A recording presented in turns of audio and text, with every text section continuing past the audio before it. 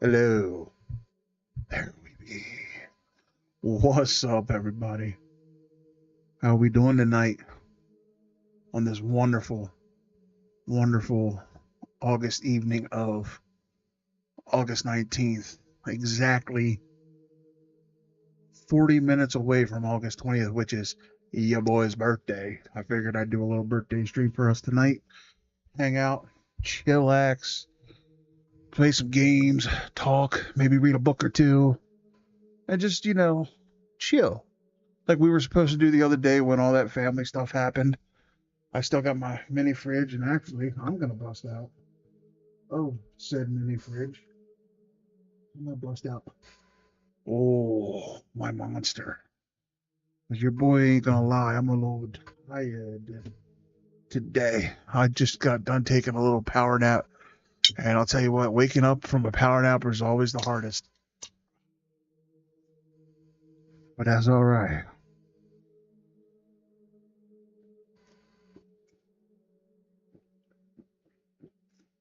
I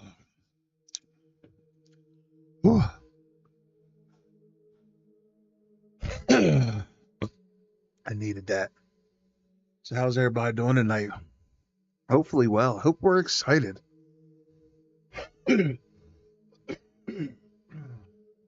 Hope we're doing good tonight. Your boy's excited. I'm excited to hang out with you guys for a few hours. This is the continuation of the other stream, but I'm excited. I'm excited we're going to have some time together tonight.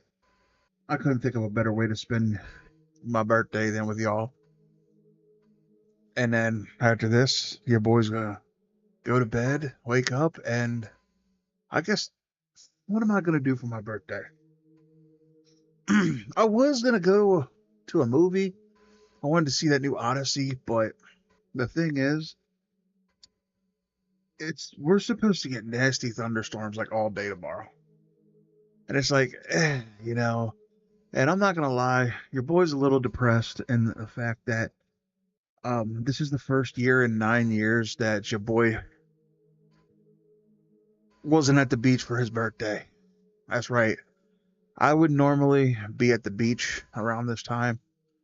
As this is usually when we plan our vacation for the year. We take one big vacation. And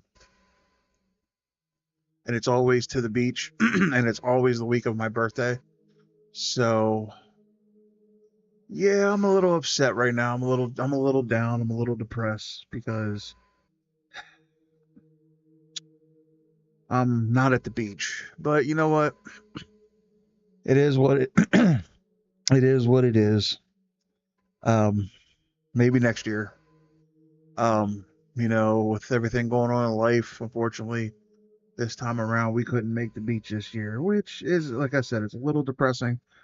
But it's the way life is sometimes, But we're definitely gonna be at the beach this time next year. There ain't no ifs, ands, or buts about that. That joint is non-negotiable. We will be at the beach. But this year I figured, you know what, to make myself feel a little better, I'm gonna hang out with you guys for my birthday. At least for the first part of it. first few hours. But yeah. So gotta forgive your boy here. I'm a little groggy. A little grogginess is taking forth right now, but as we go along the night, I should wake up a little more. Like I said, I have Monster and I have a mini fridge full of little root beers, so it should get us through the night. Thirsty. But how is everybody doing this evening? There he is. What's good, Outlaw? How you feeling, my brother? Oh yeah, we're gonna have a good time tonight.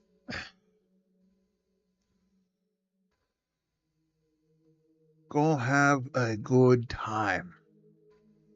I was just telling the world that your boy's a little down tonight because I would normally be at the beach. So this is my first birthday not at the beach in 9 years. So yeah. Oh yeah. Oh yeah, I'm good. I'm a little groggy still. Like I was just telling everybody, I got a nap. I did get a nap in, but I just woke up from the nap. And I'm like, kind of grogged up right now. But as the night goes on, I'll wake up. Just doing a little chitty chat until my ass starts feeling that motivation to get moving. But yeah, we got a nap in. And then after I'm done with this today, we're going to get another nap.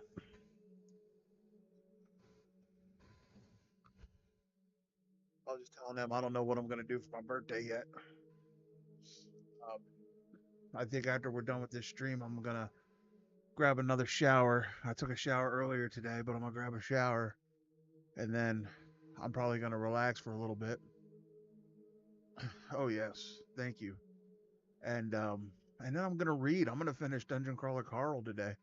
Well, my spare time. That way I can put up a video on my Media Fiend Beyond the Bookshelf channel. Oh yes.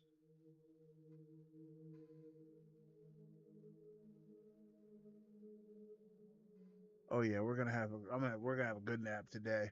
Like I said, I'm gonna see the missus off to her new job after we're done with this stream, and then we are going to rest for a little while on my new bed.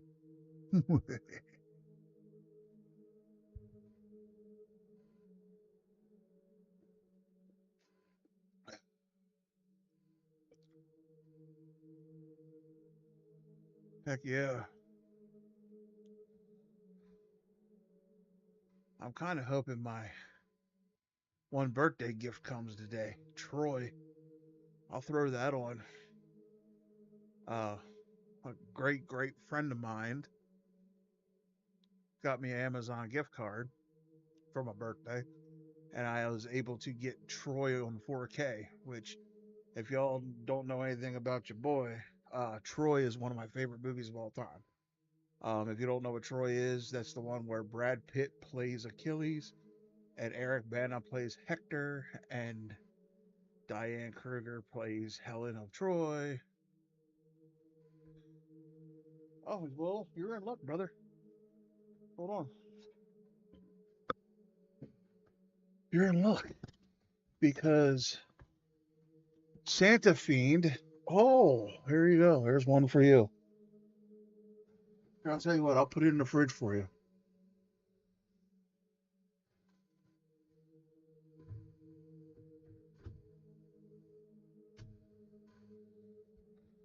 Oh yes, it is an epic gift, and I am excited to watch it. But it's not saying it's saying it's not going to get here till Friday. But I'm hoping, maybe I'll get lucky and it'll get here tomorrow.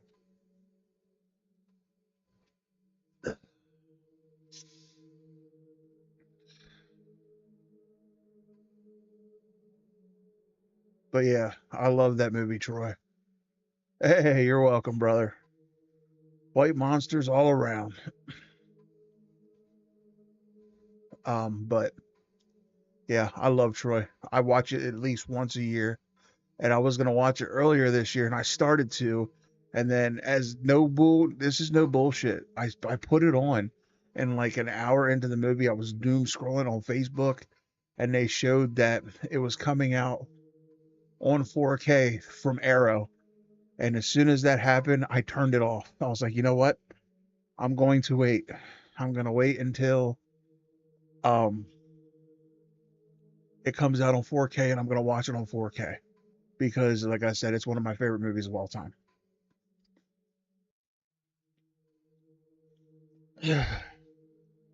It was able to do for me what 300 did for a lot of people without all the CGI. A lot of practical effects. So that's definitely gonna get watched. When it gets here. Excuse me. I had ordered also Mortal Kombat, but the the new edition from Arrow, I thought it was the 4K, but it's the Blu-ray. I hate when Arrow does that. They release the same editions of stuff, and they don't change up the packaging. It's how they get you. You got to really pay attention to what you're buying. The only difference between the Blu-ray and the 4K I just found out is on the plastic there's a little 4K sticker that says Ultra HD. If you don't see that, then it's the Blu-ray. But the packaging for both is the exact same. It's the exact same packaging and everything, and that drives me freaking nuts.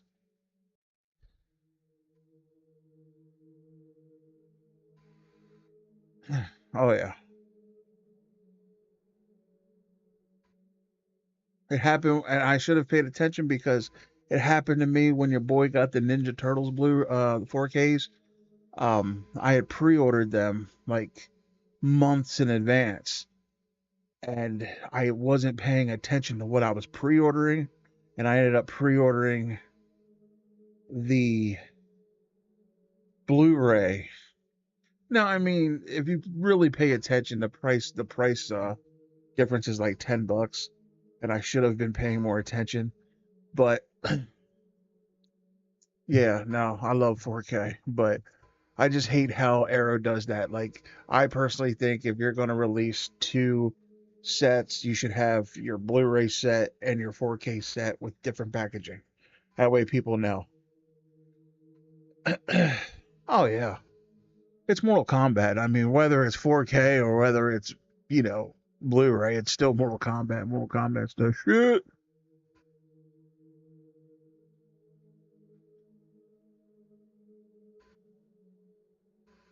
So, but yeah, and I got a couple books for my birthday. I got the new clown. Oh, hold on. Oh, fuck am I chewing on? Hair? I got the new Clown in the Cornfield book. It's called Clown in the Cornfield 4 Lights, Camera, Friendo. I'm excited to read that. And I got this one called Ghost Eaters. It looked pretty crazy. Like, I know they say you shouldn't judge a book by its cover, but this cover was pretty badass, so I ain't gonna lie. So I got that too for my birthday. I got some stuff this year. See, here's the thing. Your boy doesn't really get a lot on his birthday. You know, I mean, I get a beach trip that I pay for and stuff, but like, I don't get much from people. It's okay. Um, but this year, a lot of good friends and brothers, they spoiled your boy, and I'm spoiled, and I feel good. Oh yeah, that TMNT thing was legit. Yeah, like I said, I feel spoiled this year. I got some massive goodies. I got a new mattress. Um, it's amazing.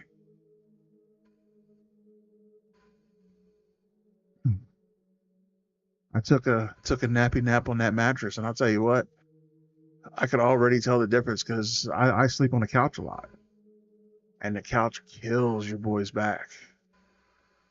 But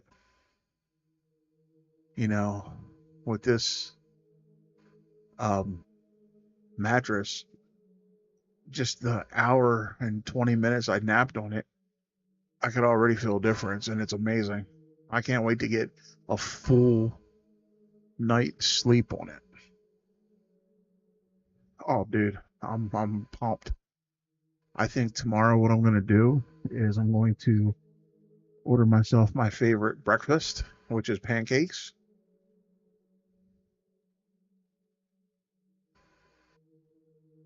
Yeah, that's right. Yeah, I think I'm gonna treat myself to a pancake breakfast tomorrow when everybody's gone and watch some of my favorite TV show, which is Supernatural. I just finished season 4 today, and I started season 5, so that's pretty fun. Because I go back to work Sunday. So we've had a 2 week shutdown at work because of them doing stuff. And I can't believe how fast this 2 weeks went, but it is what it is. Oh, dude, the mattress is glorious. It is glorious. And I got, see, it's all it is an air mattress that I got. And I got one of those pillow top things that people put on their beds, and I put that over the mattress, the air mattress, and it legit feels like a regular bed. It's phenomenal.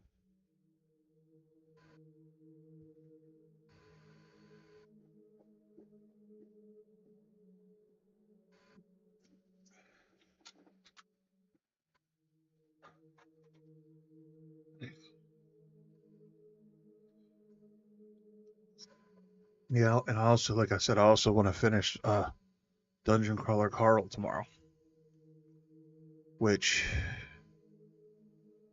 is pretty epic so far. I love it. I can't believe that I got into that like I did. But a lot of people were saying how good it was, and I was like, I, uh, I was finding excuses not to read it, and then I just finally said, you know what, screw it. I want to see what the hype is, and I'll tell you what, damn is all I'm saying. Damn, it is definitely 100,000% worth the hype that it's getting. That book is phenomenal, and I even signed up for Audible and got two of the audiobooks for free, the first one and the second one. But I'm not listening to them until I finish the actual books because I know that Jeff Hayes is like god tier when it comes to narrating the book, but I want to play it out in my own head first before I hear the masterpiece that is the audiobook. So that's why I'm waiting. And the first two books aren't that long, so yeah, we'll get it. So what do you guys think we should do today? Do you think we should do some Walking Dead? Do you guys want me to start off with a reading of a book?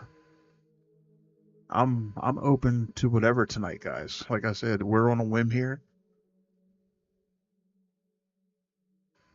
Oh yeah. Like I said, I could do a little bit of Resident Evil. I can If we do Resident Evil, it'll be um unlimited ammo gore fest.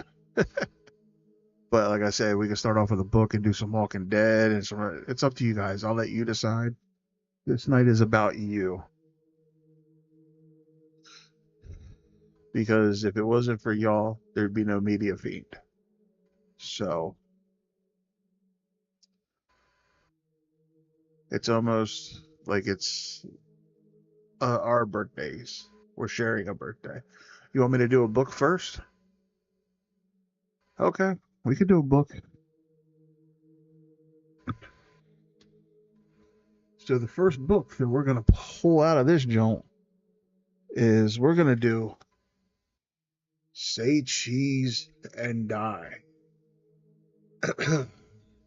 And this says Greg thinks there's something wrong with the old camera he and his friends found. The photographs keep turning out wrong, very wrong. Like the snapshot Greg took of his father's new car that shows it totaled. And then Greg's father is in a nasty wreck. But Greg's friends don't believe him. Gary even makes Greg bring the camera to her birthday party and take her picture. Only Sherry's not in the photograph when it develops. Is Sherry about to be taken out of the picture permanently? Who is going to take the next fall for the evil camera? Bum, bum, bum. So yeah, we're gonna do some Say Cheese and Die. It's gonna be epicness. And this book is 136 pages. So we got 136 pages of greatness coming up, guys. So I guess without further ado, let me set the tone. Oh, Say Cheese and Die. We're gonna go ahead and read us a book. How do you guys like the background?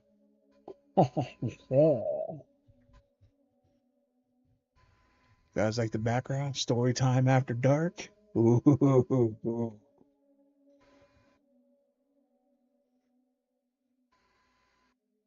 This is gonna be fun, guys. So, without further ado, let's dive into it, shall we?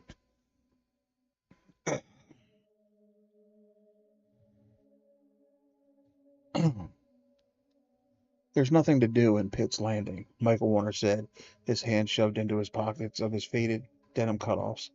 Yeah, Pitt's Landing is the pits, Greg Banks said. Doug Arthur and Sherry Walker muttered their agreement. Pitt's Landing is the pits. That was the town slogan, according to Greg and his three friends. Actually, Pitt's Landing wasn't much different from a lot of small towns with quiet streets of shady lawns and comfortable old houses. But here it was, a balmy fall afternoon, and the four friends, were hanging around Greg's driveway, kicking at the gravel, wondering what to do for fun and excitement. Hold on, this thing is getting in my way.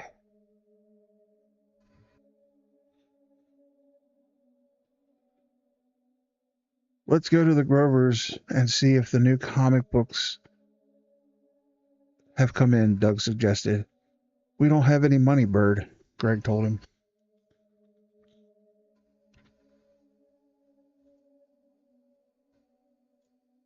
Pages are like new. Everyone called Doug Bird because he looked a lot like a bird. A better nickname might have been Stork.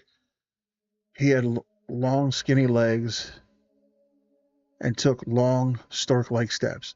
Under his thick tuft of brown hair, which he seldom brushed, he had a small bird-like brown eyes and a long nose that curved like a beak. Doug didn't really like being called Bird, but he was used to it. We can still look at the comics, Bird insisted. Until Grover starts yelling at us, Sherry said. She puffed out her cheeks and did a pretty good imitation of the gruff store owner. Are you paying or staying? He thinks he's cool, George said, laughing at her imitation. He's such a jerk. I think the new X-Force is coming in this week, Bird said. You should join the X-Force, Greg said, giving his pal a playful shove. You can be Birdman. You'd be great. We should all join X-Force, Michael said. If we were superheroes, we'd have something to do. No, we wouldn't, Sherry said, replied quickly. There's no crime to fight in Pitt's Landing. We could fight Crabgrass, Bird suggested. He was the joker of the group. The others laughed. The four of them had been friends for a long time. Greg and Sherry lived next door to each other, and their parents were best friends. Bert and Michael lived on the next block. How about a baseball game? Michael suggested. We could go down to the playground. No way, Sherry said.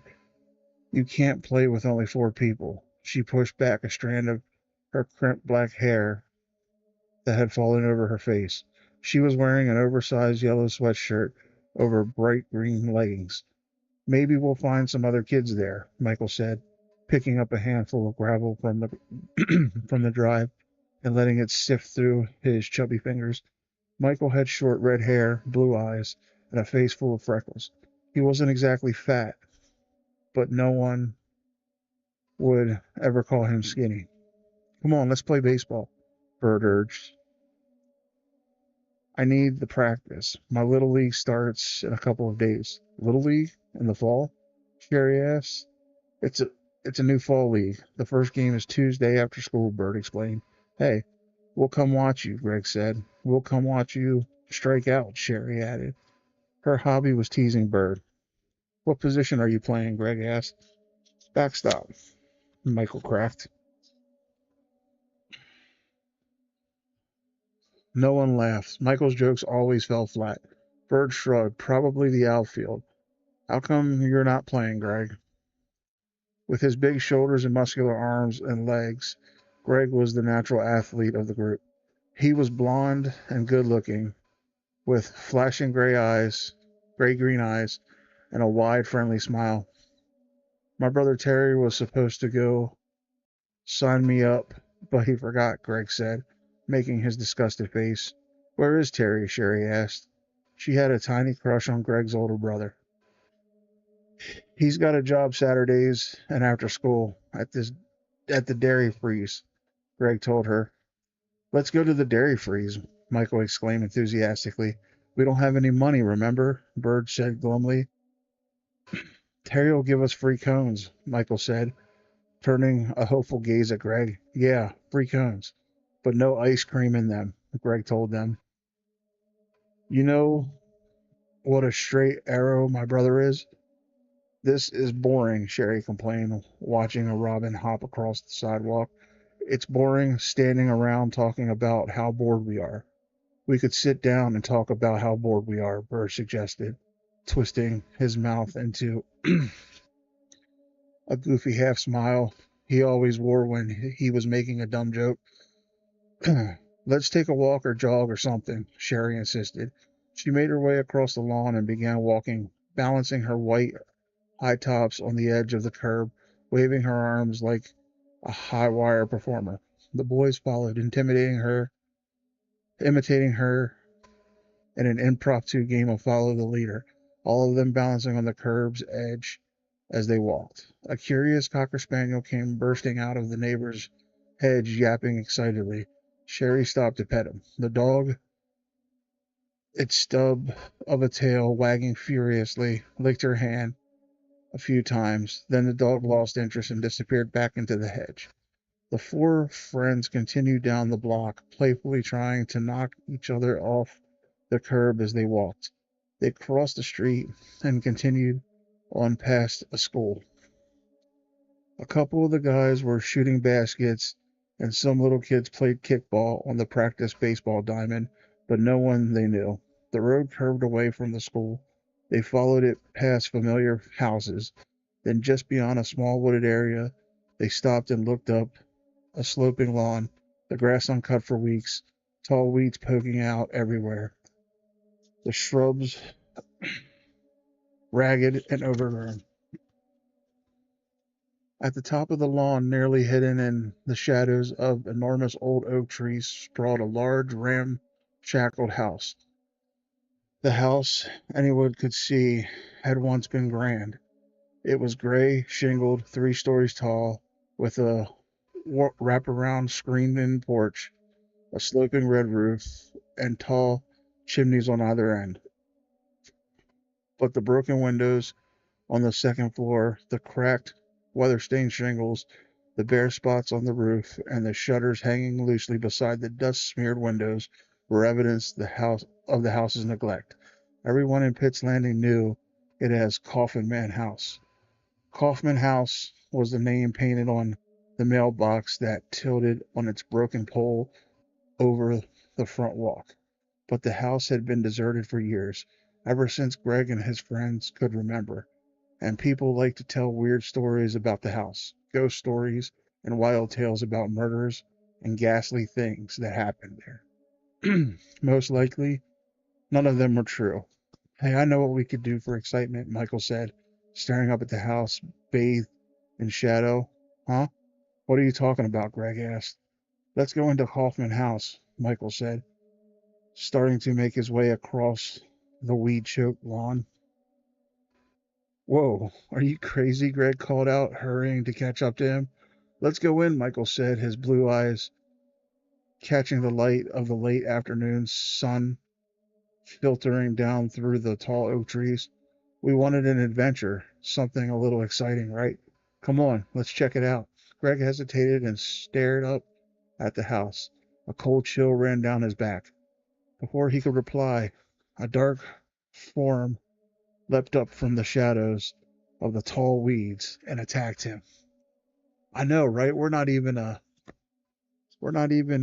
full chapter in and the plot's already starting to thicken. Chapter 2. Greg toppled backward onto the ground. Ah, he screamed. Then he realized the others were laughing. It's that dumb cocker spaniel, Sherry cried. He followed us. Go home, dog, go home. Bird shooed the dog away. The dog trotted to the curb, turned around, and started back and stared back at them, his stubby tail wagging furiously. Feeling embarrassed that he'd become so frightened, Greg slowly pulled himself to his feet, expecting his friends to give him grief. But they were staring up at the Kaufman house thoughtfully. Yeah, Michael's right, Bird said, slapping Michael hard on the back.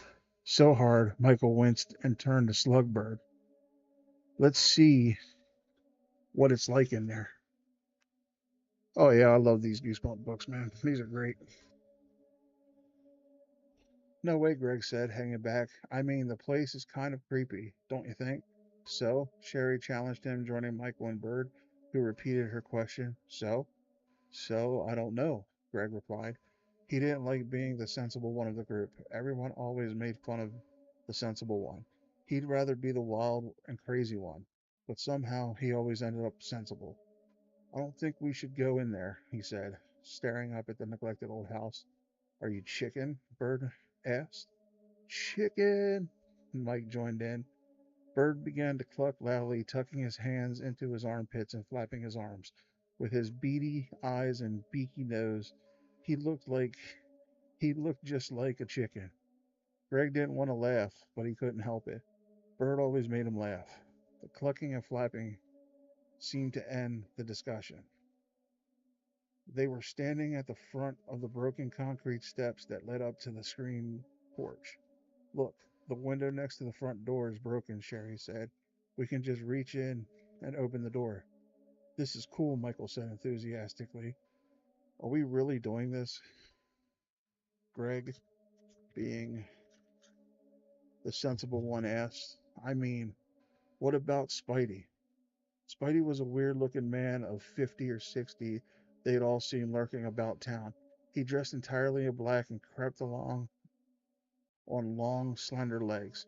He looked like he looked just like a black spider, so the kids called him Spidey. Most likely he was homeless or a drifter. No one really knew anything about him, where he'd come from, where he'd lived, but a lot of kids had seen him hanging around the Kaufman house. Maybe Spidey doesn't like visitors, Greg warned. But Sherry was already reaching in through the broken window pane to unlock the front door, and after little effort, she turned the brass knob and the heavy wooden door swung open.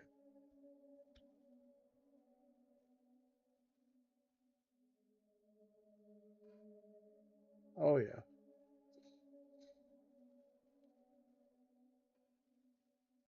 One by one, they stepped into the front entryway, Greg reluctantly bringing up the rear. It was dark inside the house. Only narrow beams of sunlight managed to trickle down through the heavy trees in front, creating pale circles of light on the worn brown carpet at their feet. The floorboards squeaked as Greg and his friends made their way past the living room, which was bare except for a couple of overturned grocery store cartons against the wall. Spidey's furniture? Greg wondered. The living room carpet, as threadbare as the one in the entryway, had a dark oval stain in the center of it. Greg and Bird, stopping in the doorway, both noticed it at the same time. Think it's blood? Bird asked, his tiny eyes lighting up with excitement. Greg felt a chill on the back of his neck. Probably ketchup, he replied. Bird laughed and slapped him hard on the back. Sherry and Michael were exploring the kitchen. They were staring at the dust covered counter as Greg and Bird stepped up behind them. They saw immediately what had captured their attention. Two fat gray mice were standing on the counter staring back at Sherry and Michael. They're cute, Sherry said, looking they look just like cartoon mice. The sound of her voice made the two rodents scamper along the counter, around the sink, and out of sight. They're gross, Michael said, making a disgusted face. I think they're rats, not mice. Rats have long tails, mice don't, Greg told him. They were definitely rats, Bird muttered, pushing past them and into the hallway. He disappeared toward the front of the house. Sherry reached up and pulled open a cabinet over the counter. Empty. I guess Spidey never uses the kitchen, she said. Well, I didn't think he was a gourmet chef, Greg joked. He followed her into the long, narrow dining room, as bare and dusty as the other rooms. A low chandelier still hung from the ceiling, so brown with caked dust it was impossible to tell that it was glass. Looks like a haunted house, Greg said softly. Boo, Sherry replied. There's not much to see in here, Greg complained, following her back to the dark hallway, unless you get a thrill from dust balls. Suddenly, a loud crack made him jump. Sherry laughed and squeezed his shoulder.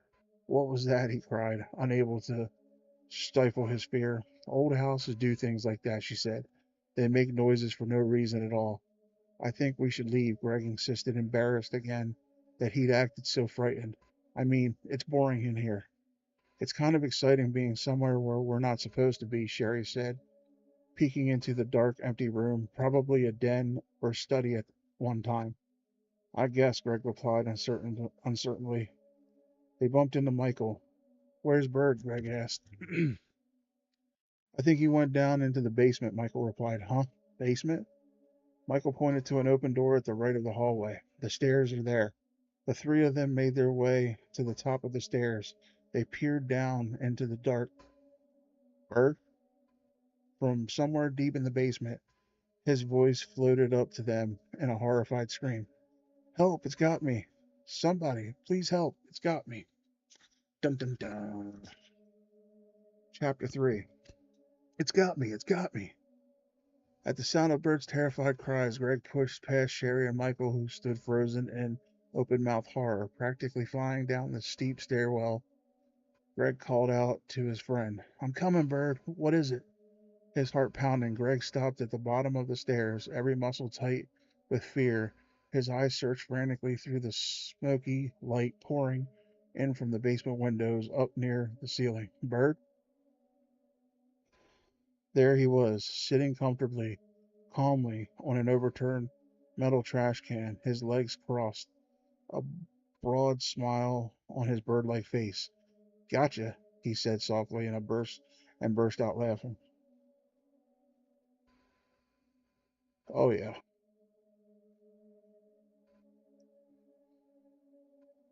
What is it? What happened? Came the frightened voices of Sherry and Michael. They clambered down the stairs, coming to a stop beside Greg. It took them only a few seconds to scope out the situation. Another dumb joke, Michael asked, his voice still trembling with fear. Bird, were you goofing on us again? Sherry asked, shaking her head. Enjoying his moment, Bird nodded with his particularly half grin.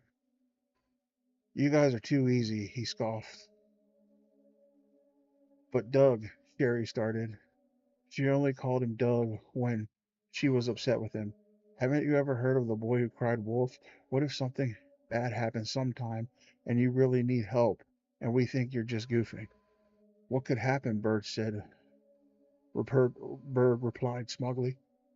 He stood up and gestured around the basement. Look, it's brighter down here than upstairs. He was right. Sunlight from the backyard cascaded down through four long windows at ground level near the ceiling of the basement. I still think we should get out of here, Greg insisted, his eyes moving quickly around the large, cluttered room. Behind Bird's overturned trash can stood an improvised table made of a sheet of plywood resting on four paint cans.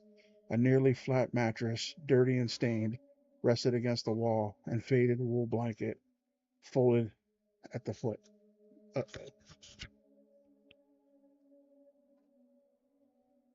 Spidey must live down here, Michael exclaimed. Bert kicked his way through a pile of empty food boxes that had been tossed all over the floor. TV dinners mostly. Hey, a hungry man dinner, he exclaimed. Where does Spidey heat these up? Maybe he eats them frozen, Sherry suggested. You know, like popsicles. She made her way toward a towering oak wardrobe and pulled open the doors. Wow, this is excellent, she declared. Look, she pulled out a ratty looking fur coat and wrapped it around her shoulders. Excellent, she repeated, twirling in the old coat. From across the room, Greg could see that the wardrobe was stuffed with old clothing.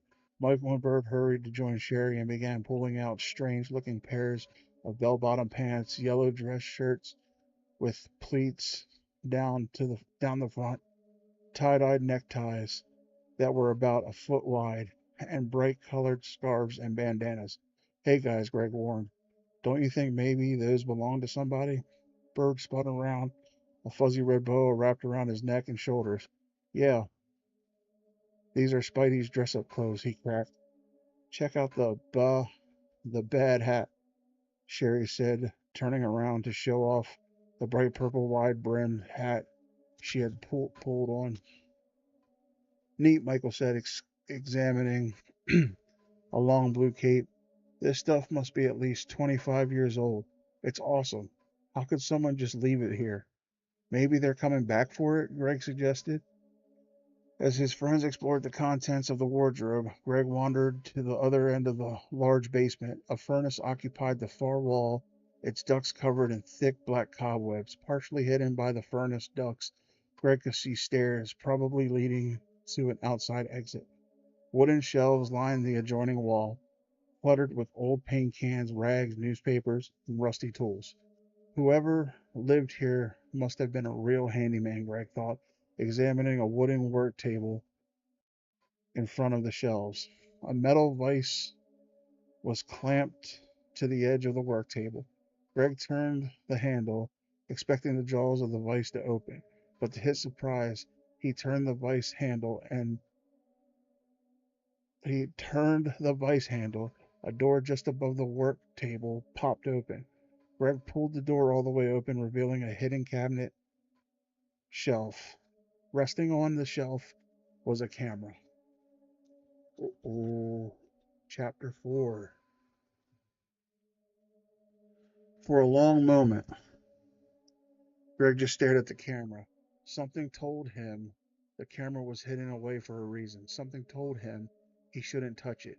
He should close the secret door and walk away, but he couldn't resist it. He reached onto the hidden shelf and took the camera in his hands. It pulled out easily. Then, to Greg's surprise, the door instantly snapped shut with a loud bang. Weird, he thought, turning the camera in his hands. What a strange place to leave a camera. Why would someone put it here?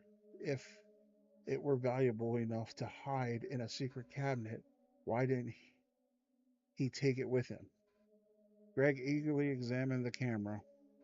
It was large and surprisingly heavy with a long lens. Perhaps it's a telephoto lens, he thought. Greg was very interested in cameras. He had an inexpensive automatic camera which took okay snapshots, but he was saving his allowance in hopes of buying a really good camera with a lot of lenses. He loved looking at camera magazines.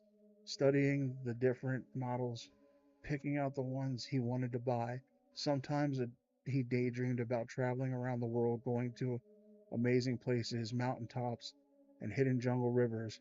He'd take photos of everything he saw and become a famous photographer. His camera at home was just too crummy. That's why all his pictures came out too dark or too light, and everyone in them had glowing red dots in their eyes. Greg wondered if the camera was any good. Raising the viewfinder to his eyes, he sighted around the room. He came to a stop on Michael, who was wearing two bright yellow feather boas and a white Stetson hat and had climbed to the top of the steps to pose. Wait, hold it, Greg cried, moving closer, raising the camera to his eye. Let me take your picture, Michael. Where did you find that bird? Asked.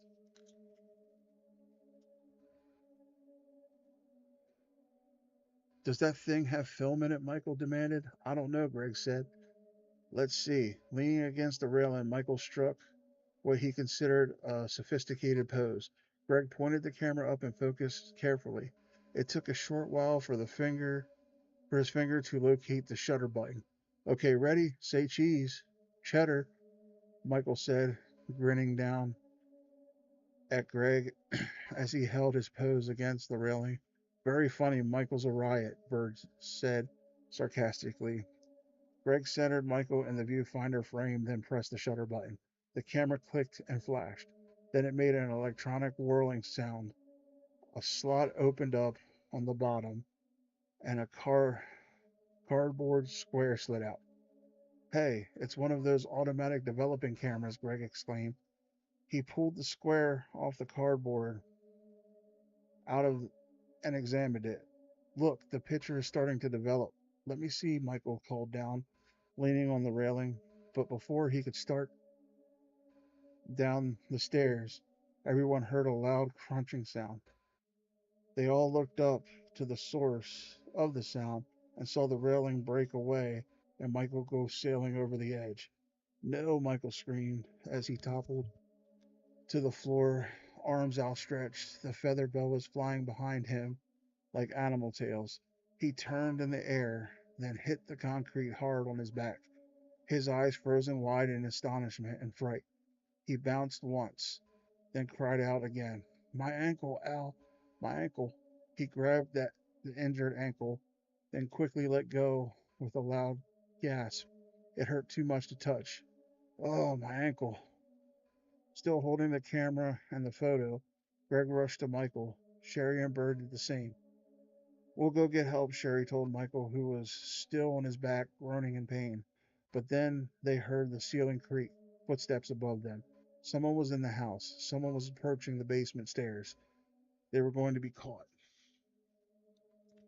Yeah, he landed tough. I need to get a drink. Hold on 1 second.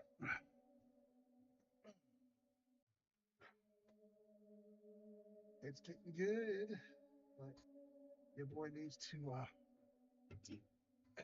wet the old throat a little bit.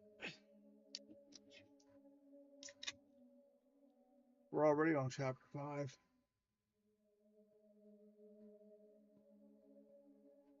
Oh, there we go. Wet the whistle a little bit.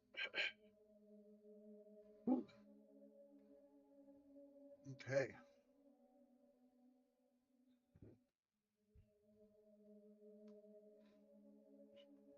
Chapter 5. Oh, yeah. Can y'all hear me okay?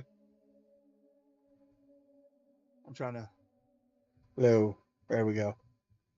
I want to make sure y'all can hear me because I'm trying to get comfy as we read.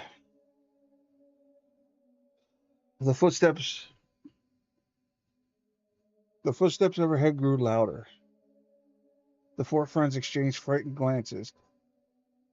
We gotta get out of here, Sherry whispered. The ceiling creaked. You can't leave me here, Michael protested. He pushed himself to a sitting position.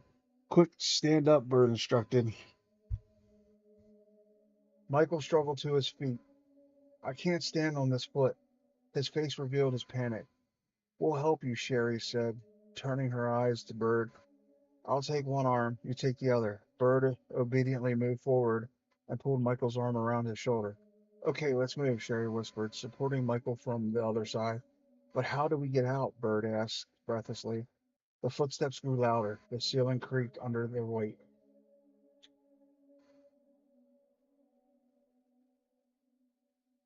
We can't go up the stairs, Michael whispered, leaning on Sherry and Bird. There's another stairwell. There's another stairway behind the furnace, Greg told them, pointing. It lead it leads out? Michael asked, wincing from his ankle pain. Probably. Greg led the way. Just pray the door isn't padlocked or something. We're praying, Bird declared. We're out of here, Sherry said, groaning under the weight of Michael's arm. Leaning heavily against Sherry and Bird, Michael hobbled after Greg, and they made their way to the stairs behind the furnace. The stairs, they saw, led to wooden double doors on ground level.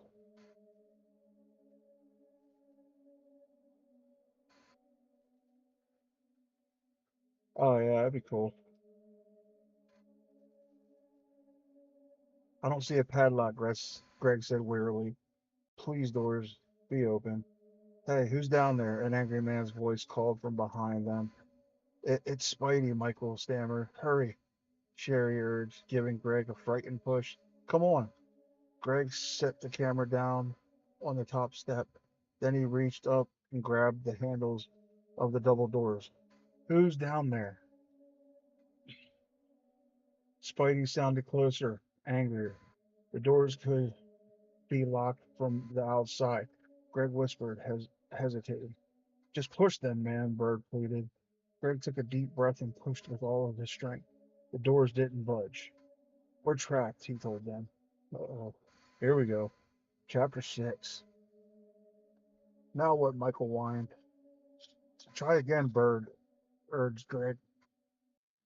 Maybe they're just stuck. He slid out from under Michael's arm. Here, I'll help you. Greg moved over to give Bird room to give to step up beside him. Ready? Excuse me. Now I got now I got a burp.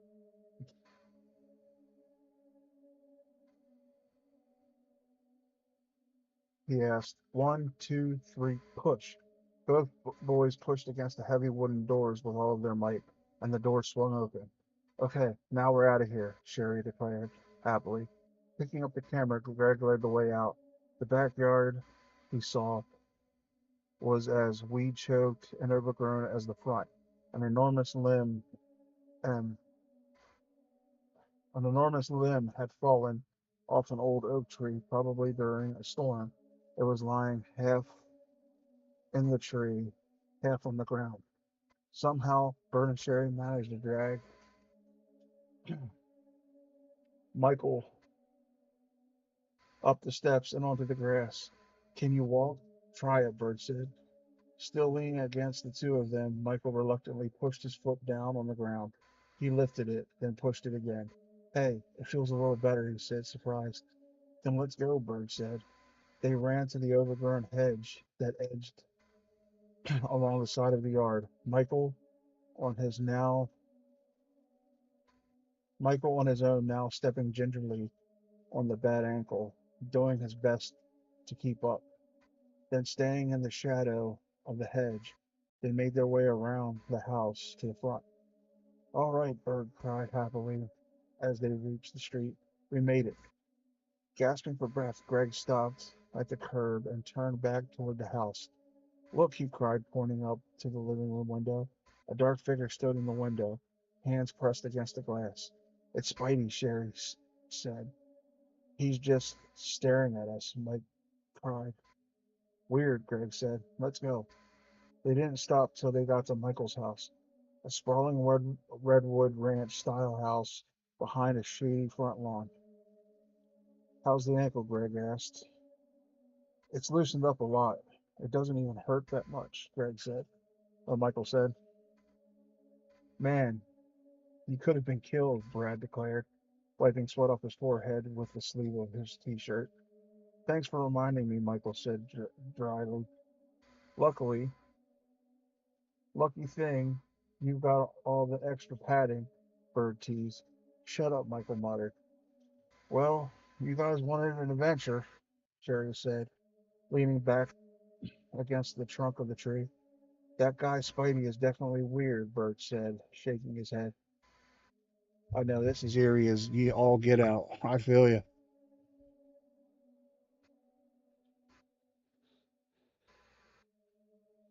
You see the way he was staring at us, Michael asked, all dressed in black and everything? He looked like some kind of zombie or something. He sees us, Greg said softly, suddenly feeling a chill of dread. He saw us very clearly. We'd better stay away from there. What for? Michael demanded. It isn't his house. He's just sleeping there. We could call the police on him. But if he's really crazy or something, there's no telling what he might do, Greg replied thoughtfully. Oh, he's not going to do anything, Sherry said quietly. Spidey doesn't want trouble. He just wants to be left alone. Yeah, Michael agreed quickly. He didn't want us messing with his stuff. That's why he yelled like that and came after us. Michael was leaning over, rubbing his ankle. Hey, where's my picture? He demanded, straightening up and turning to Greg. Huh? You know, the picture you snapped with the camera. Oh, right, Greg said, suddenly realizing he still had the camera gripped tightly in his hand. He set it down carefully on the grass and reached into his pocket. I put it in here when we started to run, he explained. Well, did it come out? Michael demanded. The three of them huddled around Greg to get a view of the snapshot. Well, hold on a minute, Greg cried, staring hard at the small square photo. Something's wrong. What's going on here? Uh-oh.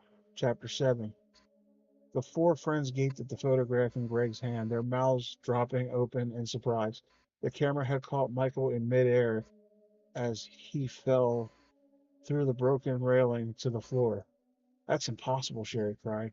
You snapped the picture before I fell, Michael declared, grabbing the photo out of Greg's hand so that he could study it close up. I remember it. You remember wrong, Berg said, moving to get another look at it over Michael's shoulder. You were falling, man. What a great action shot. He picked up the camera. This is a good camera you stole, Greg. I didn't steal it, Greg started. I mean, I didn't realize. I wasn't falling, Michael insisted, tilting the picture in his hand, studying it from every angle. I was posing, remember? I had a big goofy smile on my face, and I was posing. I remember the goofy smile, Bird said, handing the camera back to Greg. Do you have any other expression? You're not funny, Bird, Michael muttered. He pocketed the picture. Weird, Greg said. He glanced at his watch. Hey, I've got to get going. He said goodbye to the others and headed for home. The afternoon sun was lowering behind a cluster of palm trees, casting long, shifting shadows over the sidewalk. He had promised his mother he'd straighten up his room and help with the vacuuming before dinner, and now he was late. What is that strange car in the driveway? He wondered, jogging across the neighbor's lawn toward his house. It was a navy blue Taurus station wagon, brand new. Dad picked up our new car, he realized. Wow. Greg stopped to admire it. It still had the sticker glued to the door window.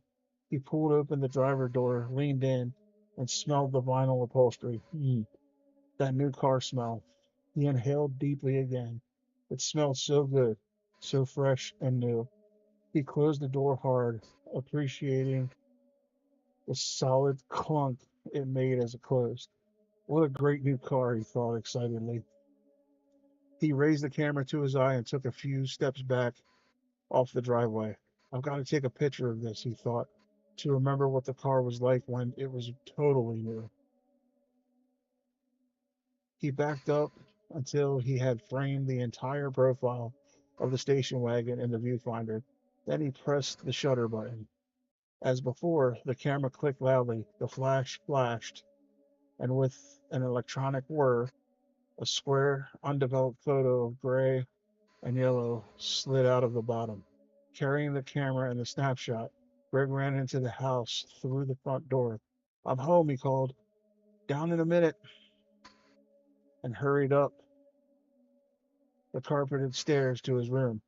Greg, is that you? Your father is home, his mother called from downstairs. I know. Be right down. Sorry I'm late, Greg shouted back.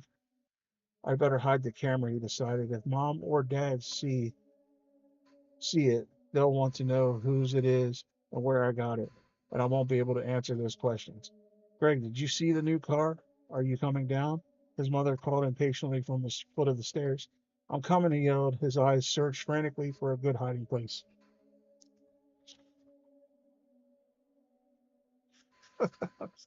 Right? He's just out there just taking pictures left and right. No F's given. Under his bed? No, his mom might vacuum under there and discover it. Then Greg remembered the secret compartment in his headboard. He had discovered the compartment years ago when his parents had bought him a new bedroom set. Quickly, he shoved the camera in. Peering into the mirror above his dresser, he gave his blond hair a quick brush, rubbed a black soot smudge off his cheek with one hand, and started off for the door. He stopped at the doorway. The snapshot of the car.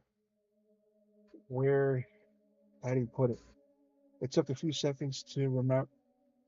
It took a few seconds to remember that he had tossed it onto his bed.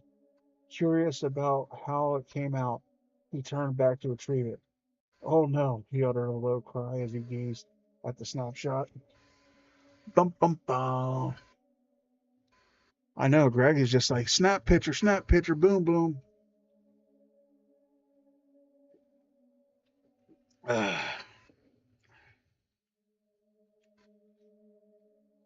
Chapter 8. What's going on here? Greg wondered. He brought the photo up close to his face. This isn't right, he thought. How can this be? The blue Taurus station wagon in the photo was a mess. It looked as if it had been in a terrible accident. The windshield was shattered, metal twisted and bent. The door on the driver's side was caved in. The car appeared totaled. This is impossible, Greg uttered aloud. Greg, where are you? His mother called. We're all hungry and you're keeping us waiting. Sorry, he answered, unable to take his eyes off the snapshot. Coming. He shoved the photo into his top dresser drawer and made his way downstairs. The image of the totaled car burned in his mind. Just to make sure, he crossed the living room and peeked out the front window to the driveway. There stood the station wagon, sparkling in the glow of the setting sun, shiny and perfect. He turned and walked into the dining room, where his brother and his parents were already seated. The new wagon is awesome, Dad, Greg said, trying to shake the snapshot's image from his thoughts. But he kept seeing the twisted metal, the caved in driver's side door, the shattered windshield. After dinner, Greg's dad announced happily, I'm taking you all for a ride in the new car. Dun dun dun. Chapter 9. This is great chicken, Mom, Greg's brother Terry said, chewing as he talked. Thanks for the compliment, Mrs. Banks said dryly, but it's veal, not chicken. Greg and his dad burst out laughing. Terry's face grew bright red. Well, he said, still chewing, it's such excellent veal, it tastes as good as chicken. I don't know why I bother to cook, Mrs. Banks sighed. Mrs. Banks changed the subject. How are things at the dairy freeze? Mr. Banks changed the subject. How are things at the dairy freeze? He asked. We ran out of vanilla this afternoon, Terry said, forking a small potato and shoving it whole in his mouth. He chewed it briefly, then gulped it down. People were annoyed about that. I don't think I can go for the ride, Greg said, staring down at his dinner, which he hardly touched. I mean, why not? His father asked.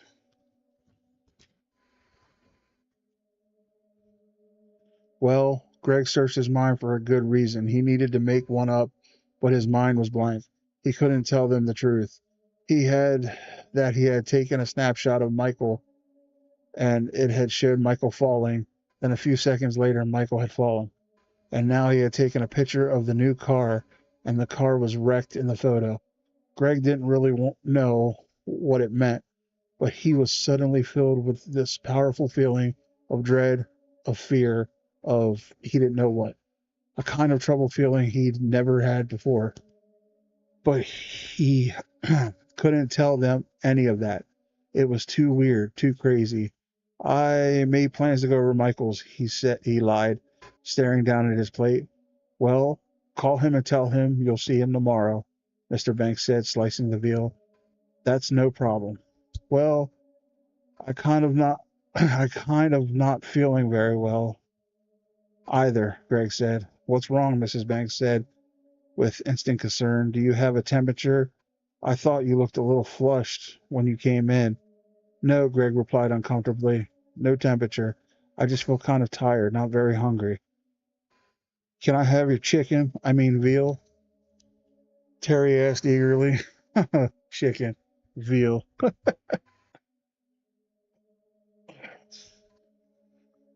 He reached his fork across the table and nabbed the cutlet off Greg's plate. Well, a nice ride might make you feel better, Greg's dad said, eyeing Greg suspiciously. You know, some fresh air. You can stretch out in the back if you want. But Dad, Greg stopped.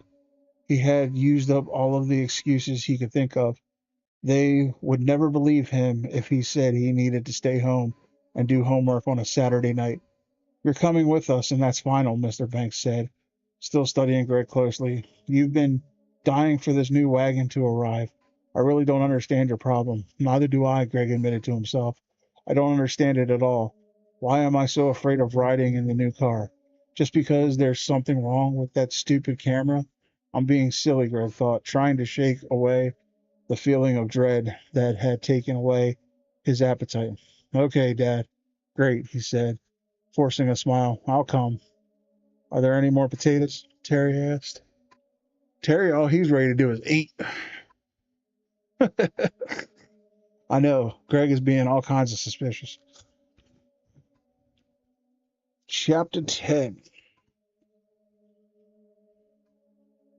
It's so easy to drive, Mr. Banks said, accelerating onto the entry ramp up to the freeway.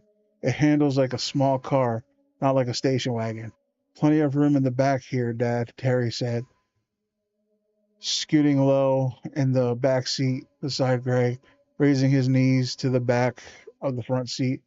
Hey, look, there's a drink holder that pulls out from the dash, Greg's mother exclaimed. That's neat. Awesome, Mom, Terry said sarcastically. Well, we never had a drink holder before, Mrs. Banks replied. She turned back to the two of the boys. Are your seat belts buckled? Do they work properly? Yeah, they're okay, Terry replied.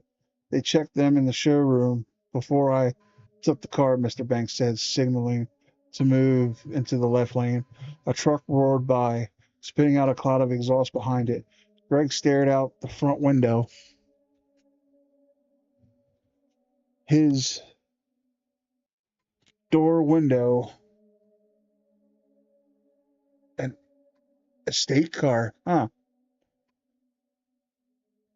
Yeah, Terry loves that chicken veal. His door window was still covered with the new car sticker. Mr. Banks pulled off the freeway onto a nearly empty four-lane highway that curved toward the west. The setting sun was a red ball low on the horizon in a charcoal gray sky. Put the pedal to the metal, Dad, Terry urged, sitting up and leaning forward. Let's see what this car can do. Mr. Banks obediently pressed his foot on the accelerator. The cruising speed seems to be about 60, he said. Slow down, Mrs. Banks scolded. You know the speed limit is 55. I'm just testing it, Greg's dad said defensively. You know, making sure the transmission doesn't slip or anything. Greg stared at the glowing speedometer. They were doing 70 now. Slow down. I mean it, Mrs. Banks insisted. You're acting like a crazy teenager. That's me, Mr. Banks replied, laughing. This is awesome, he said, imitating Terry, ignoring his wife's pleas to slow down. They roared past a couple of small cars in the right lane. Headlights of cars moving toward them were a bright white blur in the darkening evening. Hey, Greg, you've been awfully quiet, his mother said, you feeling okay? He told y'all he was sick. What do you mean? Is he feeling okay? I'm gonna take this hat off. You know, since your boy got that fresh cut.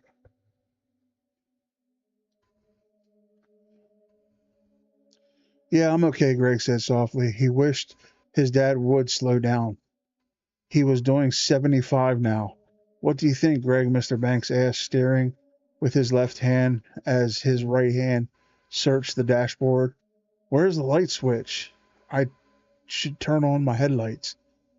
The car's great, Greg replied, trying to sound enthusiastic, but he couldn't shake away the fear, couldn't get the photo of the mangled car out of his mind.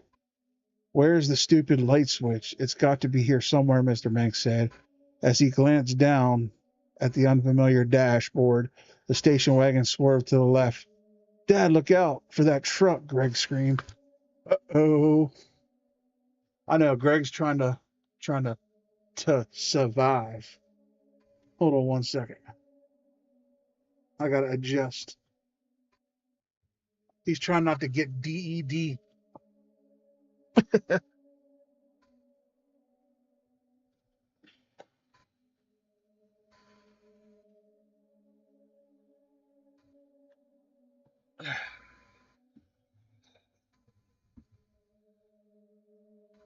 Right? Dad's just trying to kill everybody.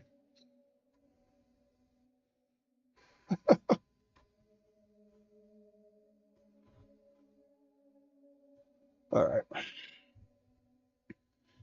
Horns blared.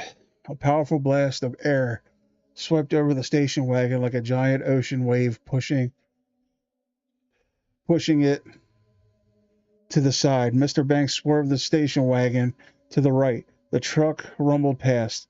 Sorry, Greg's dad said, eyes straight ahead, slowing the car to 60, 55, 50. I told you to slow down, Mrs. Banks scolded, shaking her head. We could have been killed. I was trying to find the lights, he explained. Oh, here they are, on the steering wheel. He clicked on the headlights. You boys okay? Mr. Banks asked, to check on them. Yeah, I'm fine, Terry said, sounding a little shaken. The truck would have hit his side of the car. I'm okay, Greg said. Can we go back now? Yeah, right. Dad gets a new car, and now he's like Dale Earnhardt.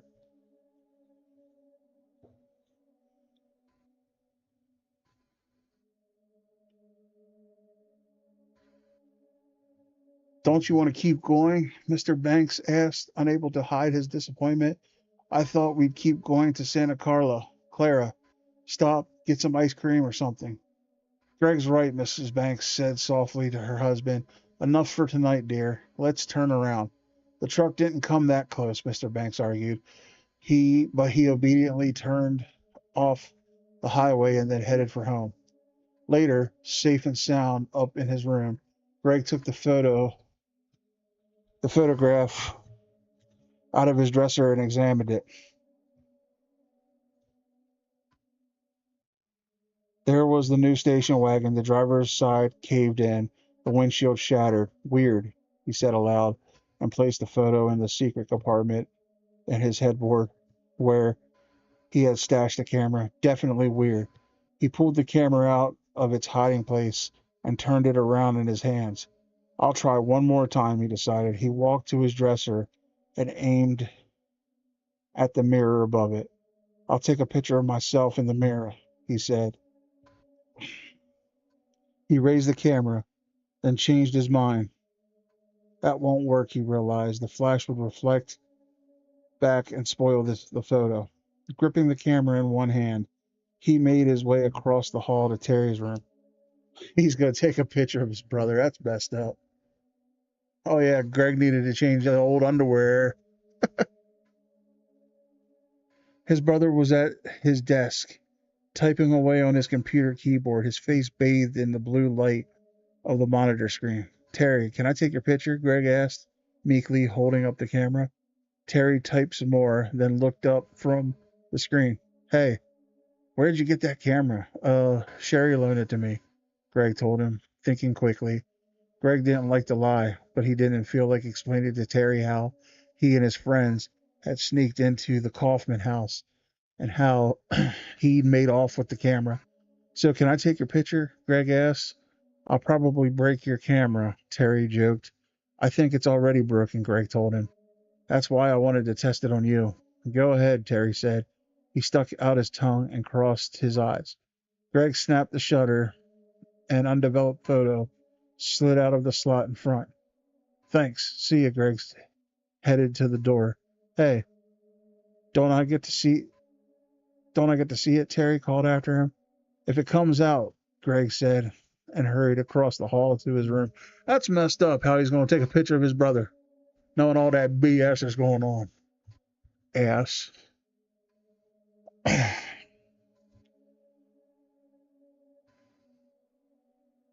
He sat down on the edge of the bed, holding the photo in his lap. He stared at it intently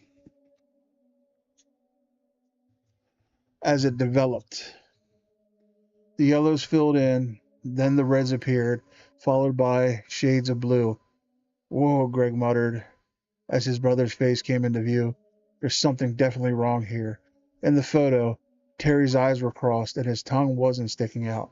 His expression was grim, frightened. He looked very upset. As the background came into focus, Greg had another surprise. Terry wasn't in his room.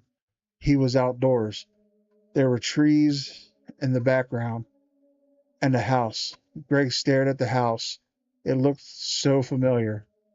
Was that the house across the street from the playground? He took one more look at Terry's frightened expression. Then he tucked the photo and the camera into the secret headboard compartment and carefully closed it.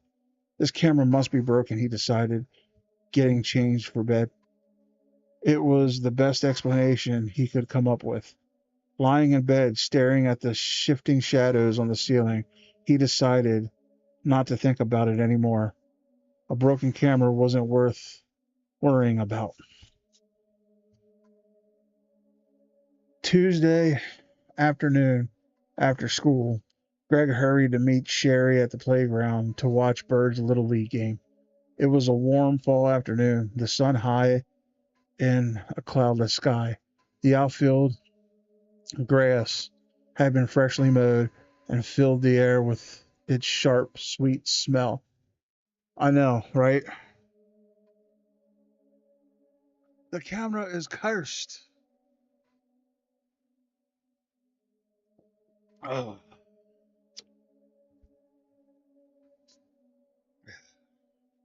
Greg crossed the grass and squinted into the bright sunlight, searching for Sherry.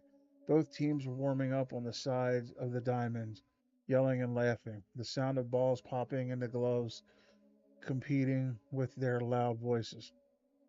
A few parents and several kids had come to watch. Some were standing around, some sitting in low bleachers along the first baseline. Greg spotted Sherry behind the backstop and waved to her.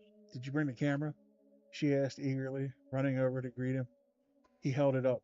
Excellent, she exclaimed, grinning. She reached for it. I think it's broken, Greg said, holding on to the camera. The photos just don't come out right. It's hard to explain. Maybe it's not the photos. Maybe it's the photographer, Sherry teased. Maybe I'll take a picture of you getting a knuckle sandwich, Greg insisted. Greg threatened. They raised the camera. He raised the camera to his eye and pointed at her. Snap that, and I'll take a picture of you eating. Why would he bring the camera? Like he knows the camera's fucked and he's gonna bring it to his buddy's baseball game. He's trying to kill everybody. he he is not good. He said, "Snap that, and I'll take a picture of you eating." the camera. Oh, no, that's funny. Sherry threatened playfully. She reached up quickly and pulled the camera from his hand. What do you want? What do you want it for anyway? Greg asked, making a half-hearted attempt to grab it back. Sherry held it away from his outstretched hand. I want to take Bird's picture when he comes up to bat. He looks just like an ostrich at the plate. I heard that. Bird appeared beside them, pretending to be insulted. He looked ridiculous in his starched white uniform.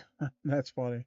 The shirt was too big and the pants were too short. The cap was the only thing that fit. It was blue, with a silver dolphin over the bill and the words Pitt's Landing Dolphins.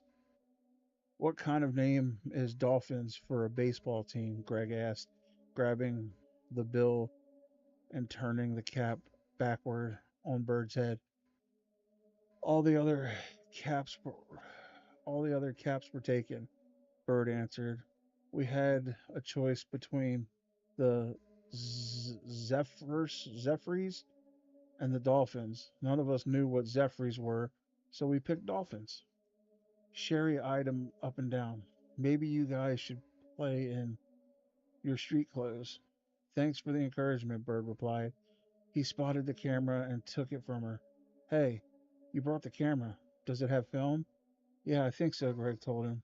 Let me see. He reached for the camera, but Bird swung it out of his grasp. Hey, are you going to share this thing, Greg?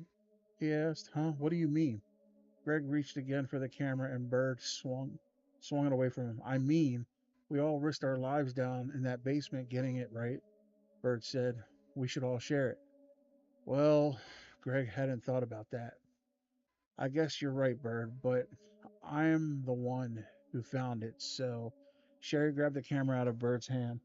I told Greg to bring it so we could take your picture when you're up as an example of good form.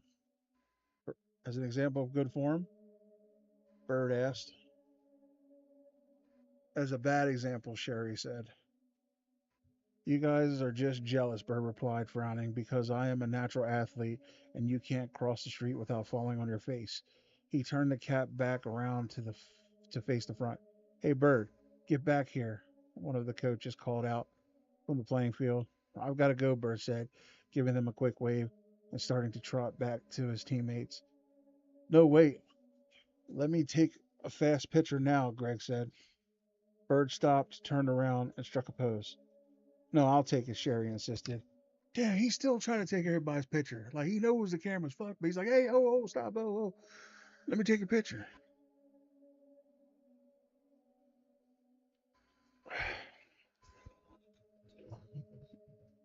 She started to raise the camera to her eye, pointing it toward Bird, and as she raised it, Greg grabbed for it.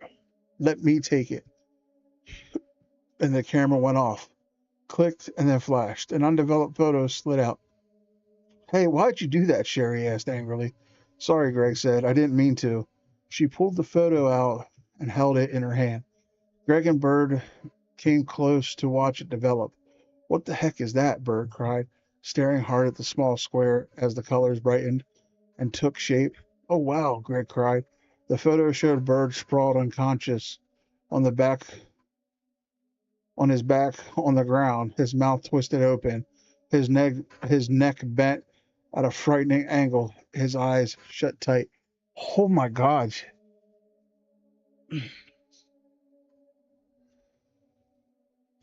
Oh, okay.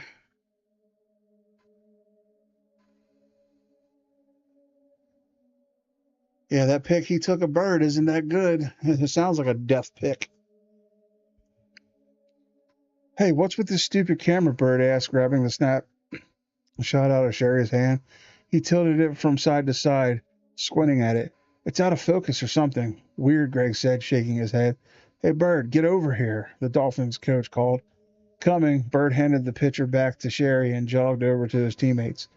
Whistles blew. The two teams stopped their practicing and trotted to the benches along the third baseline. How did this happen? Sherry asked Greg, shielding her eyes from the sun with one hand.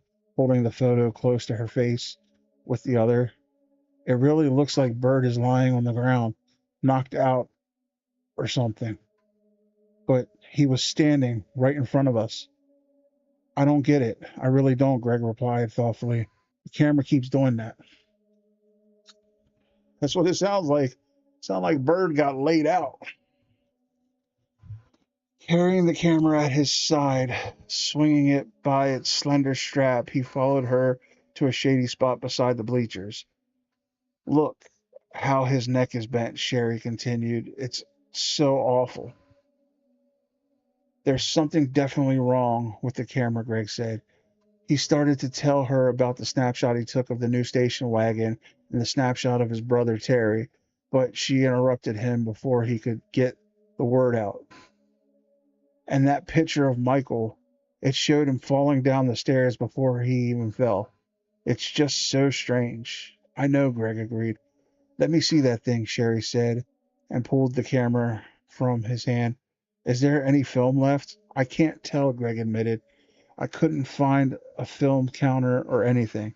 Sherry examined the camera closely, rolling it over in her hands. It doesn't say anywhere. How can you tell if this oh, how can you tell if it's loaded or not? Greg shrugged. The baseball game got underway. The Dolphins were the visiting team. The other team, the Cardinals, jogged out to take their position on the field. A kid in the bleachers dropped his soda can. It hit the ground and spilled, and the kid started to cry. They need to get rid of that camera is what they need to do.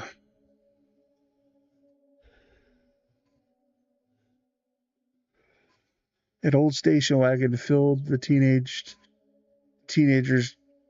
cruised by. Wait, an old station wagon filled with teenagers cruised by, its radio blaring, its horn honking.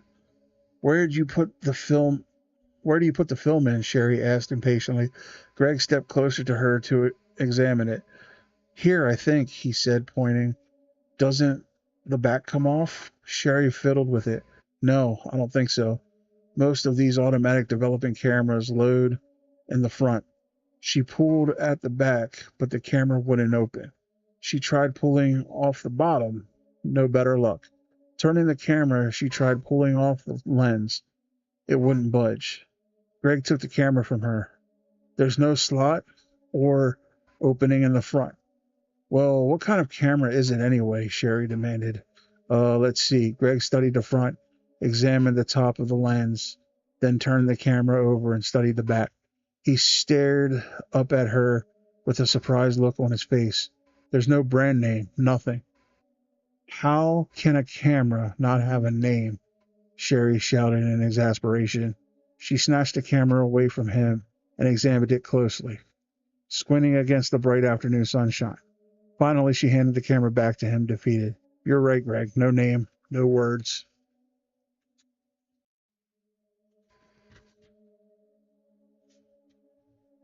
Of any kind. Nothing. What a stupid camera, she added angrily. Whoa, hold on, Greg told her. It's not my camera, remember? I didn't buy it. I took it from the Kaufman house. Well, let's at least figure out how to open it up and look inside, Sherry said. The first Dolphin batter popped up to the second baseman. The second batter struck out on 3 straight swings. The dozen or so spectators shouted encouragement to their team. The little kid who had dropped his soda continued to cry. 3 kids rode by on bikes, waving to their friends on the teams, but not stopping to watch. I've tried and tried, but I can't figure out how to open it, Greg admitted. Give it to me, Sherry said, and grabbed the camera away from him. There has to be a button or something. There has to be some way of opening it. This is ridiculous. When she couldn't find a button or lever of any kind, she tried pulling the back off again, prying it with her fingernails. Then she tried turning the lens, but it wouldn't turn. I'm not going to stop trying, she said, gritting her teeth. This camera has to open. It has to. Give up. You're giving you're going to wreck it, Greg warned, reaching for it. Wreck it? How could I wreck it? Sherry demanded. It has no moving parts, nothing. This is impossible, Greg said, making a disgusted face. She handed the camera to him. Okay, I give up. Check it out for yourself, Greg. He took the camera, started to raise it to his face, then stopped. Uttering a low cry of surprise, his mouth dropped open, and his eyes gaped straight ahead. Startled, Sherry turned to follow his shocked gaze. Oh no. There on the ground, a few yards outside the first baseline, lay Bird. He was sprawled out on his back, his neck bent at an odd and unnatural angle, his eyes shut tight. Uh-oh. Chapter 13. Bird, Sherry cried. Greg's breath, Greg's breath caught in his throat. He felt as if he were choking. Oh, he finally managed to cry out in a shrill, raspy voice. Bird didn't move. Sherry and Greg, running side by side at full speed, reached him together. Bird! Sherry knelt down beside him. Bird! Bird opened one eye. Gotcha, he said quietly. The weird half smile formed on his face, and he exploded in a high-pitched laughter. What a dick!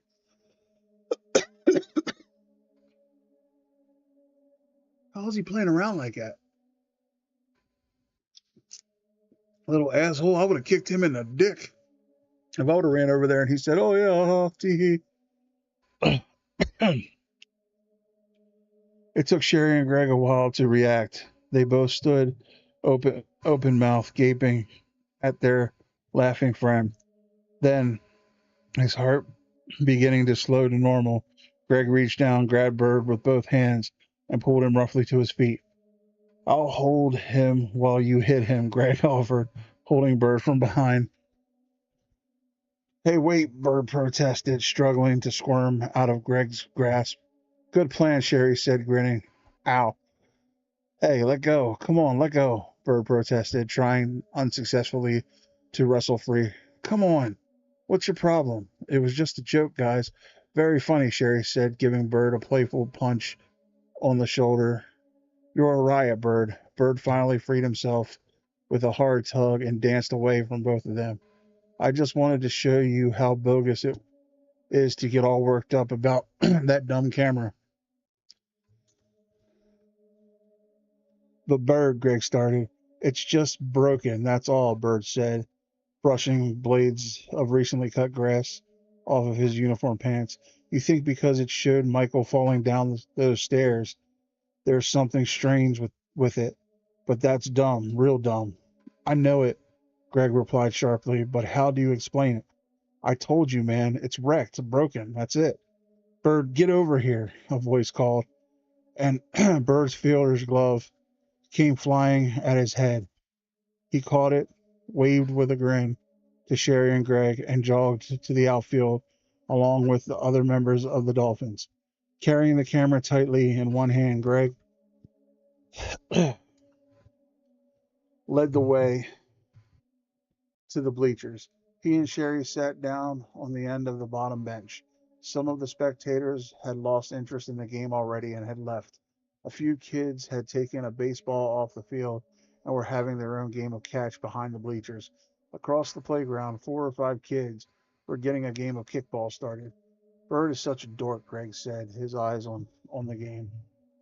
He scared me to death, Sherry exclaimed. I really thought he was hurt. What a clown, Greg muttered. They watched the game in silence for a while. It wasn't terribly interesting. The Dolphins were losing 12-3 going into the third inning. None of the players were very good. Greg laughed as the Cardinal batter slugged at the ball that sailed out to the field and right over Bird's head. That's the third ball that flew over his head, Greg cried. Guess he lost it in the sun, Sherry exclaimed, joining in the laughter. They both watched Bird's long legs storking after the ball. By the time he managed to catch it up with it and heave it toward the diamond, the Cardinal had already rounded the bases and scored. There were loud boos from the bleachers. Yeah, 12-3. That's an ass whipping and a half. The next Cardinal batter stepped to the plate. A few more kids climbed down from the bleachers, having seen enough. It's so hot here in the sun, Sherry said, shielding her eyes with one hand. And I've got lots of homework. Want to leave? I just want to see the next inning, Greg said, watching the batter swing and miss. Bird is coming up next inning. I want to stay and boo him. What are friends for? Sherry said sarcastically. It took a long while for the Dolphins to get the third out. The Cardinals batted around their entire order. Greg's T-shirt was drenched with sweat by the time Bird came up to the plate in the top of the fourth. Damn, they scored 12 runs in 3 innings? Holy shit. There's 9 innings in baseball.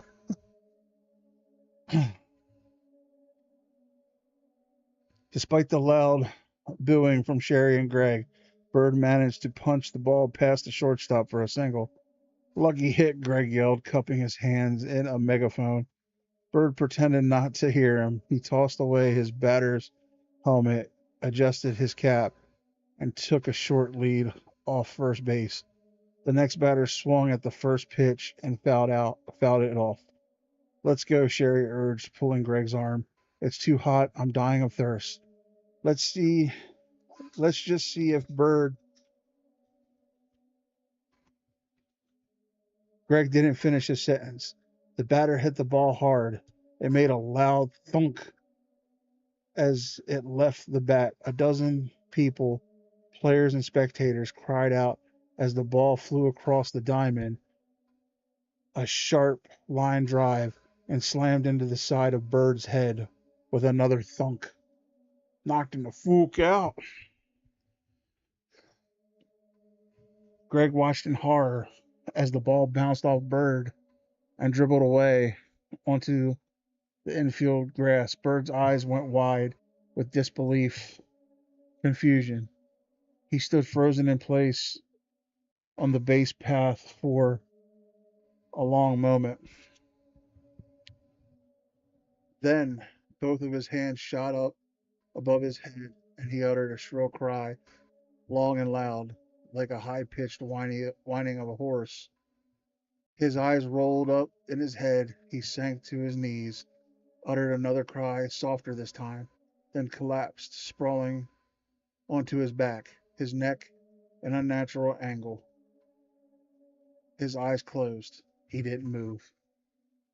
He got messed up. How does it go?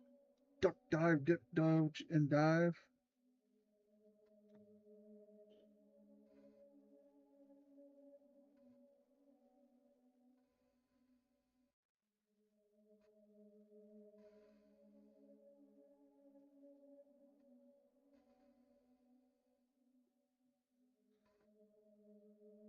Sorry. My dad tried to call for my birthday, but I don't know why he tried to call so late. He'll probably try to call me again tomorrow.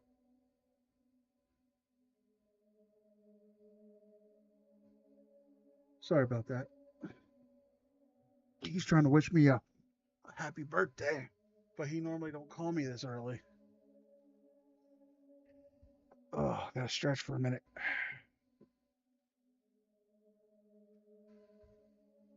Hammer slamming, that's right. We're on chapter 14 already, guys. Can you believe that? Still got a bunch of pages to go, though. Can y'all still hear me? Hold on, let me adjust the sound a little bit. Hello, there we go. Right about there. About here is the perfect sound. Oh, thank you, brother.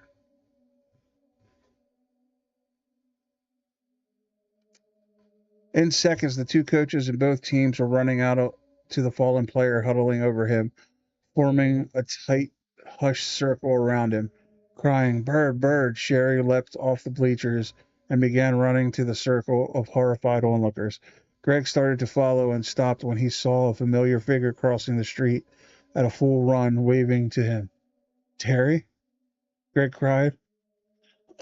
Why is his brother coming to the playground? Why wasn't he at his after-school job at the dairy freeze? Terry, what's happening? Greg cried. Terry stopped, gasping for breath, sweat pouring down his bright red forehead. I ran all the way, he managed to utter. Terry, what's wrong? A sick feeling crept up from Greg's stomach. As Terry approached, his face held the same frightened expression as in the photograph Greg had snapped of him. The same frightened expression with the same house behind him across the street. The snapshot had come true, just as the snapshot of Bird laying on the ground had come true. Greg's throat suddenly felt as dry as cotton. He realized that his knees were trembling. Terry, what is it? He managed to cry. It's Dad, Terry said, putting a heavy hand on Greg's shoulders. Huh? Dad? You got to come home, Greg. Dad, he's been in a bad accident. An accident? Greg's head spun. Terry's words weren't making any sense to him. In the new car, Terry explained, again placing a heavy hand on Greg's trembling shoulder. The new car is totaled, completely totaled. Oh, Greg gasped, feeling weak. Terry squeezed his shoulder. Come on, hurry. Holding the camera tightly in one hand, Greg began running after his brother. Reaching the street, he turned back to the playground to see what was happening with Bird. A large crowd was still huddled around Bird, blocking him from sight. But was the dark shadow behind the bleachers? Greg wondered. Someone, all in black, was hiding back there, watching Greg.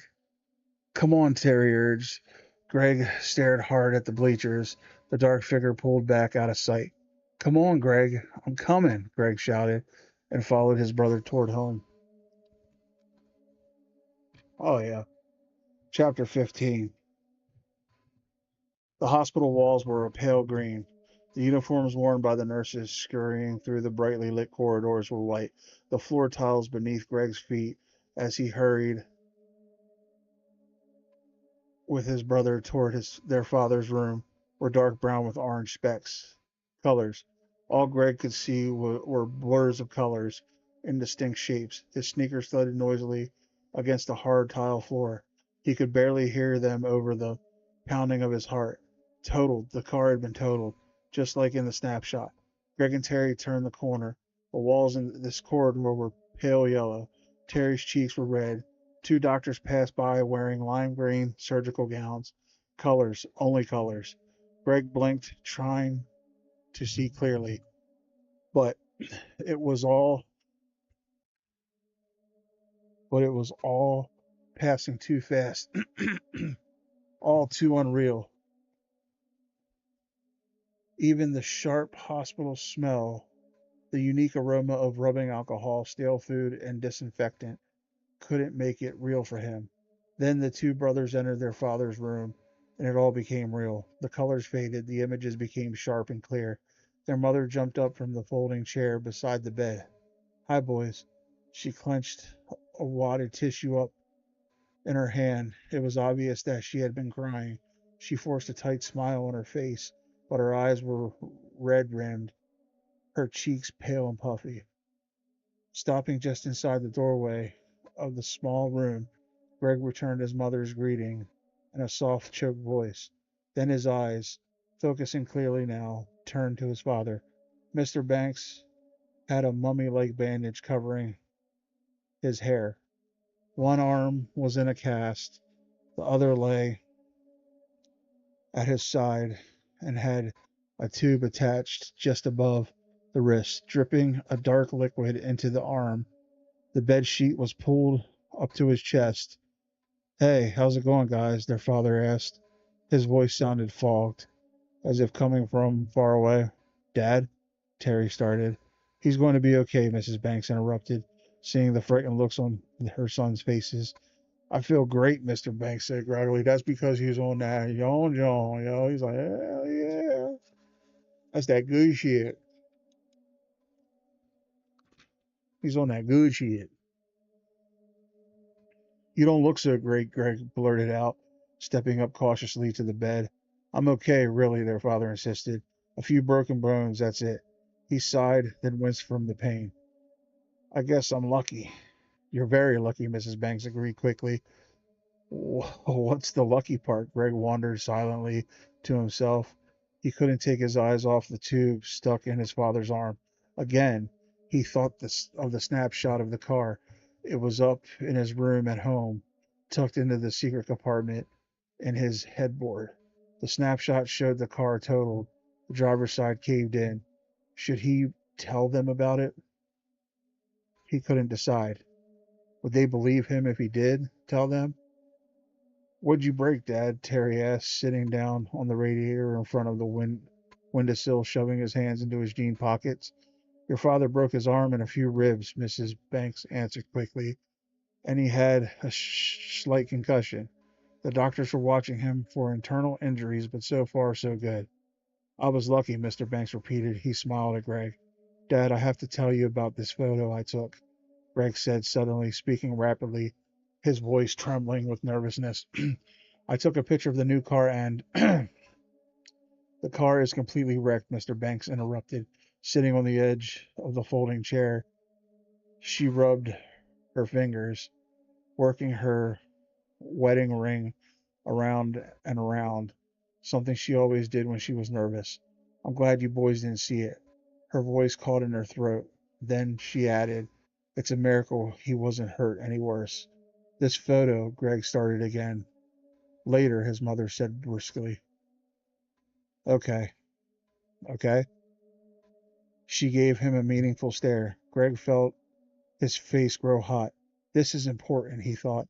Then he decided they probably wouldn't believe him anyway. Who would believe such a crazy story? Will we be able to get another new car? Terry asked. Mr. Banks nodded carefully. I have to call the insurance company, he said.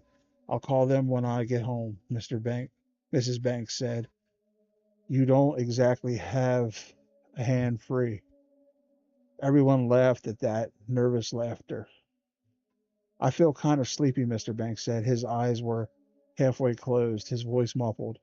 It's the painkillers the doctor gave you, Mrs. Banks told him. She leaned forward and patted. Oh yeah, he could have been unalived, absolutely. Patted his hand. Get some sleep. I'll come back in a few hours. She stood up, still fiddling with her wedding band, and motioned with her head toward the door. Bye, Dad, Greg and Terry said in unison. Their father muttered a reply. They followed their mother out the door. What happened? Terry asked as they made their way past the nurse's station and then down the long, pale yellow corridor. I mean, the accident. Some guy ran right through a red light, Mrs. Banks said, her red rimmed eyes focused straight ahead.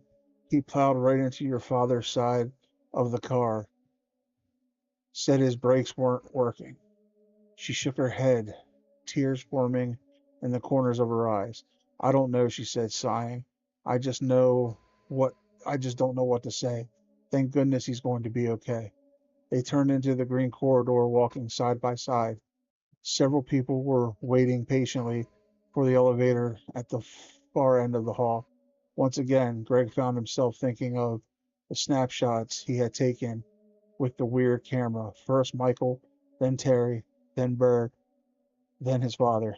All four photos had something terrible, had showed something terrible that hadn't happened yet. And then all four photos had come true. Greg felt a chill as the elevator doors opened and the small crowd of people moved forward to squeeze inside. What's the truth about the camera? He wondered. Does the camera show the future, or does it actually cause bad things to happen? Dun dun dun. Chapter 16. Yeah, I know Bird's okay, Greg said into the phone receiver. I saw him yesterday, remember? He was lucky, real lucky. He didn't have a concussion or anything. On the other end of the line, in the house next door, Sherry agreed, then repeated her request. No, Sherry, I really don't want to, Greg replied vehemently. Bring it, Sherry demanded. It's my birthday. I don't want to bring the camera. It's not a good thing, really, Greg told her. It was the next weekend, Saturday afternoon. Greg had been nearly out the door on his way to Sherry's birthday party when the phone rang.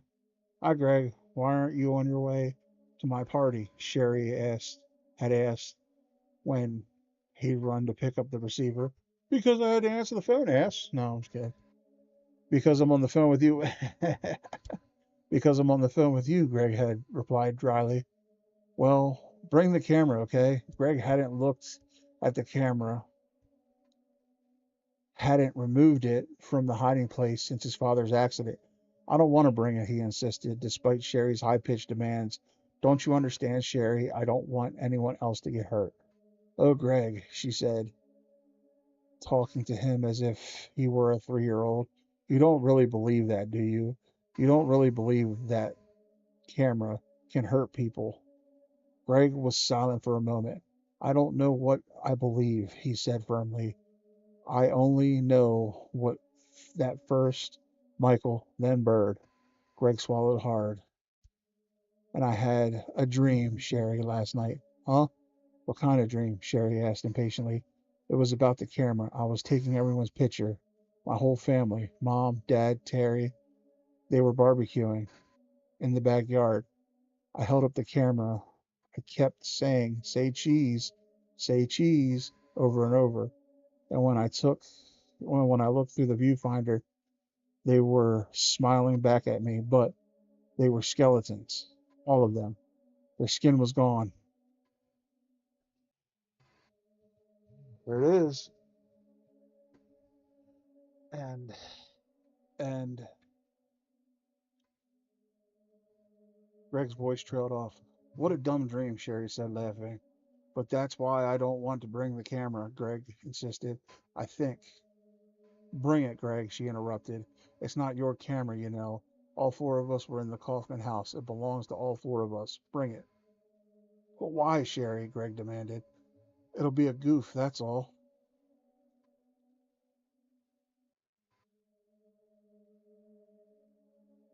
It takes such weird pictures. That's for sure, Greg muttered. We don't have anything else to do for my party, Sherry told him. I wanted to rent a video, but my mom says we have to go outdoors. She doesn't want her precious house messed up. So I thought we could take everyone's picture with the camera, with the weird camera, see what strange things come out. Sherry, I really don't. Bring it, she ordered, and hung up. Greg stood for a long time, staring at the phone receiver, thinking hard, trying to decide what to do. I'd bring it, leave it, and then go. Then he replaced the receiver and headed reluctantly to his room. With a loud sigh, he pulled the camera from its hiding place in his headboard. It's Sherry's birthday, after all, he said aloud to himself.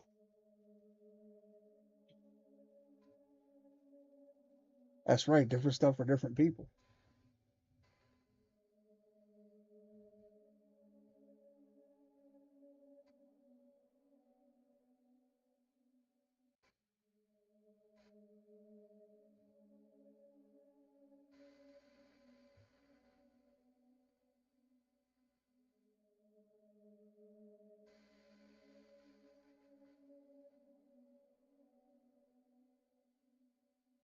Give me one sec.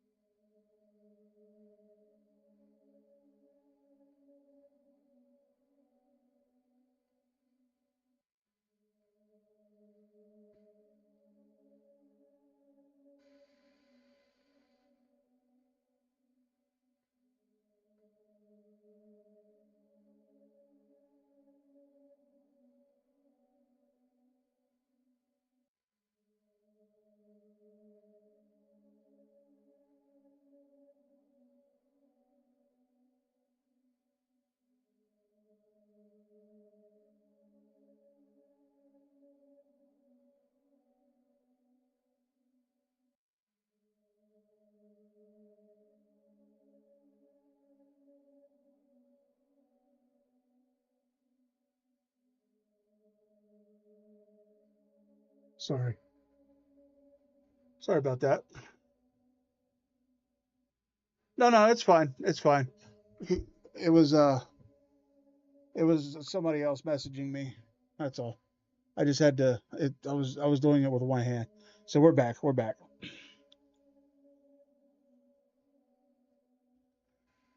His hands were trembling as he picked it up. He realized he was afraid of it. I shouldn't be doing this, he thought, feeling a heavy knot of dread in the pit of his stomach. I know I shouldn't be doing this. Dun, dun, dun.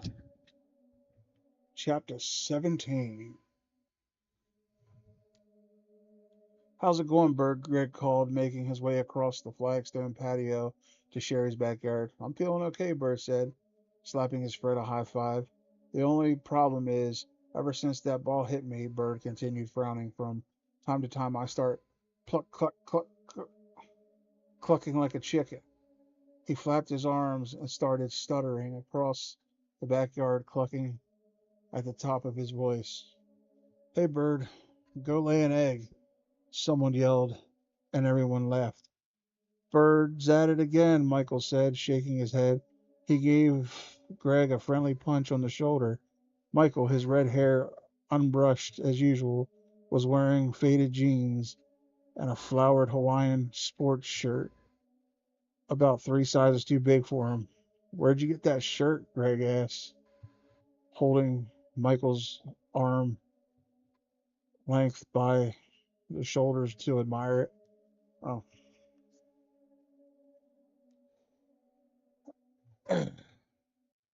In a cereal box, Bird chimed in, still flapping his arms. My grandfather gave it to me, Michael said, frowning. He made it in home ec, Bird interrupted. One joke was never enough. But why did you wear it? Greg asked. Michael shrugged. Everything else was dirty. Bird went down, picked up a small clump of dirt from the lawn, and rubbed it on the back of Michael's shirt. Now that's now this one's dirty too, he declared. I would have whooped his ass. He would have did that to me, I would have kicked him in the testicles. Hey you, Michael reacted with playful anger, grabbing Bird and shoving him into the hedge. Did you bring it? Hearing Sherry's voice, Greg turned toward the house and saw her jogging across the patio in his direction. Her black hair was pulled back in a single braid, and she had an oversized silky yellow top that came down over her back's black spandex leggings. Did you bring it? She repeated eagerly. A charm bracelet filled with tiny silver charms, a birthday present, jangled at her wrist. Yeah, Greg said reluctantly and held up the camera. Excellent, she declared. I really don't want, Greg started. You can take my picture first, since it's my birthday, Sherry interrupted. Here's how this. Here, how's this? She struck a sophisticated pose, leaning against a tree with her hand behind her head. Greg obediently raised the camera. Are you sure you want to do this, Sherry? Yeah, come on. I want to take everyone's picture. But it'll probably come out weird, Greg protested. I know, Sherry replied impatiently, holding her pose. That's the fun of it. But Sherry, Michael puked on his shirt. His, he heard Bear telling someone near the hedge. I did not, Michael was screaming. You mean it looks like that naturally? Bird asked. Greg could hear a lot of ruckus laughing, all of all of like all of it at Michael's expense. Will you take the picture? She cried, holding on to the slender trunk of the tree. Greg pointed the lens at her and pressed the button. The camera whirred, an undeveloped white square rolled out. Hey, are you the only boys invited? Michael asked, stepping up to Sherry. Are we the only boys invited? Michael asked, stepping up to Sherry. Yeah, just you three, Sherry said, and 9 girls. Oh, wow. Michael made a face. Take Michael's picture next, Sherry told Greg. No way, Michael replied quickly, raising his hands as if to shield himself and backing away.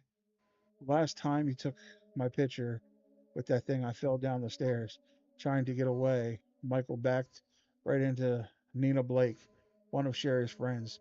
She reacted with a squeal of surprise and gave him a playful shove and kept right back on backing away. Michael, come on, it's my party, Sherry called. What are you going to do? Is this it? Nina demanded from halfway across the yard. I thought we'd take everyone's picture and then play a game or something, Sherry told her. A game? Bird chimed in. You mean like spin the bottle? A few kids laughed. Truth or dare? Nina suggested. Yeah, truth or dare. A couple of the other girls called in agreement. Oh no, Greg groaned quietly to himself. Truth or dare meant a lot of kissing and awkward, embarrassing stunts. 9 girls and only 3 boys. It was going to be really embarrassing. How could Sherry do this to us? He wondered. No, they've learned nothing. They're stupid kids. Everyone's going to die. I mean, kids are just dumb.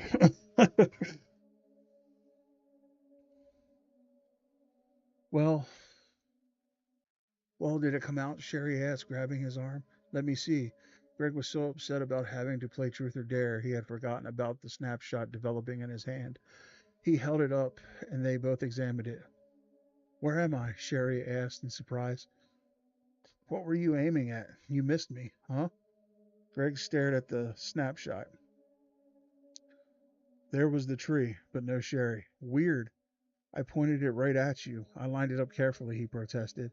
Well, you missed me. I'm not in the shot, Sherry replied disgustedly. But Sherry, I mean, come on. I'm not invisible, Greg. I'm not a vampire or something. I can see my reflection in mirrors, and I do usually show up in photos. But look, Greg stared hard at the photograph. There's the tree you were leaning against. You can see the tree trunk clearly, and there's the spot where you were standing.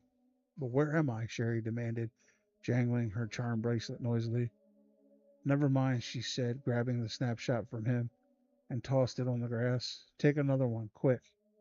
Well, okay, but Greg was still puzzling over the photo. Why hadn't Sherry shown up in it? He bent down, picked it up, and shoved it into his pocket. Stand closer this time, she instructed.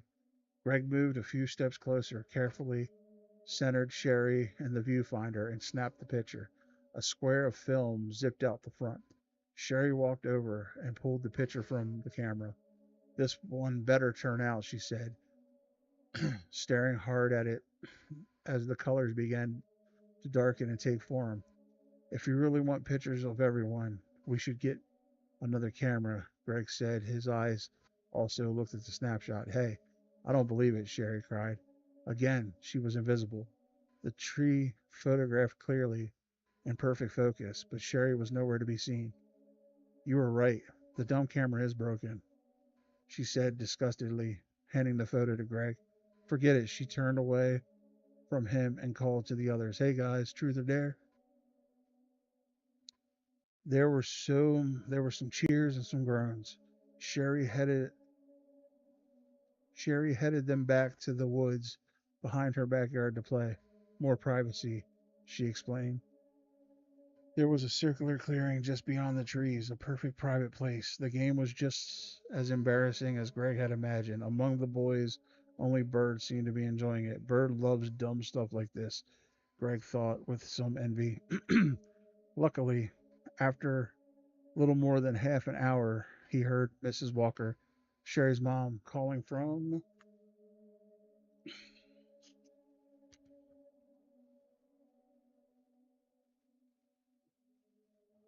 the house, summoning them back to cut the birthday cake. Oh, too bad, Greg said sarcastically, just when the game was getting good. We have to get out of the woods. Anyway, Bird said, grinning.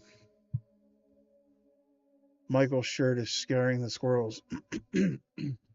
Laughing and talking about the game, the kids made their way back to the patio where the pink and white birthday cake, candles all lit, was waiting on the round umbrella table. I must be a pretty bad mom, Mrs. Walker joked, allowing you all to go off into the woods yourselves. Some of the girls laughed, cake knife in her hand. Mrs. Walker looked around. Where's Sherry? Everyone turned their eyes to search the backyard. She was with us in the woods, Nina told Mrs. Walker just a minute ago. Hey, Sherry, Burr called, cupping his hands to his mouth as a megaphone. Earth calling Sherry, it's cake time. No reply. No sign of her. Did she go in the house? Greg asked. Mrs. Walker shook her head. No, she didn't. No, she didn't come by the patio. Is she still in the woods? I'll go check, Bird told her. Calling Sherry's name, he ran to the edge of the trees at the back at the back of the yard, then disappeared into the trees, still calling. A few minutes later, Bird emerged, signaling the others with a shrug. No sign of her. They searched the house, the front yard, the woods again, but Sherry had vanished. Shouldn't have played with that camera. Chapter 18. Greg sat in the shade with his back against the tree trunk, the camera on the ground at his side, and watched the blue uniformed policemen. They covered the backyard and they covered the backyard and could be seen bending low as they searched around in the woods. He could hear their voices but couldn't make out what they were saying. Their faces were intent, bewildered. More policemen arrived, grim-faced, businesslike. And then, even more blue uniformed policemen. Mrs. Walker had called her husband home from a golf game. Why would her husband be at a golf game on his daughter's birthday party? What a dick. They sat huddled together on canvas chairs in a corner of the patio. They whispered to each other, their eyes darted across the yard. Holding hands, they looked pale and worried. Everyone else had left. On the patio, the table was still set. The birthday candles had burned all the way down, the blue and red wax melting in hard puddles on the pink and white icing, the cake untouched. No sign of her, a red-cheeked policeman with a white blonde mustache was telling the walkers. He pulled off his cap and scratched his head, revealing short blonde hair. Did someone take her away? Mr. Walker asked, still holding his wife's hand. No sign of a struggle, the policeman said. No sign of anything, really. Mrs. Walker sighed loudly and lowered her head. I just don't understand it. There was a long, painful silence. We'll keep looking, the policeman said. I'm sure we'll find something. He turned and headed toward the woods. Oh, hi. He stopped in front of Greg, staring down at him as if seeing him for the first time. You still here, son? All the other guests have gone home. He pushed his hair back and replaced his cap. Yeah, I know, Greg replied solemnly, lifting the camera to his lap. I'm Officer Riddick, he said. Yeah, I know, Greg repeated softly. How come you don't go home? How come you didn't go home after we talked with you like the others? Officer Riddick asked. I'm just upset, I guess, Greg told him. I mean, Sherry's a good friend, you know. He cleared his throat, which felt dry and tight. Besides, I live right over there. He gestured with his head to the house next door. Well, you might as well go home, son, Officer Riddick said, turning his eyes to the woods with a frown. This search could take a long time. We haven't found a thing back there yet. I know, Greg replied, rubbing his hands against the back of the camera. And I know that this camera is the reason Sherry is missing, he thought, feeling miserable and frightened. 1 minute she was there, the next minute she was gone, the policeman said, studying Greg's face as if looking for answers there. Yeah, Greg replied. It's so weird. It's weirder than anyone knows, Greg thought. The camera made her invisible. The camera did it. First she vanished from the snapshot, then she vanished in real life. The camera did it to her. I don't know how. but it did. Do you have something more to tell me? Officer Riddick asked, hands resting on his hips, his right hand just above the worn brown holster that carried his pistol. Did you see something? Something that might give us a clue? Help us out? Something you didn't remember to tell us before? Should I tell him? Greg wondered. If I tell him about the camera, he'll ask where I got it, and I'll have to tell him that I got it in the Kaufman house, and we'll all get in trouble for breaking in there. But big deal. Sherry's missing, gone, vanished. That's all. That's a lot more important. I should tell him, Greg decided. But then he hesitated. If I tell him, he won't believe me. Yeah, that camera's evil. It's fuck.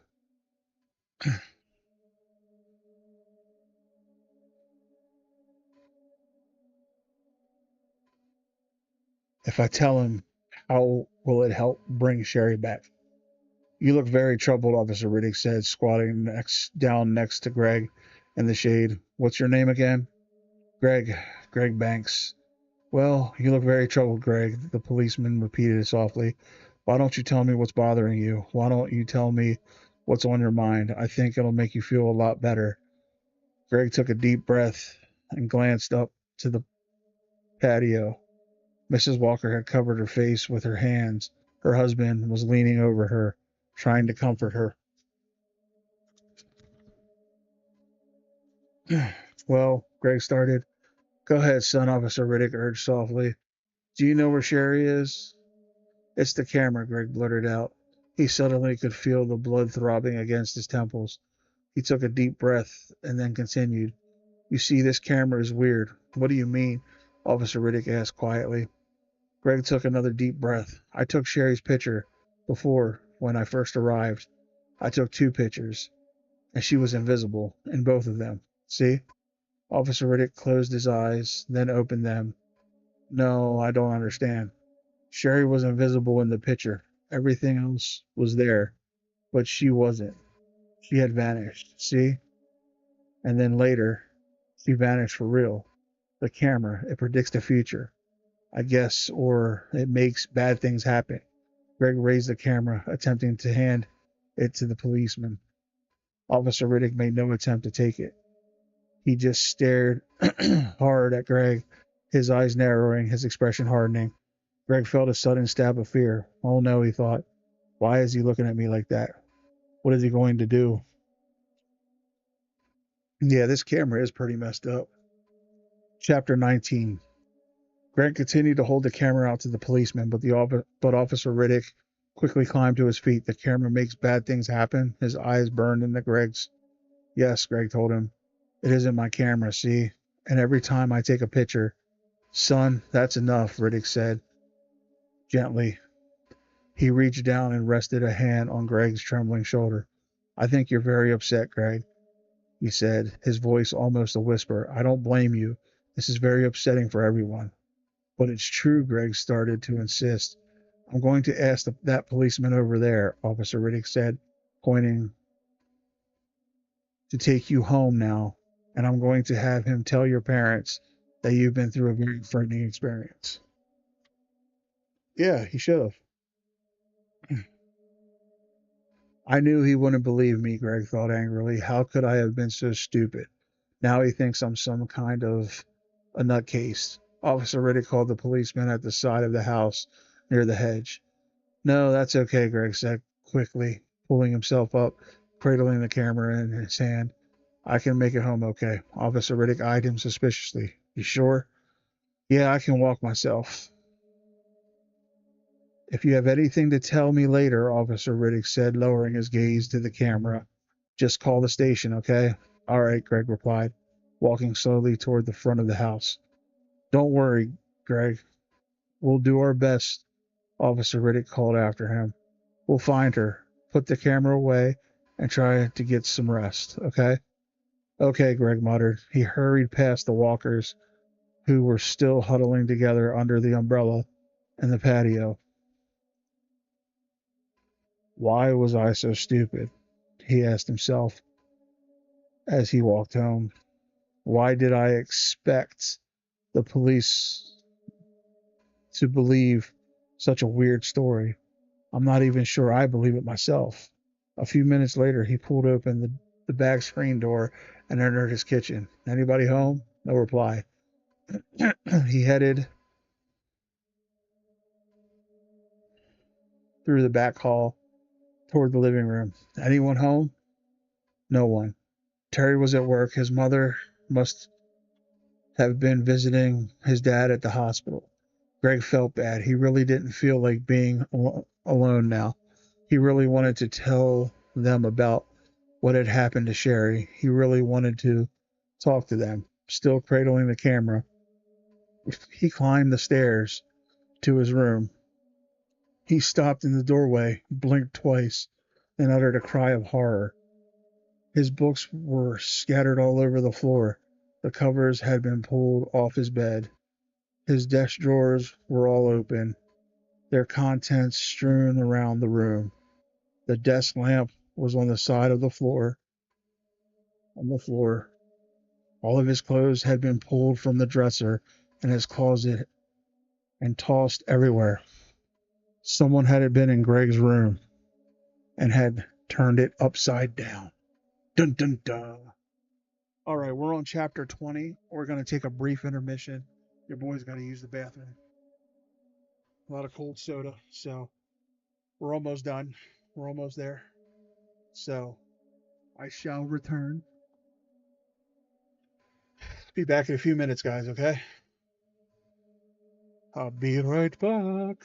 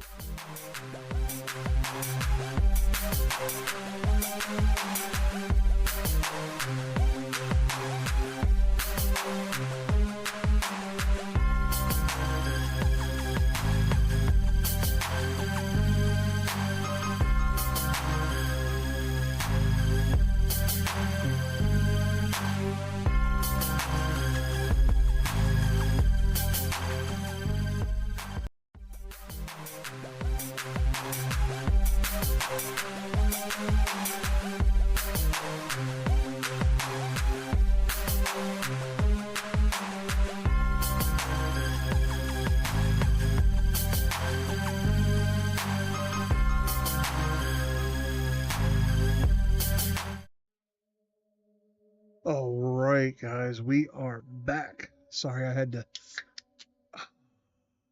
to use the bathroom. I had to get another cold root beer.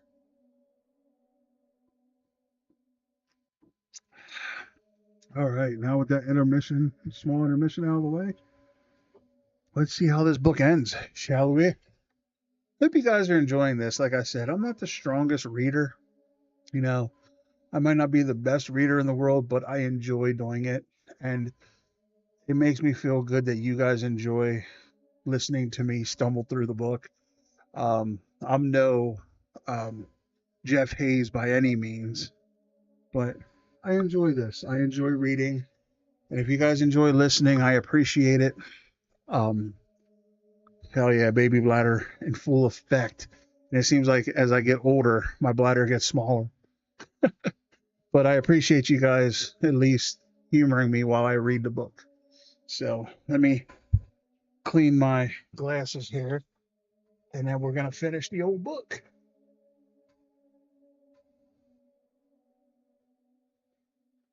Finish reading.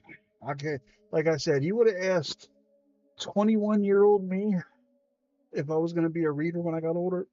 I would have laughed in your face. 20 years later, this is all I love to do. That's the most relaxing thing in the world to me, is sitting down and reading a book.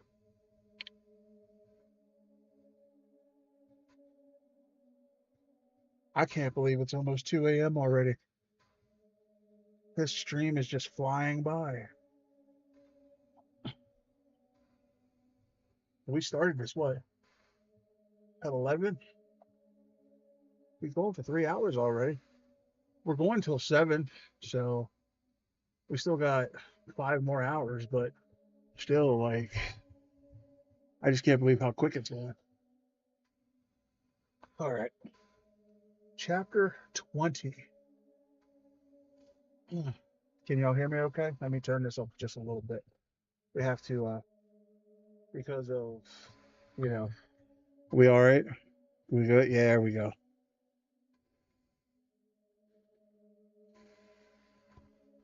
All right. Here we go. Chapter 20. Who would do this? Greg asked himself, staring in horror at his ransacked room. Who would tear my room apart like this? Probably Spidey. Just saying. He realized that he knew the answer. He knew who would do it. He knew who had done it. Someone looking for the camera. Someone desperate to get the camera back. Spidey. The creepy guy who dressed in all black was living in the Kaufman house. He was the owner of the camera. Yes, Greg knew. Spidey had done it. Spidey had been watching Greg, spying on him, spying on Greg from behind the bleachers at the Little League game. He knew that Greg had his camera, and he knew where Greg lived. That thought was the most chilling of all. He knew where Greg lived. Greg turned away from the chaos in his room. I wonder if Spidey took the girl. leaned against the wall on the hallway and closed his eyes. He pictured Spidey, the dark figure, creeping along so evilly on his spindly legs. He pictured him inside the house, Greg's house, inside Greg's room. He was here, thought Greg. He pawed through all my things. He wrecked my room. Greg stepped back into his room. He felt all mixed up. He felt like shouting angrily and crying for help all at once. But he was all alone. No one here to hear him. No one to help him. Now, he wondered, what now? Suddenly, leaning against the doorframe, staring at his ransacked room, he knew what he had to do. Yeah, I think so. Hey, Bird, it's me. Greg held the receiver in one hand and wiped, chapter 21, by the way, wiped the sweat off his forehead with the other. He never worked so hard or so fast in all his life. Did they find Sherry? Bird asked eagerly. I haven't heard. I don't think so, Greg said, his eyes surveying his room almost back to normal. He had put everything back, cleaned and straightened. His parents would never guess. Listen, Bird, I'm not calling about that, Greg said, speaking rapidly into the phone. Call Michael for me, okay? Meet me at the playground by the baseball diamond. When? Now, Bird asked, sounding confused. Yeah, Greg told him. We have to meet. It's important. It's almost dinner time, Bird protested. I don't know if my parents. It's important, Greg repeated impatiently. I've got to see you guys, okay? Well, maybe I can sneak out for a few minutes, Bird said, lowering his voice. And then Greg heard him shout to his mother, It's it's no one, Ma. I'm talking to no one. Boy, that's quick thinking, Greg thought sarcastically. He's a worse liar than I am. And then he heard Bird call to his mom. I know I'm on the phone, but I'm not talking to anyone. It's only Greg. Thanks a lot, pal, Greg thought. I gotta go, Bird said. Get Michael, okay? Greg urged. Yeah, okay. See ya. He hung up. That's right, he hangry.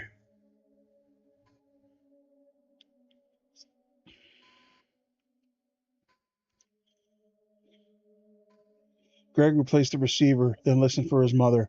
Silence downstairs. She still wasn't home. He didn't know about Sherry, Greg realized. He She didn't know about Sherry, Greg realized. He knew she and his dad were going to be very upset. Very upset. Almost as upset as he was, thinking about his missing friend. He went to his bedroom window and looked down on the yard next door. It was deserted now. The policemen had all left. Sherry's shaken parents must have gone inside.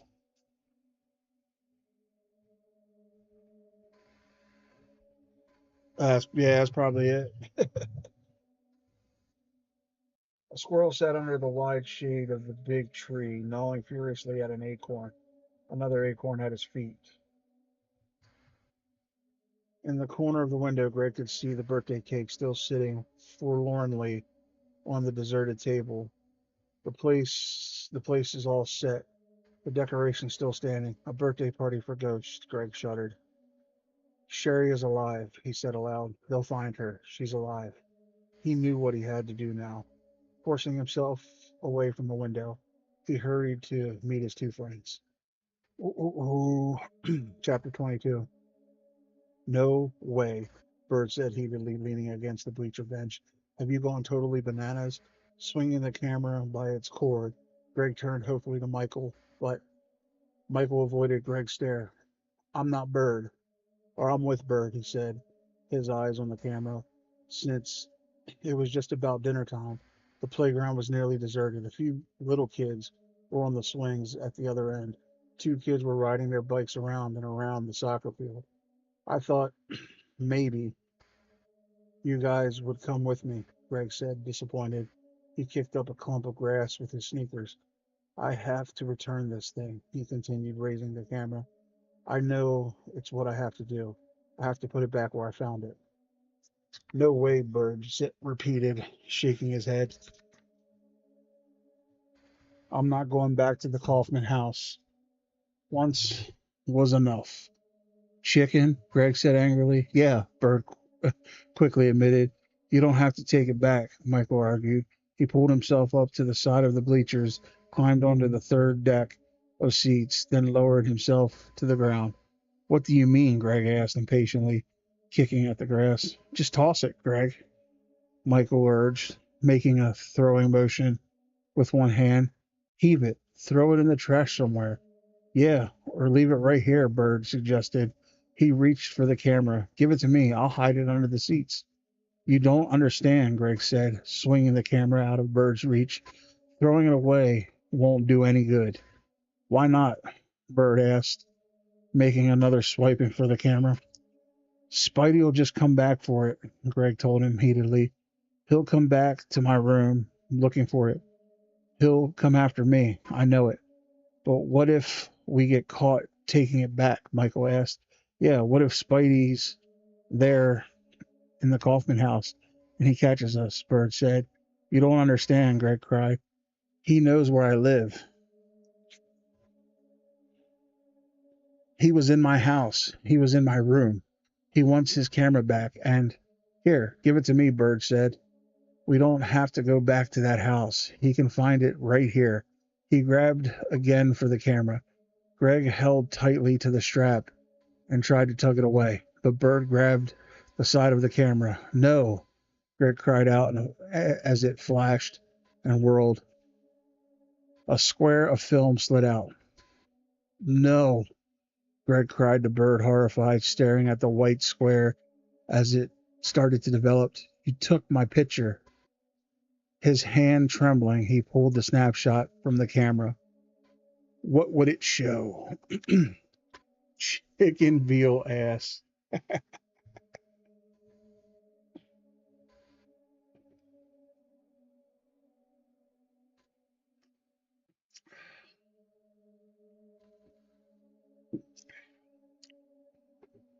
Chapter 23.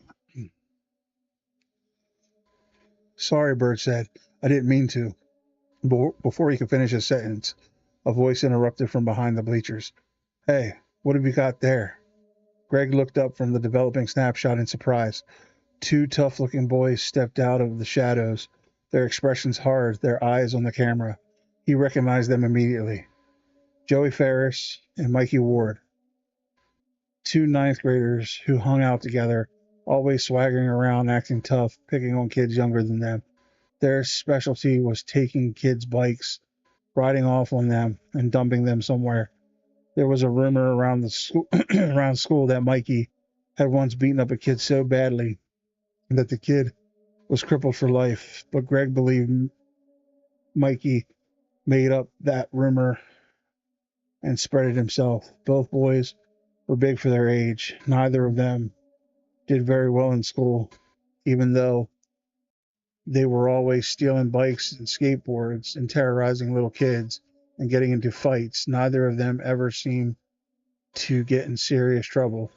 Joey, had short blonde hair, slicked straight up, and wore a diamond-like stud in one ear. Mikey had a round, red face full of pimples, stringy black hair down to his shoulders, and was working a toothpick between his teeth. Both boys were wearing heavy metal t-shirts and jeans. Hey, I've got to go home, Bird said quickly, half stepping, half dancing away from the bleachers. Me too, Michael said, unable to keep the fear from showing in his face. Greg tucked the snapshot into his jeans pocket. Hey, you found my camera, Joey said, grabbing it out of Greg's hand. His small gray eyes burned into Greg's as if searching for a reaction. Thanks, man. I hate bullies. I know, right? It's killing me. The stress is killing me here. Give it back, Joey, Greg said with a sigh. Yeah, don't take that camera, Mickey told his friend, a smile spreading over his round face. It's mine. He wrestled the camera away from Joey. Give it back, Greg insisted angrily, reaching out his hand. Then he softened his tone. Come on, guys. It isn't mine. I know it isn't yours, Mickey said, grinning, because it's mine. Let them take pictures of each other, dumbasses. I have to give it back to the owner, Greg told him, trying not to whine, but hearing his voice edge up. No, you don't. I'm the owner now, Mikey insisted. Haven't you ever heard of finders keepers? Joey asked, leaning over Greg menacingly. He was about 6 inches taller than Greg and a lot more muscular. Hey, let him have the thing, Michael whispered in Greg's ear. You wanted to get rid of it, right? No, Greg protested. What's your problem, freckle face? Joey asked Michael, eyeing him up and down. No problem, Michael said meekly. Hey, say cheese. Mikey aimed the camera at Joey. Don't do it, Bert interrupted, waving his hands frantically. Why not? Joey demanded. Because your face will break the camera, Bert said, laughing. You're real funny, Joey said sarcastically, narrowing his eyes, threateningly hardening his features. You want that stupid smile to be permanent? He raised a big fist. I know this kid, Mikey told Joey, pointing at Bird. Thinks he's hot stuff. Both boys stared hard at Bird, trying to scare him. Bird swallowed hard. He took a step back, bumping into the bleachers. No, I don't, he said softly. I don't think I'm hot stuff. He looks like something I stepped in yesterday, Joey said. He and Mikey cracked up, laughing high-pitched hyena laughs and slapping each other a high five. Listen, guys, I really need the camera back, Greg said, reaching out a hand to take it. It isn't any good. Anyway, it's broken. And it doesn't belong to me. Yeah, that's right, it's broken, Michael added, nodding his head. Yeah, right, Mikey said sarcastically. Let's just see. He raised the camera again and pointed it at Joey. Really, guys, I need it back, Greg said desperately. If they took a picture with the camera, Greg realized they might discover the secret. That its snapshot showed the future, showed only bad things happening to people. That the camera was evil. Maybe it even caused evil. Say cheese, Mikey instructed Joey. Just snap the stupid thing, Joey replied impatiently. No, Greg thought. I can't let this happen. I've got to return the camera to the Kaufman house, to Spidey. Impulsively, Greg leapt forward with a cry and snatched the camera away from Mikey's face. Hey, Mikey reacted in surprise. Let's go, Greg shouted to Bird and Michael, and without another word, the three friends turned and began running across this deserted playground toward their homes. His heart thudding in his chest, Greg gripped the camera tightly and ran as fast as he could, his sneakers pounding over the dry grass. They're going to catch us, Greg thought, panting loudly. Now he raced toward the street. They're going to catch us and pound us. They're going to take back the camera. We're dead meat. Dead meat.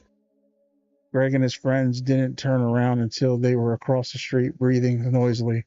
They looked back and cried out in relieved surprise. Joey and Mikey hadn't budged from beside the bleachers. They hadn't chased after them. They were leaning against the bleachers, laughing. Catch you later, guys, Joey called after them. Yeah, later, Mikey repeated. They both burst out laughing again as if they had said something hilarious. That was close, Michael said, still breathing hard. They meant it. They mean it, Bird said, looking very troubled. They'll catch us later. We're history. Tough talk. They're just a lot of hot air, Greg insisted. Oh, yeah? Michael cried. Then why did we run like that? Because we're late for dinner, Bird joked. You guys, see you guys? I'm going to catch it if I don't hurry. But the camera, Greg protested, still gripping it tightly in one hand. It's too late, Michael said nervously, raking a hand back through his red hair. Yeah, we'll have to do it tomorrow or something, Bert agreed. Then you guys will come with me? Greg asked eagerly. Uh, I've got to go, Bert said without answering. Me too, Michael said quickly, avoiding Greg's stare. All three of them turned their eyes back to the playground. Joey and Mikey had disappeared, probably off to terrorize some of the other kids. Later, Bert said, slapping Greg on the shoulder as he headed away. The three friends split up, running in different directions, across lawns and driveways, heading home. Greg had run all the way to his front yard before he remembered the snapshot he had shoved into his jeans pocket. He stopped in the driveway and pulled it out. The sun was lowering behind the garage. He held the snapshot up close to his face to see it clearly. Oh no, he cried. I don't believe it. Dun dun dun!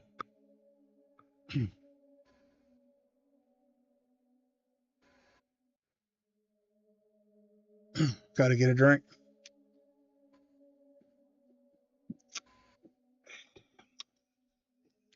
Chapter 24. This is impossible, Greg cried aloud, gaping at the snapshot in his trembling hand. How had Sherry gotten into the photo? It had been taken a few minutes before in front of the bleachers on the playground. But there was Sherry, standing close behind Greg, his hand trembling, his mouth hanging open in disbelief. Greg goggled at the photo. It was very clear, very sharp. There they were on the playground. He could see the baseball diamond in the background. And there they were, Greg and Sherry. Sherry standing so clear, so sharp, right next to him. And they were both staring straight ahead, their eyes wide, their mouths open, their expressions frozen in horror as a large shadow covered them. Sherry? Greg cried, lowering the snapshot and darting his eyes over the front yard. Are you here? Can you hear me? He listened. Silence. He tried again. Sherry, are you here? Greg, a voice called, uttering a startled cry. Greg spun around. Huh? Greg, the voice repeated. It took him a while to realize it was his mother calling to him from the front door. Oh, hi, Mom. Feeling dazed, he slid the snapshot back into his jeans pocket.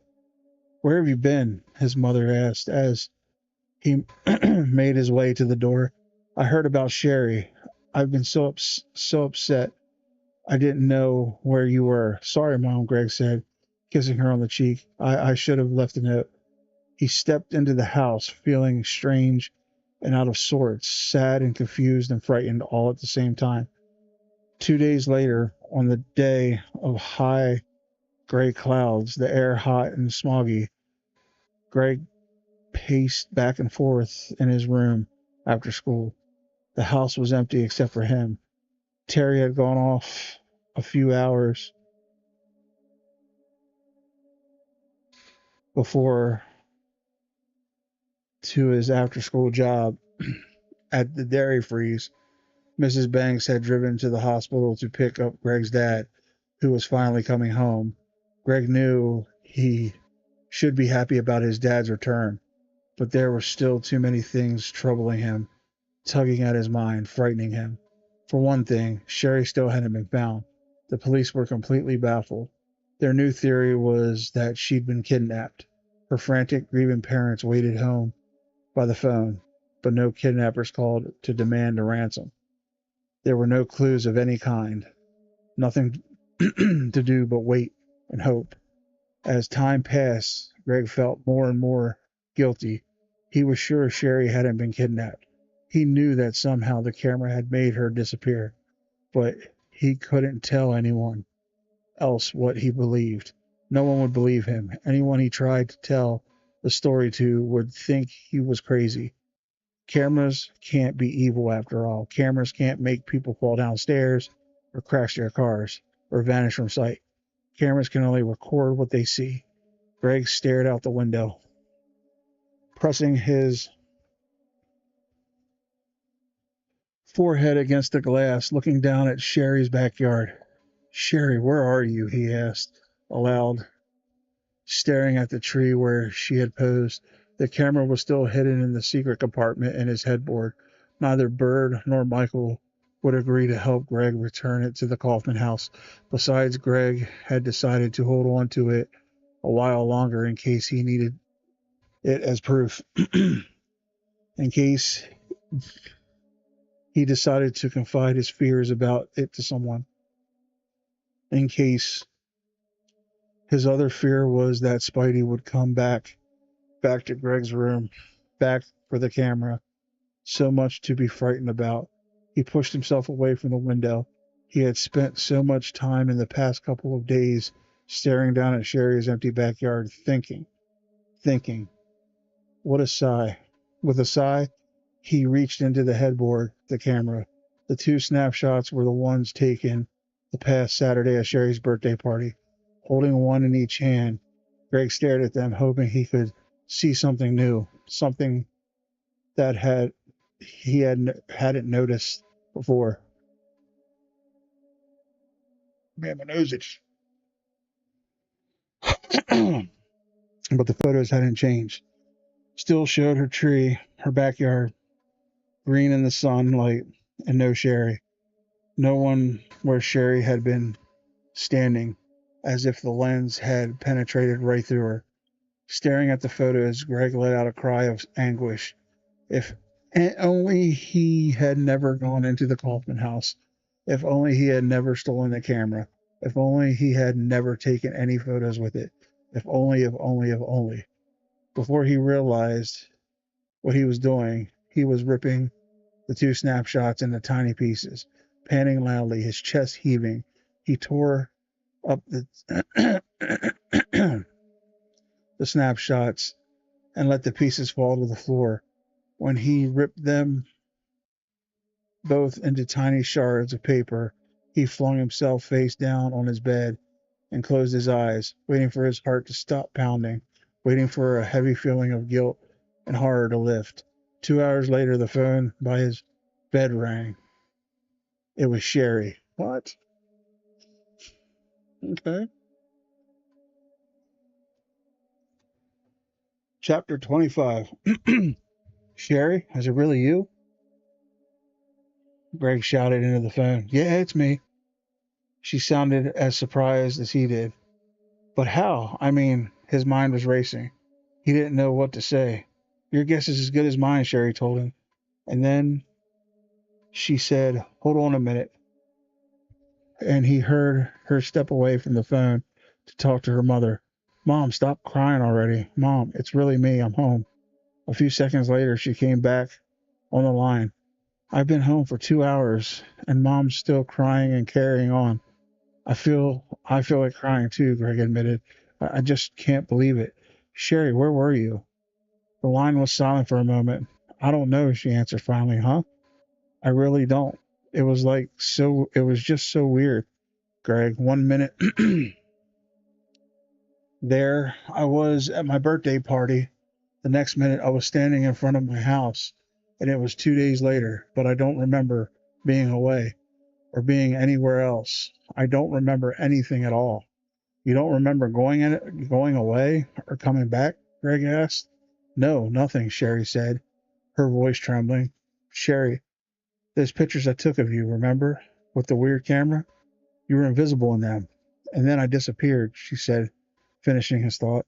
Sherry, do you think? I don't know, she replied quickly. I have to get off now. The police are here. They want to question me. What am I going to tell them? They're going to think I had amnesia or flipped out or something. I don't know, Greg said, completely bewildered. We have to talk. The camera. I can't now, she told him. Maybe tomorrow, okay? She called to her mother that she was coming. Bye, Greg. See ya. And then she hung up. Greg replaced the receiver, but sat on the edge of his bed, staring at the phone for a long time. Sherry was back. She'd been back about 2 hours. I wonder if she was trapped in the photo, and then when he tore the photo up, it freed her. You know, that's a little crazy. Hold on a second. I got to adjust and get a drink. That's crazy.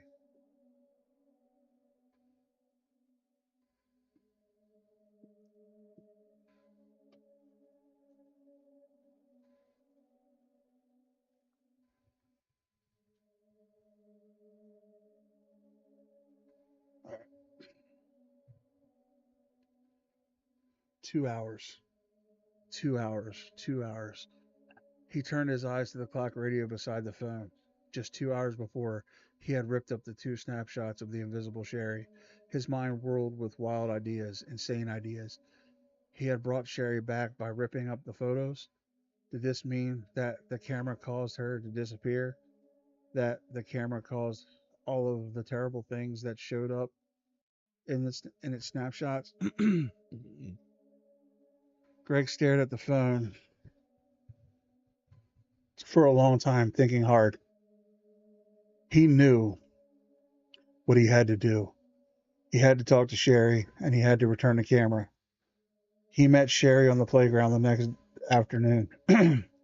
The sun floated high in a cloudless sky.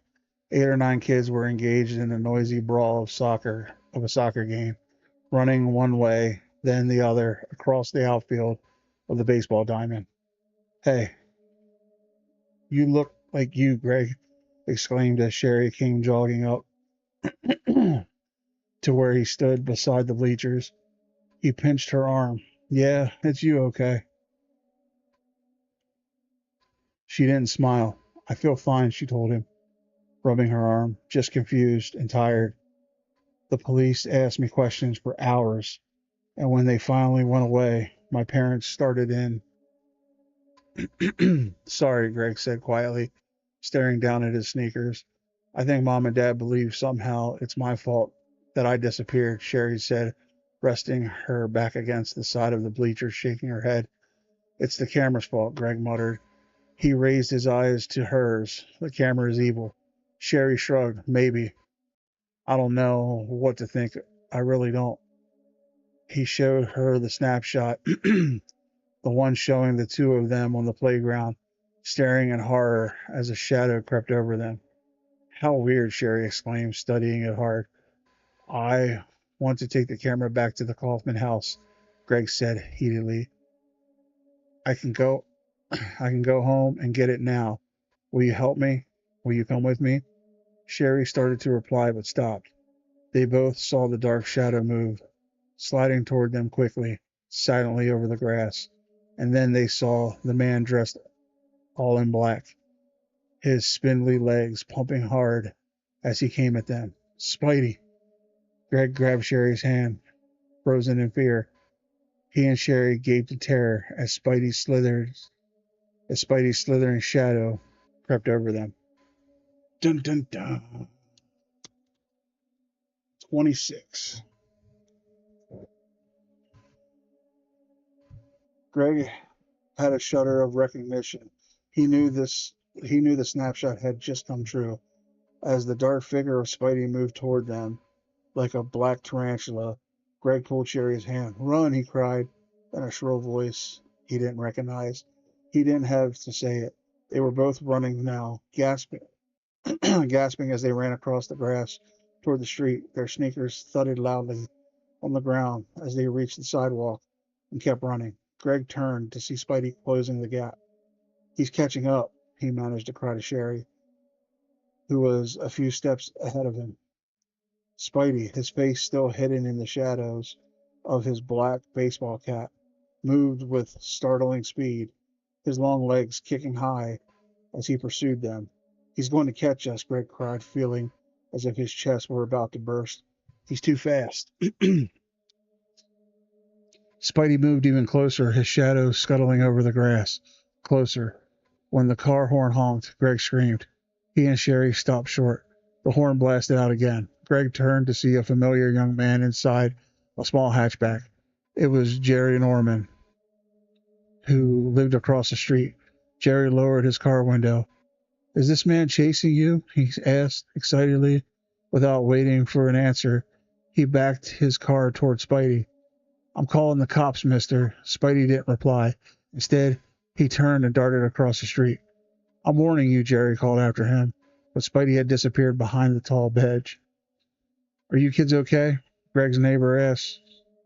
Or Greg's neighbor demanded. "Yeah, fine," Greg managed to reply, still breathing hard, his chest heaving. "We're okay, thanks, Jerry," Sherry said. "I've seen that guy around the neighborhood," the young man said, staring through the windshield at the tall hedge. "Never thought he was dangerous. You kids want me to call the police?" "No, it's okay," Greg replied. "As soon as I give him back his camera, he'll stop chasing us," Greg thought.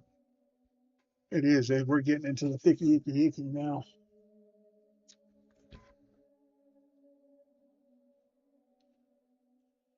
"Well, be careful, okay?" Jerry said. "You need a lift home or anything?" What was that? I heard a beeping. "So you need a lift home or anything?" He studied their faces as if trying to determine how frightened and upset they were. Greg and Sherry both shook their heads. "We'll be okay," Greg said. "Thanks." Jerry warned them once again to be careful, then drove off, his tires squealing as he turned the corner. "That was close," Sherry said, her eyes on the hedge. "Why was Spidey chasing us?" "I thought I had.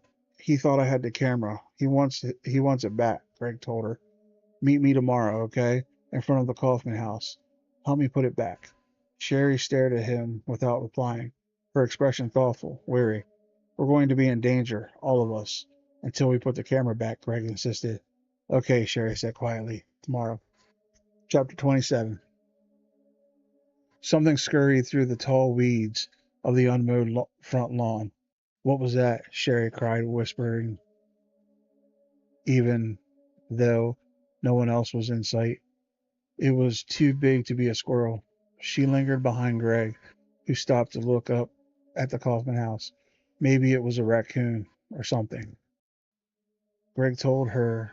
He gripped the camera tightly in both hands. It was a little after 3 o'clock the next afternoon, a hazy, overcast day, mountains of dark clouds threatening rain rolling across the sky, stretching behind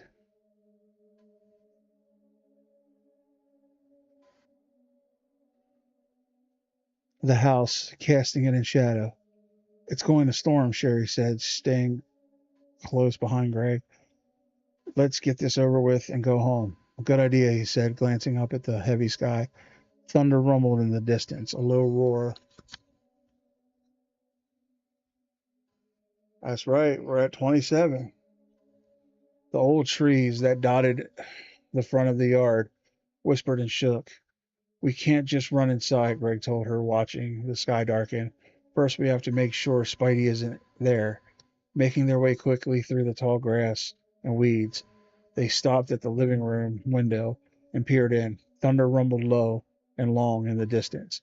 Greg thought he saw another creature scuttle through the weeds around the corner of the house. "Too dark in there. I can't see a thing," Sherry complained. "Let's check out the basement," Greg suggested. "That's where Spidey hangs out, remember?" The sky darkened to an eerie gray-green as they made their way to the back of the house and dropped to their knees to peer down through the basement window at the ground level. Squinting through the dust-covered window panes, they could see the makeshift plywood table, the wardrobe against the wall, its doors still open, the colorful clothes spilling out, the empty frozen food boxes scattered on the floor. "No sign of him," Greg whispered, cradling the camera in his arms as if it might try to escape from him if he didn't hold it tightly. "Let's get moving." "Are you sure?" Sherry stammered. She wanted to be brave, but the thought that she had disappeared for 2 days completely vanished, most likely because of the camera. That thought, that frightening thought, lingered in her mind. Michael and Bird were chicken, she thought, but maybe they were the smart ones. She wished this was over, all over. A few seconds later, Greg and Sherry pushed open the door. They stepped into the darkness of the front hall and stopped and listened. And then they both jumped at the sound of the loud, sudden crash directly behind them. That thunder, though. That's right. Just get in and put the camera back. Chapter 28. Sherry was the first to regain her voice. It's just the door, she cried. The wind. A gust of wind had made the front door slam. Let's get this over with, Greg whispered, badly shaken. We never should have broken in this house in the first place, Sherry whispered as they made their way on tiptoe to step by creaking step down the dark hallway toward the basement stairs. It's a little late for that, Greg replied sharply, pulling open the door to the basement steps. He stopped again. What's that banging sound upstairs? Yeah, the thunder. Sherry's feature tightened in fear as she heard it, too, and repeated almost rhythmic banging. Shutters? Greg suggested. Yeah, she quickly agreed, breathing a sigh of relief. A lot of the shutters are loose, remember? The entire house seemed to groan. Thunder rumbled outside, closer now. They stepped onto the landing, then waited for their eyes to adjust to the darkness. Couldn't we just leave the camera up here and run? Sherry asked, more of a plea than a question. No, I want to put it back, Greg insisted. But Greg, she tugged at his arm as he started down the stairs. No, he pulled out of her grasp. He was in my room, Sherry. He tore everything apart, looking for it. I want him to find it where it belongs. If he doesn't find it, he'll come back to my house. I know he will. Okay. Let's just hurry. It's brighter in the basement, gray light seeping down from the four ground level windows. Outside, the wind swirled and pushed against the window panes. A pale flash of lightning made shadows flicker against the basement wall. The old house groaned as if unhappy about the storm. What was that? Footsteps? Sherry stopped halfway across the basement and listened. It's just a house, Greg insisted, but his quivering voice revealed that he was as frightened as his companion, and he stopped to listen too. Bang, bang, bang.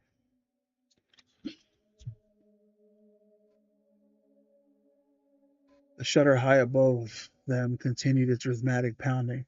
Where did you find the camera anyway? Sherry whispered, following Greg to the far wall across from the enormous furnace with its cobweb ducts sprouting up like pale tree limbs. Over here, Greg told her. He stepped up to the work table and reached for the vise clamped on the edge.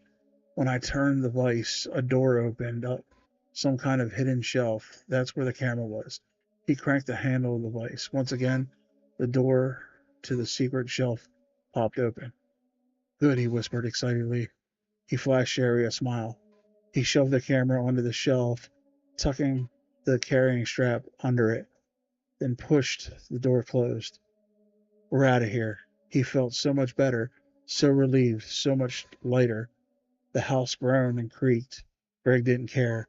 Another flash of lightning, brighter this time, like a camera flash, sent shadows flickering on the wall.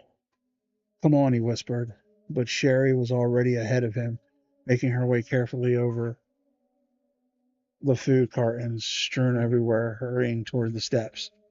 They were halfway up the stairs. Greg, one step behind Sherry, when above them, Spidey stepped silently into view on the landing, blocking their escape.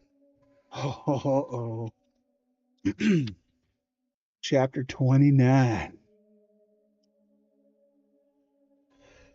Greg blinked and shook his head as if he could shake away the image of the figure that stared darkly down at him. No, Sherry cried out and fell back against Greg. He grabbed for the railing, forgetting that it had fallen under Michael's weight during their first unfortunate visit to the house. Luckily, Sherry regained her balance before toppling them both down the stairs. Lightning flashed behind them, sending a flash of white light across the stairway, with the unmoving figure on the landing above them remained shrouded in darkness. Let's go, Greg finally managed to cry, finding his voice. Yeah, we returned the camera, Sherry added, sounding shrill and frightened. Spidey didn't reply. Instead, he took a step toward them onto the first step, and then he descended another step. Nearly stumbling again, Greg and Sherry backed down to the basement floor. The wooden stairs squeaked in protest as the dark figure stepped slowly, steadily down. As he reached the basement floor, a crackling bolt of lightning cast a blue light over him, and Greg and Sherry saw his face for the first time.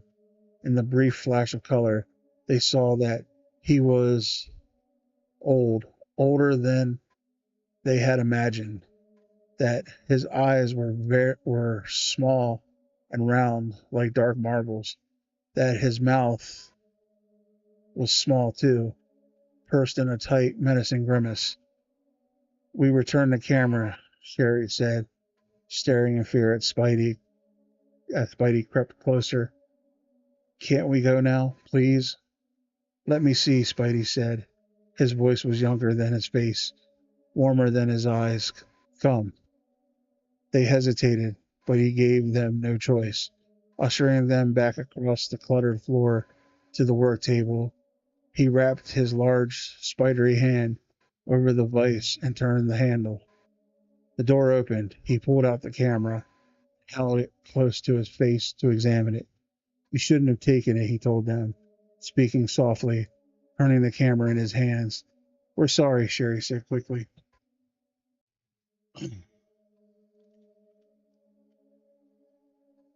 Can we go now? Greg asked, edging toward the stairs. It's not an ordinary camera, Spidey said, raising his small eyes to them. We know, Greg blurted out.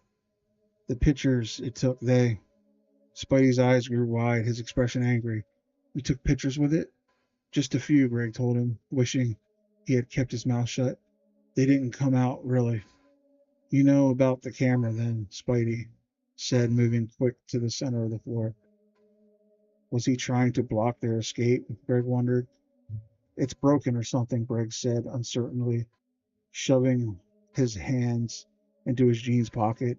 It's not broken, the tall, dark figure said softly. It's evil.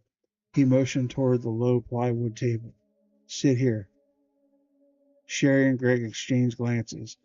They reluctantly sat down on the edge of the board, sitting stiffly, nervously, their eyes darting toward the stairway, toward escape. The camera is evil, Spidey repeated, standing over them, holding the camera in both hands. I should know. I helped to create it. You're an inventor? Greg asked, glancing at Sherry, who was nervously tugging at the strand on the back of her hair. I'm a scientist, Spidey replied. Or I should say I was a scientist. My name is Fredericks, Dr. Fritz Fredericks. He transferred the camera from one hand to the other. My lab partner invented this camera. It was his pride and joy. More than that, it would have made him a fortune. Would have, I say. He paused, a thoughtful expression sinking over his face. What happened to him? Did he die? Sherry asked, still fiddling with the strand of hair. Dr. Fredericks snickered. No, worse. I stole the invention from him. I stole the plans and the camera. I was evil, you see. I was young and greedy, so very greedy, and I wasn't above stealing to make my fortune. He paused, eyeing them both as if waiting for them to say something, to offer their disapproval of him. Perhaps, but when Greg and Sherry remained silent, staring up at him from the low plywood table, he continued his story. When I stole the camera, it caught my partner by surprise. Unfortunately, from then on, all of the surprises were mine. A strange, sad smile twisted across his aged face. My partner, you see, was much more evil than I was. Dr. Fredericks coughed into his hand and then began to pace in front of Greg and Sherry as he talked, speaking softly, slowly, as if remembering the story for the first time in a long while.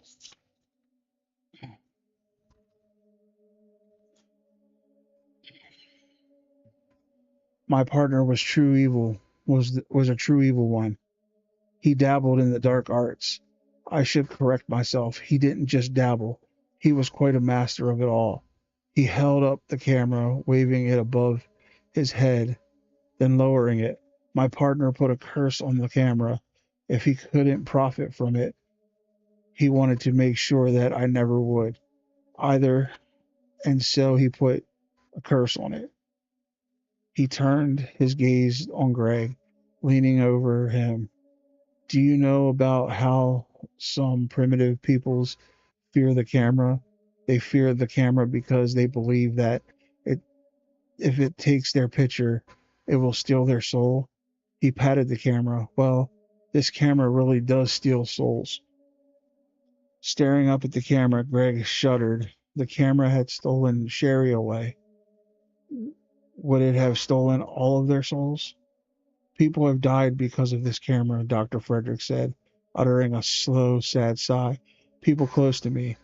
This is how I came to learn of the curse, to learn of the camera and of the camera's evil. And then I learned something just as frightening. The camera cannot be destroyed. He coughed, cleared his throat noisily, and began to pace in front of them. And so I vowed to keep the camera a secret, to keep it away from people so it cannot do its evil. I lost my job, my family. I lost everything because of it. But I am determined to keep the camera where it can do no harm. He stopped pacing with his back toward them. He stood silently, shoulders hunched, lost in thought. Greg quickly climbed to his feet and motioned for Sherry to do the same. Well, I guess it's good that we returned it, he said hesitantly. Sorry we caused so much trouble. Yeah, you were very sorry, Sherry repeated sincerely.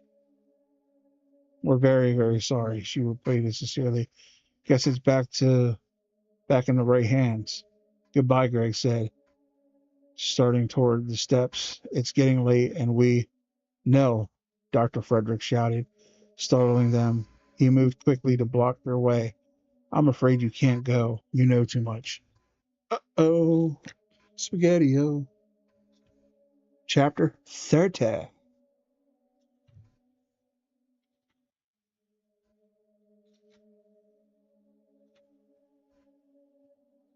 Chapter 30. I can never let you leave, Dr. Frederick said, his face flickering in the blue glow of the lightning flash. He crossed his bony arms in front of his black sweatshirt. But we won't tell anyone, Greg said, his voice rising until the words became a plea. Really, your secret is good with us, Sherry insisted, her frightened eyes on Greg. Dr. Fredericks stared at them menacingly, but didn't reply. You can trust us, Greg said, his voice quivering. He cast a frightened glance at Sherry. Besides, Sherry said, even if we did tell anyone, who would believe us? Enough talk, Frederick snapped. It won't do you any good. I've worked too long and too hard to keep this camera a secret. A rush of wind pushed against the windows, sending up a low howl. The wind carried a drum roll of rain. The sky through the basement windows was as black as night. You can't keep us forever, Sherry cried. unable to keep the growing terror from her voice. The rain pounded against the windows now, and a steady downpour began. Dr. Fredericks drew himself up straight, seemed to grow taller. His tiny eyes burrowed into Sherry's. "I'm sorry," he said, his voice a whisper of regret. "So sorry, but I have no choice." He took another step toward them. Greg and Sherry exchanged frightened glances. From where they stood, in front of the low plywood table in the center of the basement, the steps seemed 100 miles away. "What are you going to do?" Greg cried, shouting over the burst of thunder that rattled the basement windows. "Please," Sherry begged, "don't." Dr. Fredericks moved forward with surprising speed, holding the camera in one hand. He grabbed Greg's shoulder with the other. "No," Greg screamed. "Let go. Let go of him," Sherry screamed. He suddenly realized that both of Dr. Frederick's hands were occupied. "This may be my only chance," she thought. She took a deep breath and lunged forward. Dr. Frederick's eyes bulged, and he cried out in surprise as Sherry grabbed the camera with both hands and pulled it away from him. He made a frantic grab for the camera, and Greg burst free. Before the desperate man could take another step, Sherry raised the camera to her eye and pointed the lens at him. "Please, no, don't push the button," the old man cried. He lurched forward, his eyes wild, and grabbed the camera with both hands. Greg stared in horror as Sherry and Dr. Fredericks grappled, both holding onto the camera, each trying desperately to wrestle it away from the other. Flash! The bright burst of light startled them all. Sherry grabbed the camera. "Run!" she screamed. The basement became a whirling blur of grays and blacks as Greg hurled himself toward the stairs. He and Sherry ran side by side, slipping over the food cartons, jumping over the tin cans and empty bottles. Rain thundered against the windows. The wind howled, pushing against the glass. They could hear Dr. Frederick's angry screams behind them. "Did it take our picture or his?" Sherry asked. "I don't know. Just hurry," Greg screamed. The old man was howling like a wounded animal, his cries competing with the rain and the wind pushing on the windows. The stairs weren't that far away, but it seemed to take forever to reach them. Forever.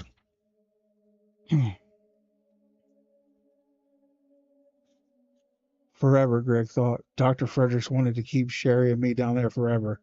Panting loudly, they both reached the dark stairway. A deafening clap of thunder made them stop and turn around. "Huh?" Greg cried out loud. To his shock, Dr. Fredericks hadn't chased them after all, and his anguished cries had stopped. The basement was silent. "What's going on?" Sherry cried breathlessly, squinting back into the darkness. It took Greg a while to realize that the dark rumbled from lying on the dark rumbled form lying on the floor in front of the work table was Dr. Fredericks. "What happened?" Sherry cried, her chest heaving as she struggled to catch her breath, still clinging to the camera strap, and she gaped in surprise at the old man's still body sprawled on the floor. "I don't know," Greg replied in a breathless whisper. Reluctantly, Greg started back toward Dr. Fredericks, following close behind. Sherry uttered a low cry of horror when she clearly saw the fallen man's face. Eyes bulged out, the mouth open in a twisted O of terror. The face stared up at them, frozen, dead. Dr. Fredericks was dead. What happened? Sherry finally managed to say, swallowing hard, forcing herself to turn away from the ghastly, tortured face. "I think he died of fright," Greg replied, squeezing her shoulder and not even realizing it. "Huh? Fright?" He knew better than anyone what the camera could do, Greg said. "When you snapped his picture, I think it scared him to death." "I only wanted to throw him off guard," Sherry cried.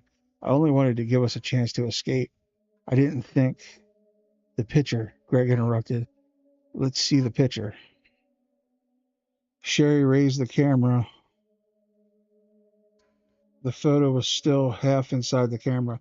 Greg pulled it out with a trembling hand. He held it up so they could both see it. Wow, he exclaimed quietly. Wow. The photo showed Dr. Fredericks lying on the floor, his eyes bulging, his mouth frozen open in horror. Dr. Fredericks' fright. Greg realized the fright that had killed him was there, frozen, on film, frozen on his face. The camera had claimed another victim, this time forever.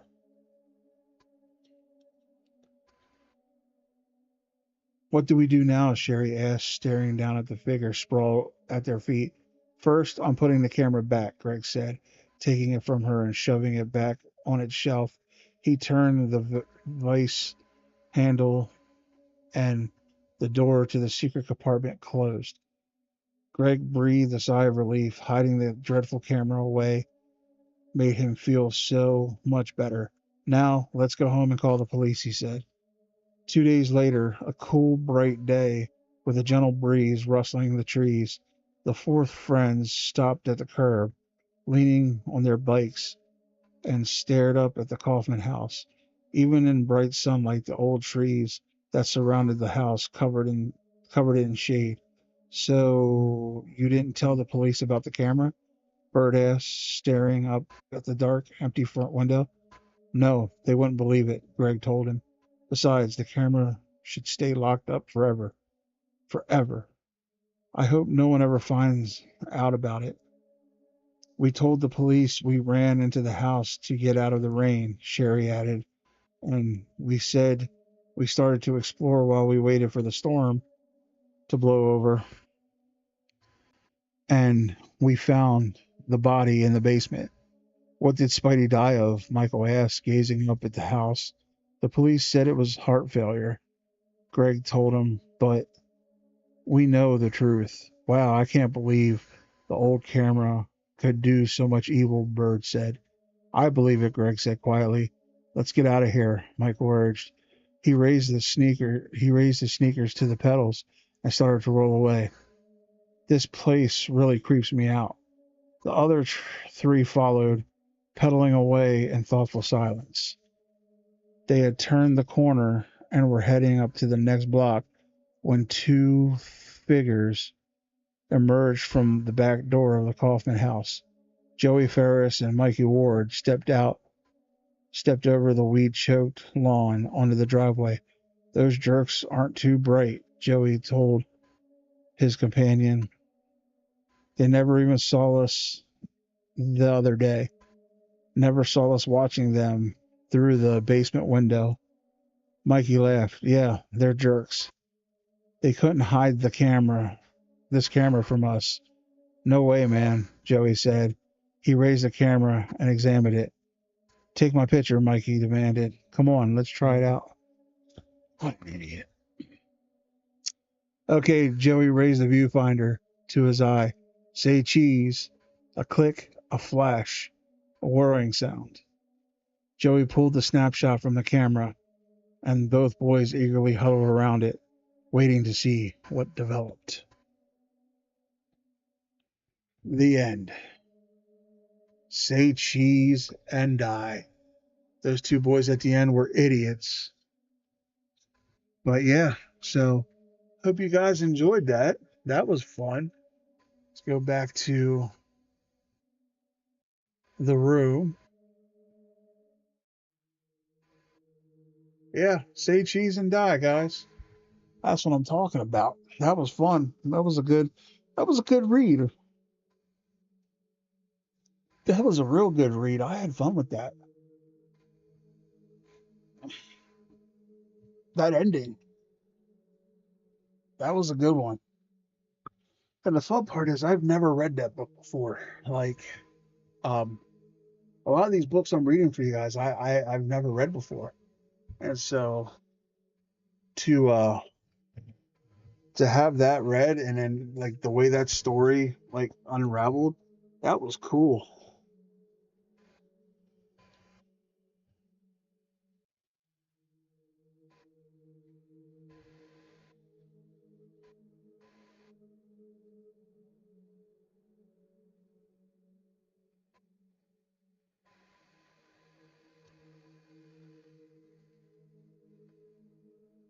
Yeah, that was a good book. That was definitely a fun read. So how are we doing tonight? Are we having some fun?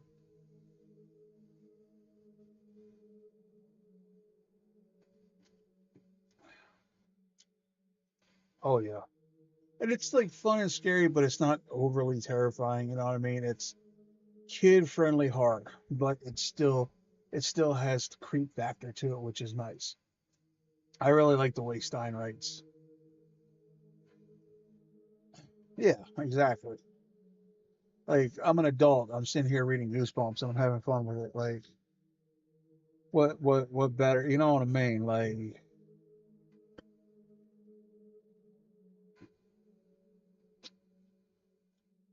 oh yeah.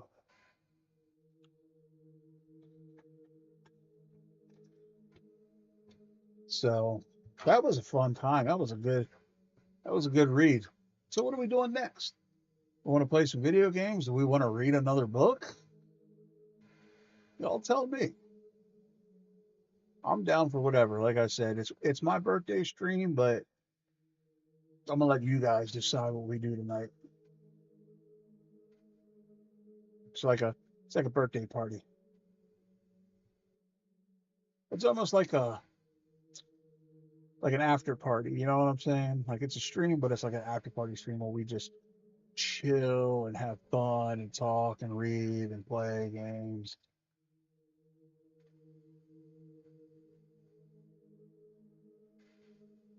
Exactly. He's one of them authors that really didn't throw much filler in. You know, he got to the point. That's why he's so great. Like the story was good. But that's also why a lot of his books are like at most 140 pages, 60 pages. You want some RE9? I can do RE9. I can definitely do some RE9 with some unlimited ammo.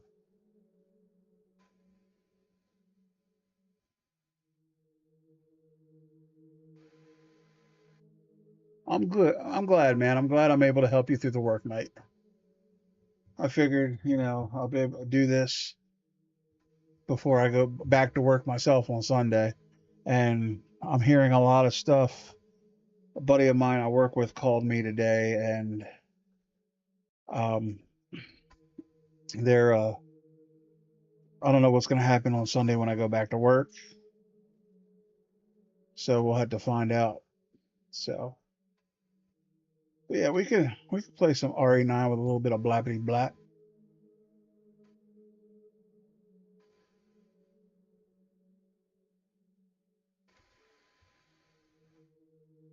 It's just got to update quick. Updates don't take long.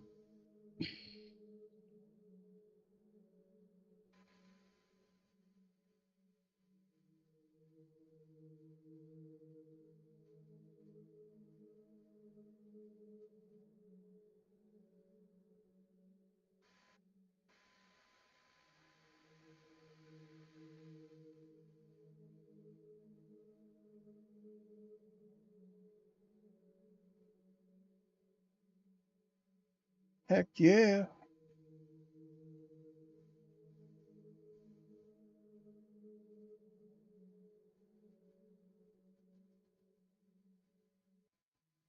Yeah, we're gonna do some RE9. Run around with the Requiem and just blappity blap the shit out of people.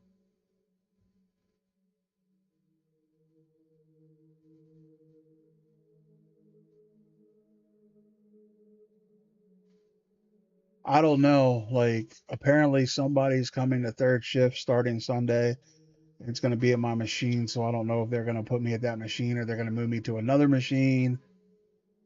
I don't know. I don't know what's going on, man. So I figured, you know what? I'm off Thursday, Friday. I got 3 more nights off. I'm going to enjoy them. I'm going to get myself ready. And I only got 2 weeks of work, and then we're off again for a week. So, but I need to center my chi and just get her done. You know what I mean? Like, because I don't know what's gonna happen when I get back to work. Not looking forward to it, but it is what it is. Got to make money.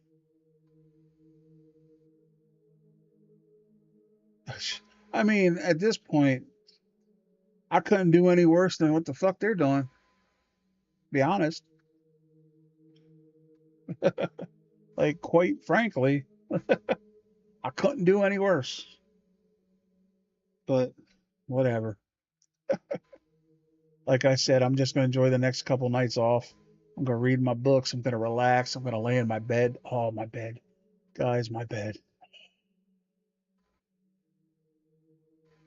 And I'm so annoyed with myself. Okay, that's it. Money does make the world go round, unfortunately. But dude, I'm so upset with myself about the Mortal Kombat.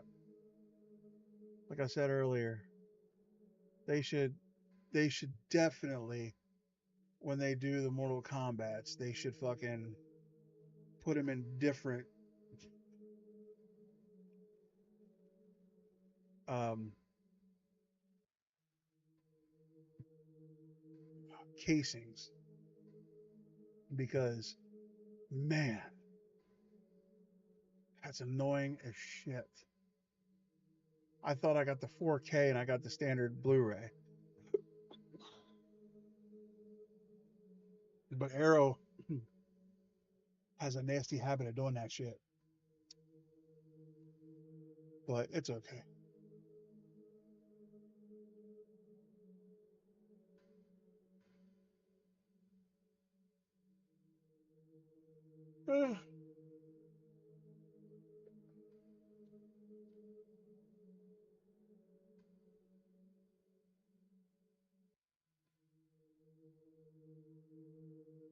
Yeah,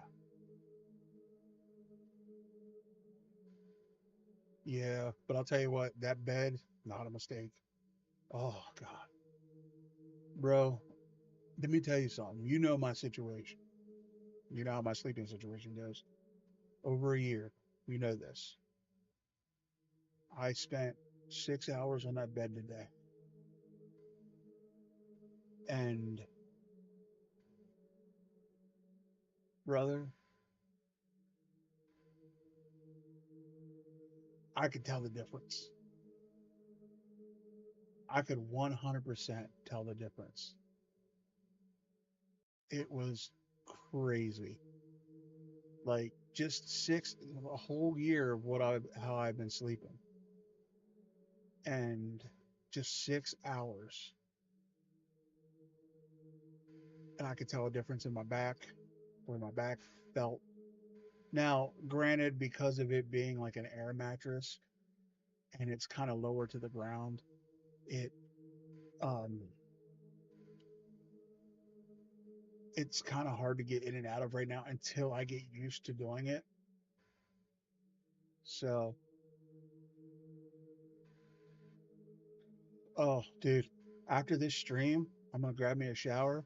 I'm gonna see the missus off to work, and I'm gonna take me a nice little nap, a few hours, and then I'm gonna wake up and just enjoy my birthday. Like I said, I'm gonna get myself some pancakes because I love pancakes, and that's usually what I get on my birthday.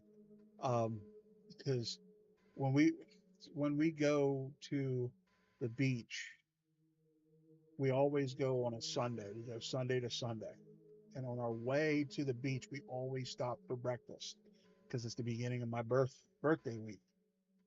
So we always stop for breakfast. We always stop at the same place. And I always get pancakes because I love pancakes are my favorite breakfast food. Pancakes, sausage. I like eggs too. I like uh, over medium eggs because I like to dip toast and yolk. But pancakes are my go-to. Yeah, we could. Yeah. But we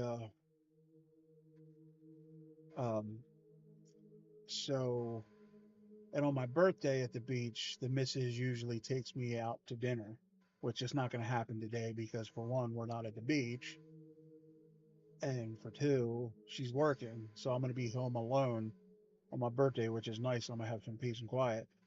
But yeah, I'm thinking about getting some pancakes, and then later, if she wants to order us dinner, I might do some spaghetti. I love spaghetti, so we'll see. We'll see. I don't know how I'm gonna spend my birthday just yet. I know I'm gonna spend a little bit of it on my bed asleep, but after that, I don't know. So, but okay. Resident Evil 9 is ready to be played. We'll play through it. We'll watch. Do you guys want to watch the story as we play through it?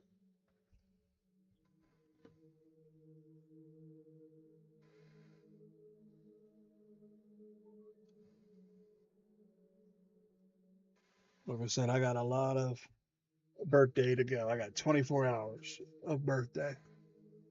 So we'll figure something out. All right, let's dive in.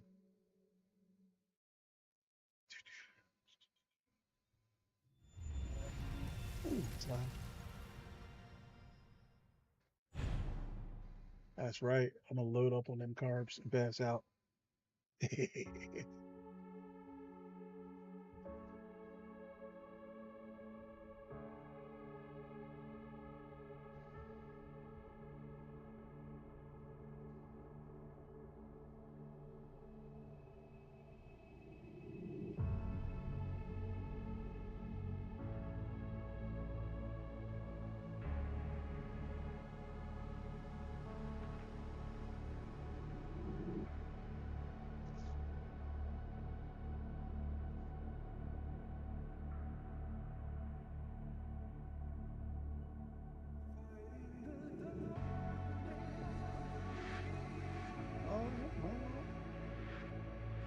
All right.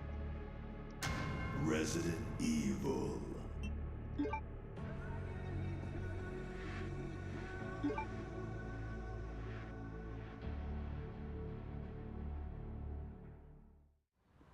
Are y'all ready for how's the sound?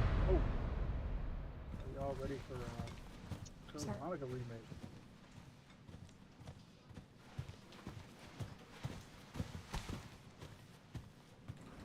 That's right. Here we go. A little RE9.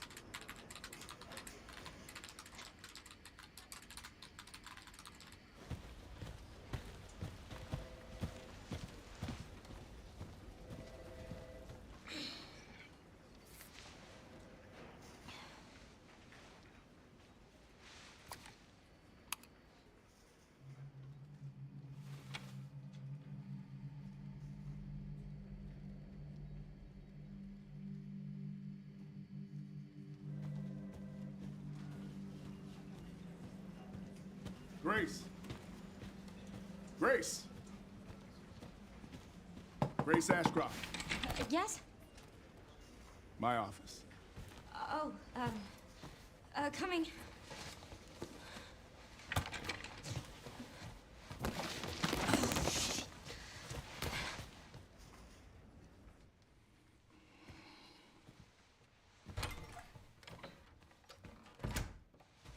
If this is about the report you asked for yesterday, it'll be ready in 3. No, 2 days, tops. Put a hold on that for now. We found another body. One that exhibits the same pathology as the others we've been investigating. Now, I need a good technical analyst on this. Okay.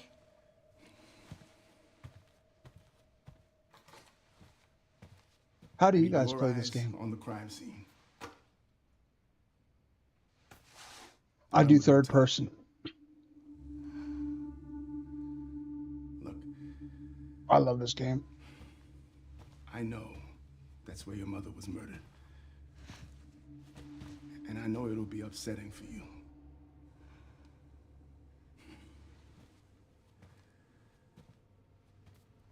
Alyssa died 8 years ago. Perhaps it's time for you to face the past. Confront that fear head on.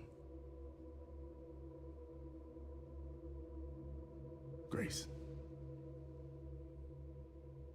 I won't force you to go. But do you think you can do this for me?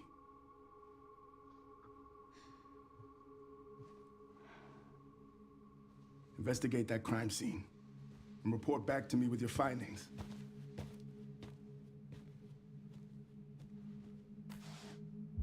That's all for now.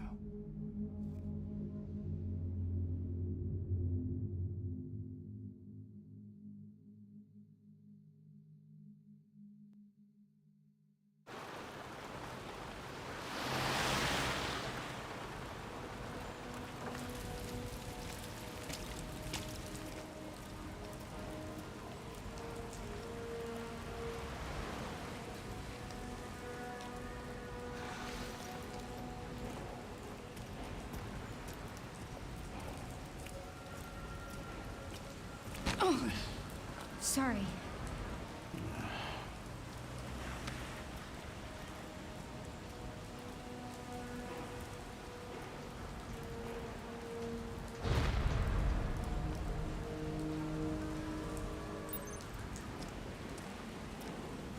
Do I sound like I care? It should be around here.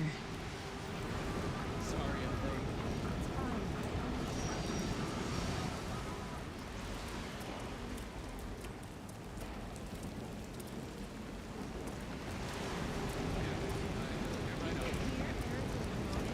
We're gonna go on a zombie murdering spree. Yeah, right? He's a kiss ass himself while we do. Get the fuck out of the way. God. Oh man, she was pissed. She forgave me in the end.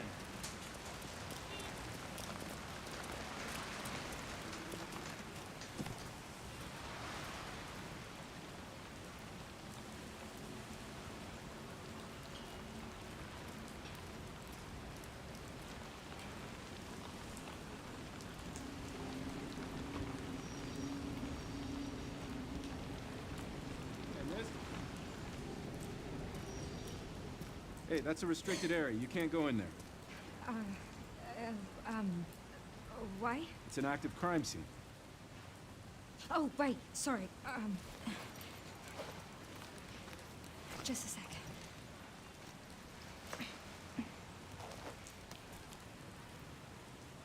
Oh, you're FBI?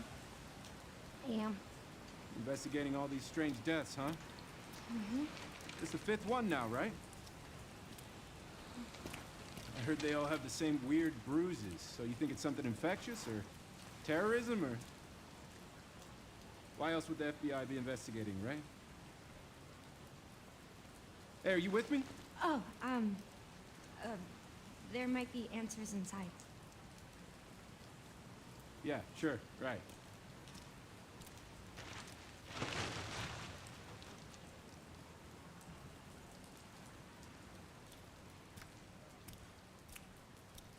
Be careful in there. Whole building's condemned. Word is they're finally gonna bring the whole place down. Yeah, thanks.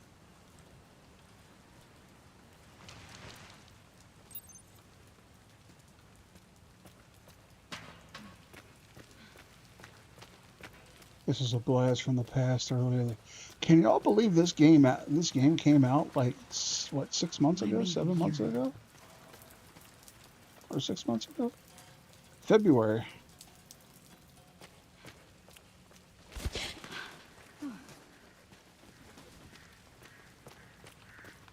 We were supposed to get some kind of DLC for it, but the DLC never came. I don't know if it's gonna come.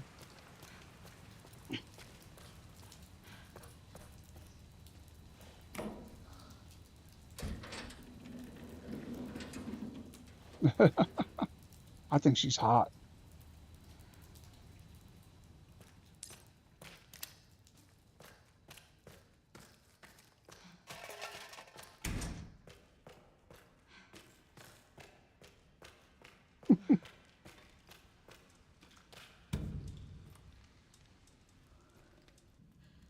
I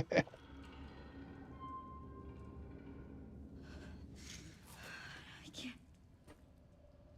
That's too much. Come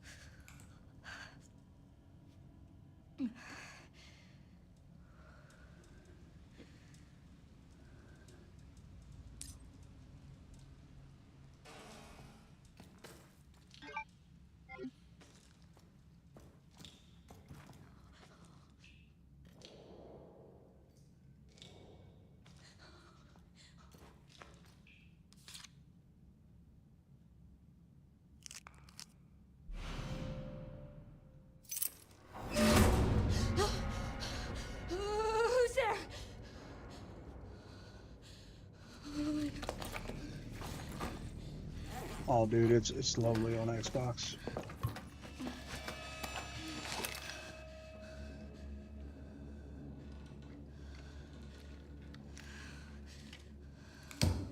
Hell yeah, brother. What do I do? Maybe you can get some tips and tricks as you watch me beat it tonight. What do you say?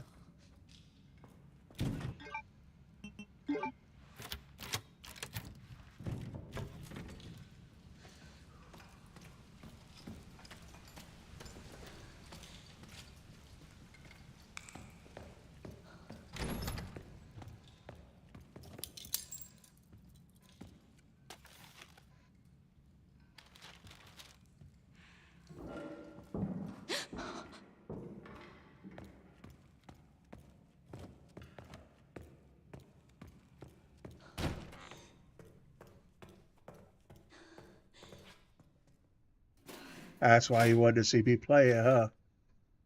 Remember the walkthrough. Smart, because I'm definitely down to play this joint.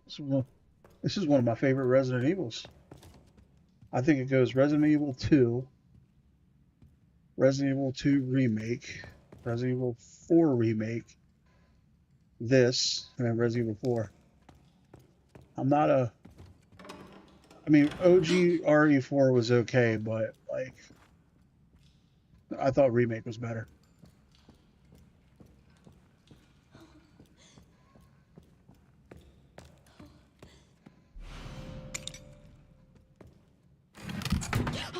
Son of a bitch. Oh, shit.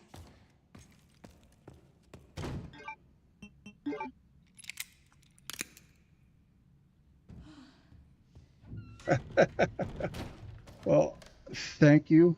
I wish it was all like that, but I just enjoy playing them.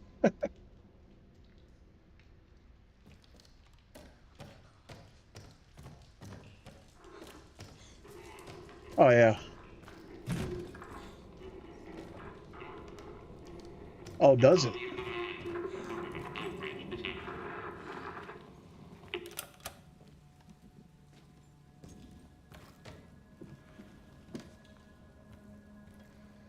What? Who?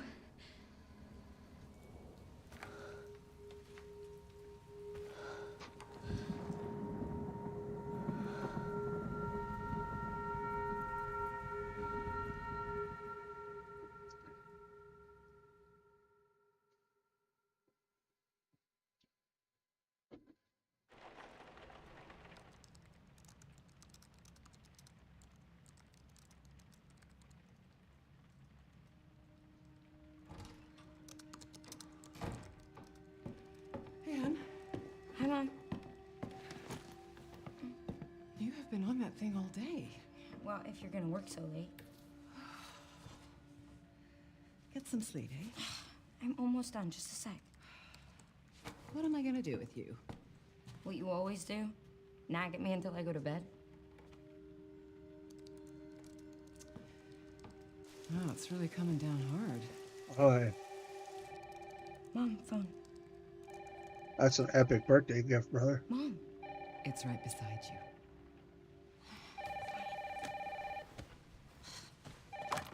Hello?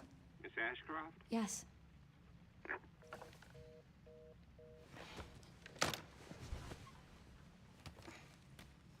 Who was it? Dunno. They asked for Miss Ashcroft and then they hung up on me. Rude. What the? They're coming. Grace, we need to go. Go where? Mom, what's going on? Hurry. Wait, who's coming? What's wrong? We need to keep our voices down. This is ridiculous. Come on.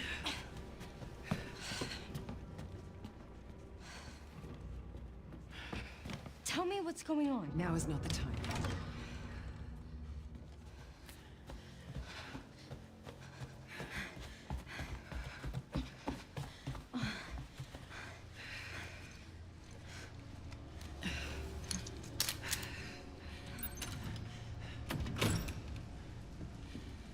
Stay close. Mom, wait! Grace, come on, keep moving.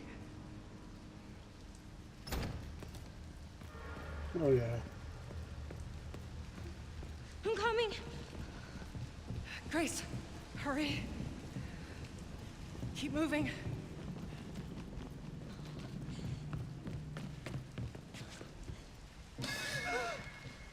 Hello?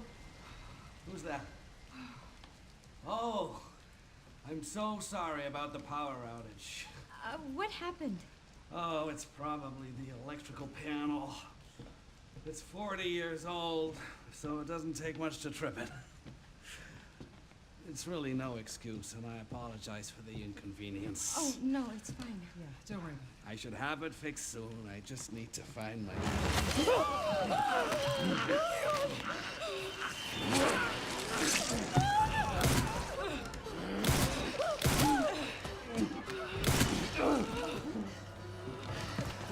What the hell, Mom? No, Grace. No. Grace, stay close to me. Are you gonna tell me what's going on? Mom, what are you doing? Something important.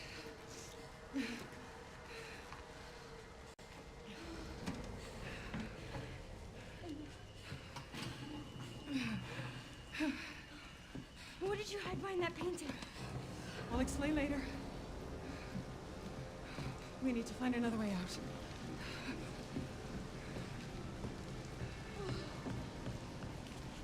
Grace, come on.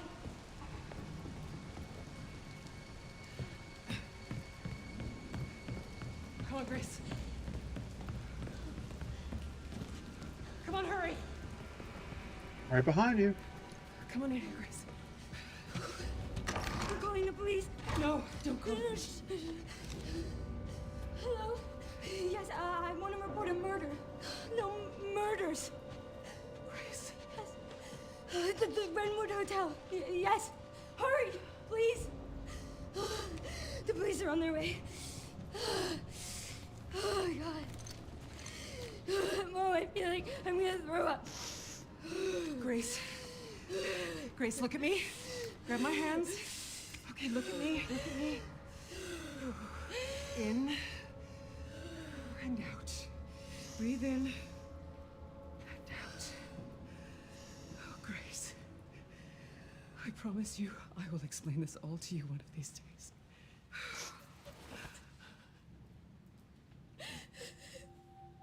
Grace.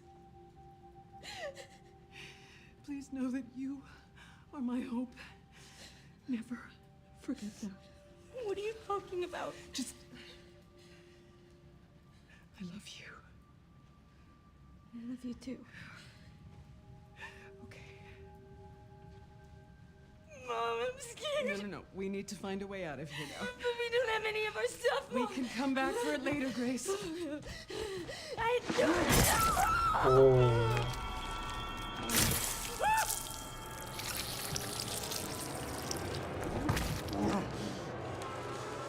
Found you.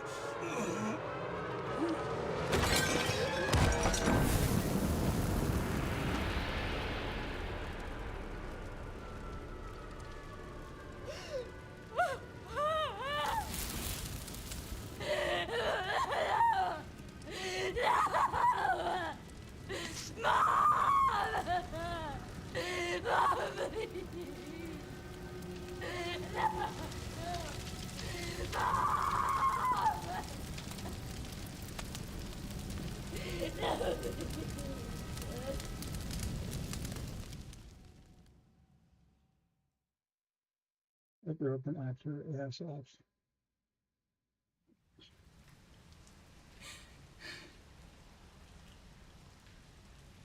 I'm so sorry, Mom. This is not my fault.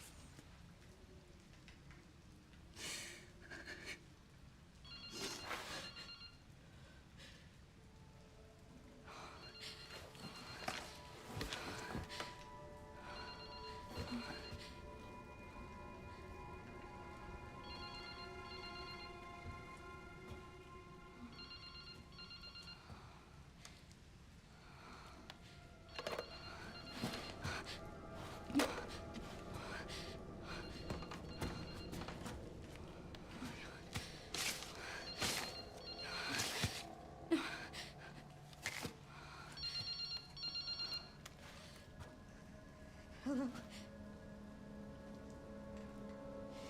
Who is this?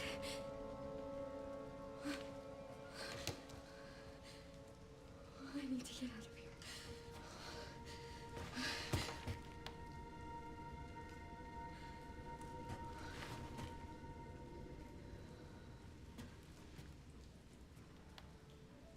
Something important. I'll explain later. What did you hide behind that painting?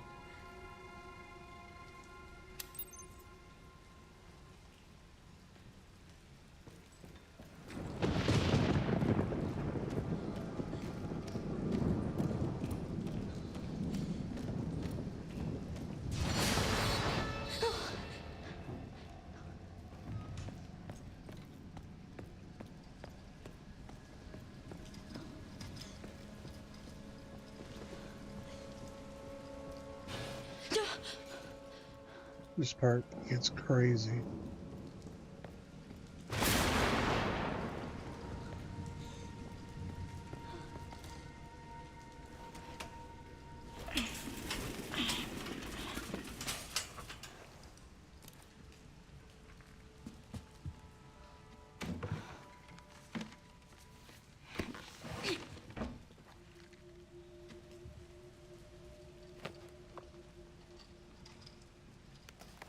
Heck yeah, it's spooky.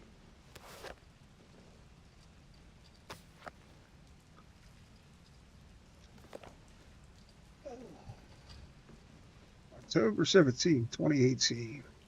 Work has settled down and we're heading to a new town the day after tomorrow.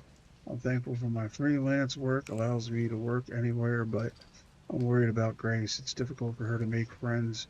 We're constantly on the move. Maybe we can spend a little more time in the next town. October 18th, 2018. Finished some research, stopped in a cafe when I noticed a hooded man. I could have sworn he was watching me. Maybe I'm just paranoid. October 19th, 2018. I saw the hooded man again. He is definitely following me. We only just got here, but I think we should move on. I can't let anything happen to Grace. I'm not gonna read all these. That was one and done. I'll still look at them and slowly go across them, but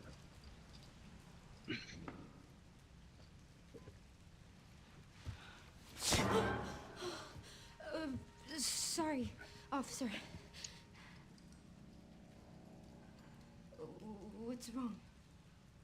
Them thing stung me. Are you okay?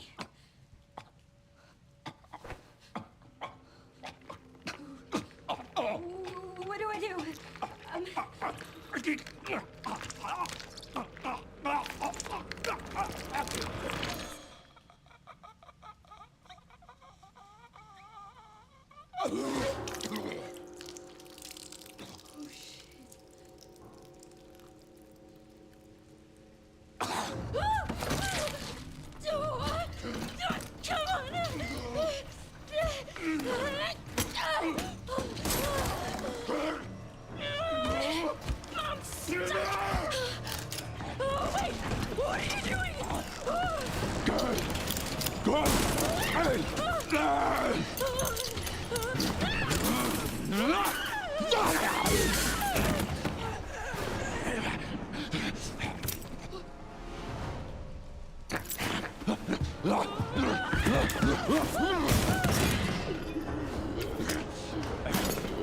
Get away!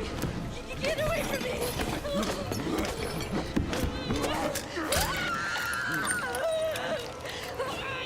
ooh, the sound of his teeth scraping against that metal. Ooh.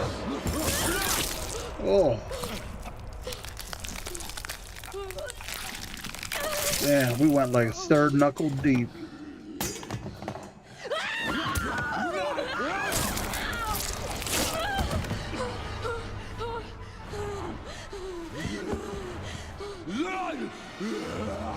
What the hell? What the hell? What the hell? What the hell?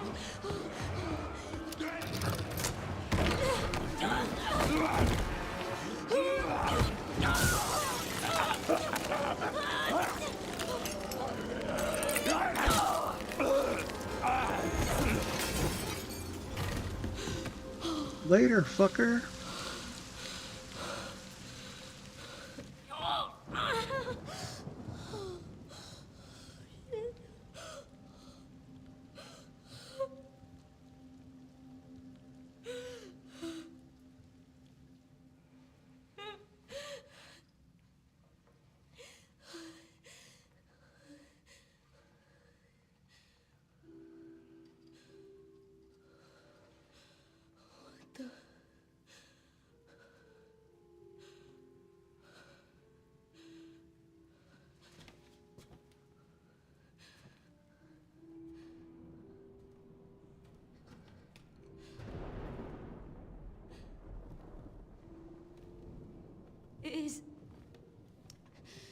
Is anyone there?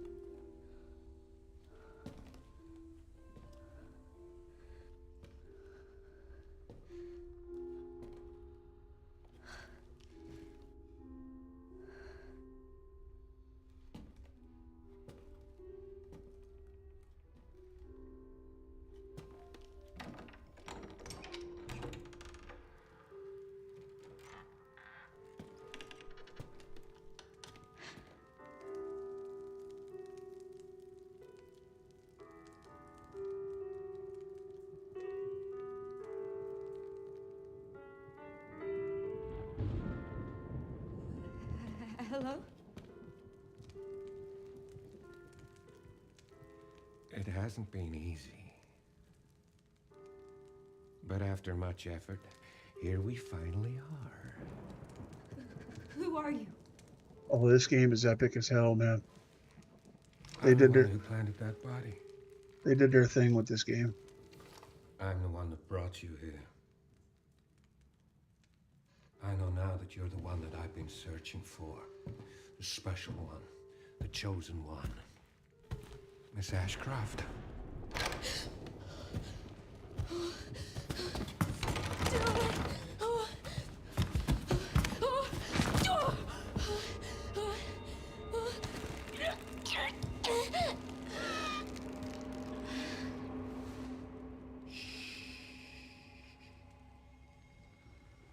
Rest now, Grace.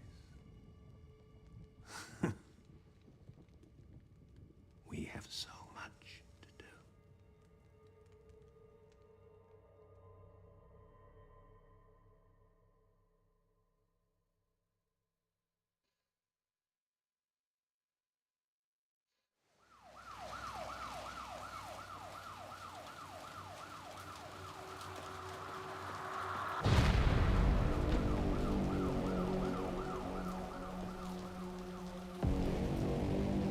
That didn't take much to put her on her ass, huh? Talk to me. Is this one like the others? Well, same black blotches. And it's not post-mortem lividity. No. No, this is different. That's 6 now. 6 survivors of Raccoon City, all dead from the same thing. Yeah, that's not good. No. No, it's not.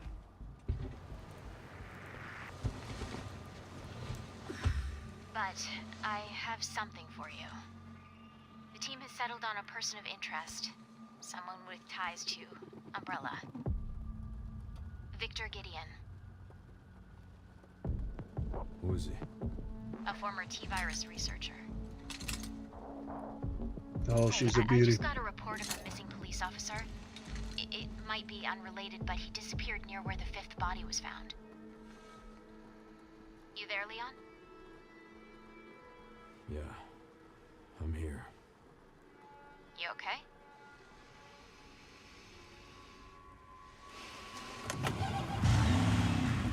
Some of the address. Check it out.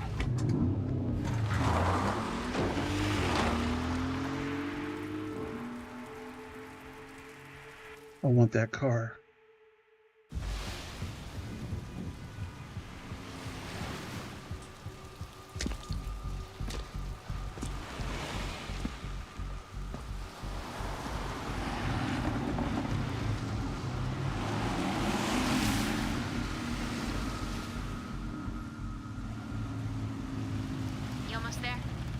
Just about.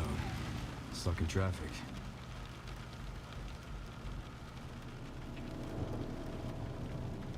You've got to be shitting me.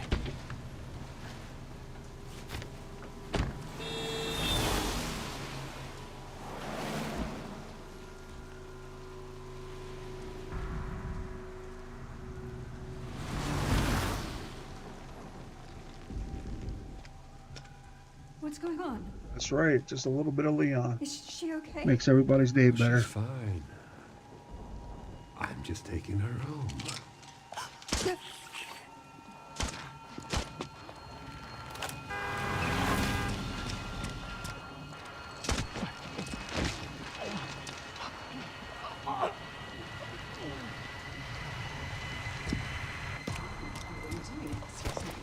Leon, what's your sit rep? I'm going after Victor. Don't do anything stupid. Never.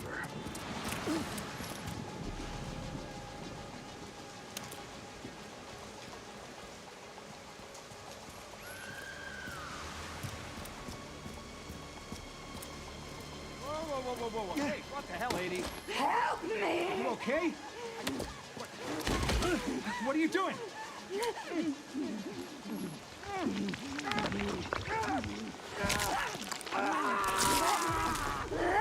Yeah.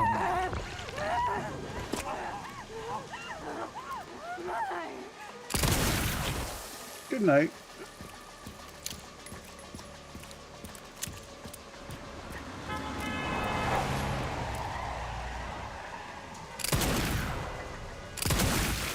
Get Brentwood locked down. What? Is it something to do with Victor? Yeah. He's the one to thank for all the excitement.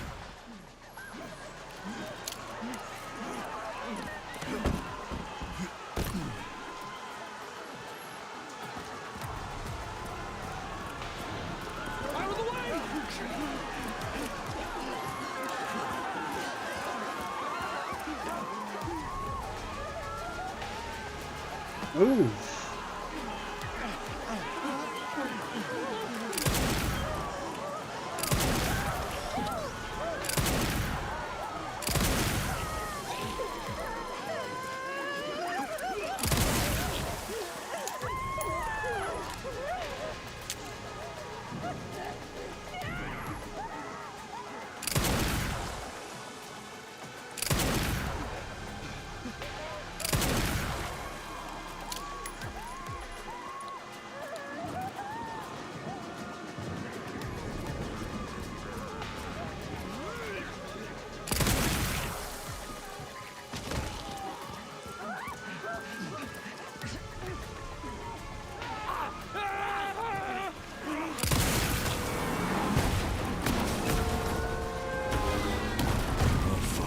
Let's make this quick. Hold on a second.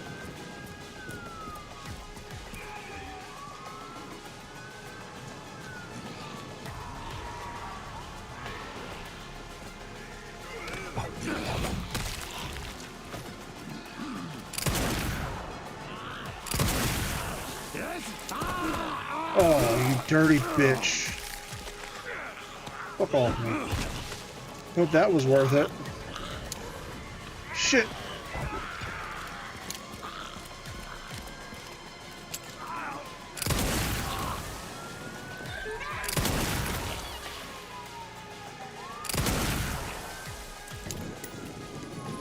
Hell yeah.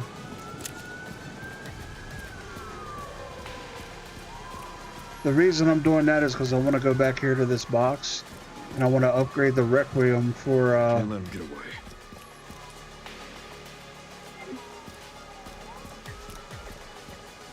Oh, damn it, I went too far. Did I go too far? Can't let him get away. Ah, shit. So basically what I was going to do is I was going to upgrade the Requiem for, I still can. For Grace.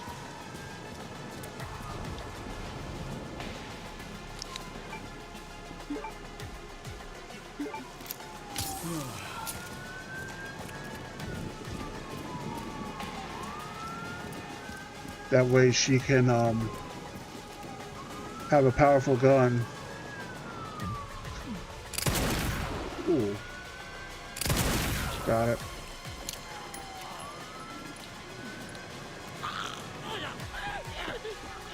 Good night.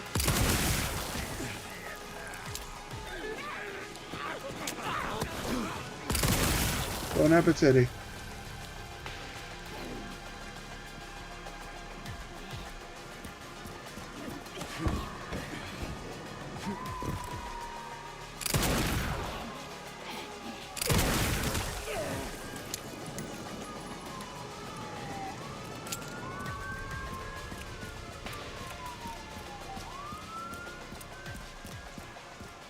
I'm sure there's nothing lying around.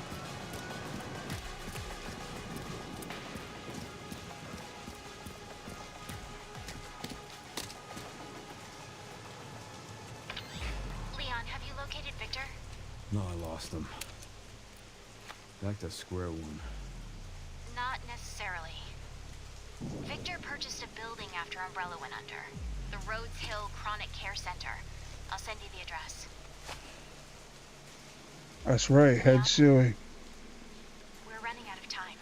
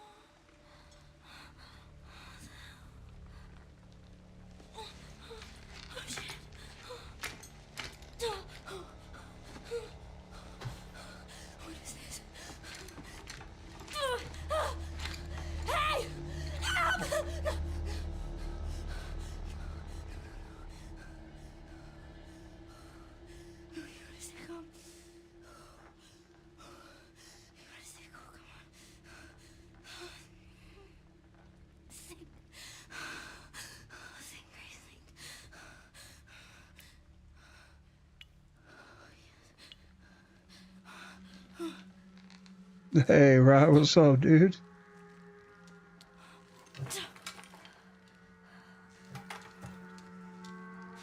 We just read Say Cheese and Die a little bit ago, brother.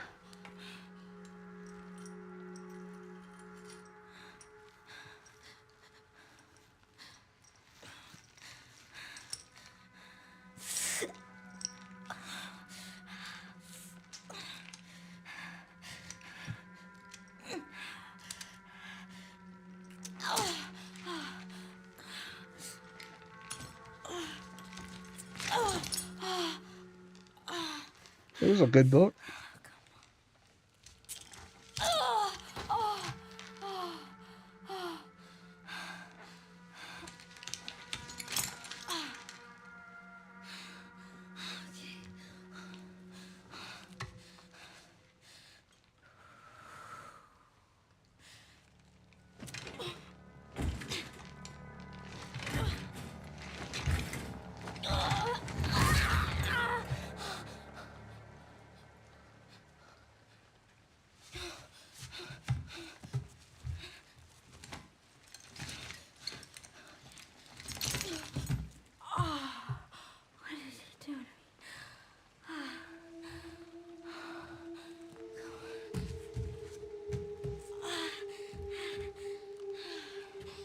Hey guys, give me 1 second. I gotta go get my my cushion for my seat. Give me 1 second. I'll be right back.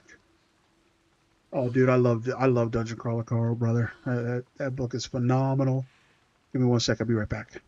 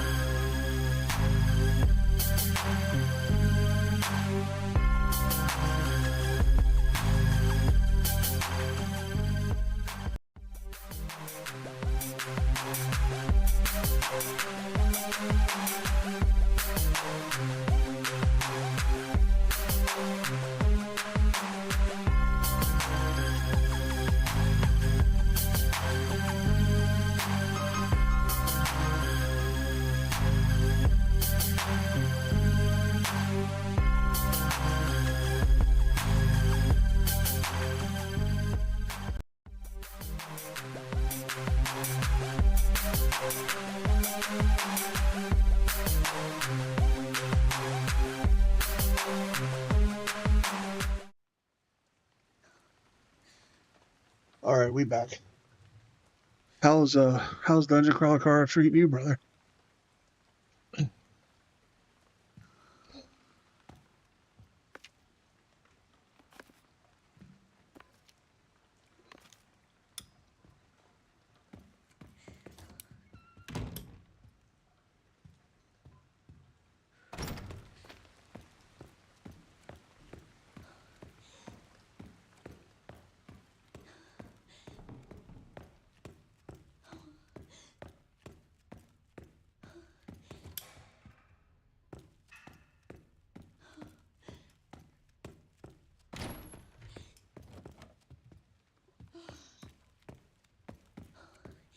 Like you said.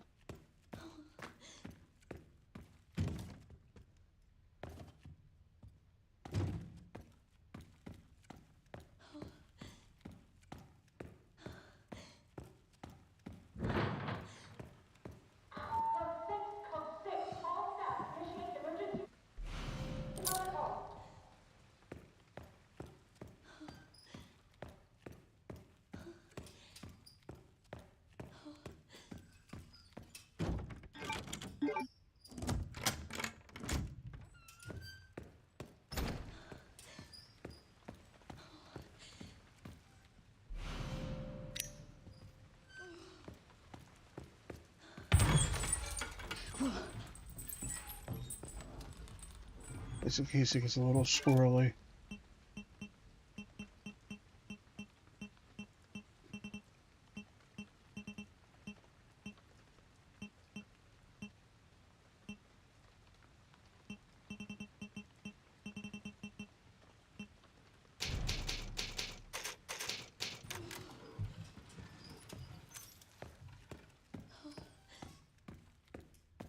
Thank you, brother.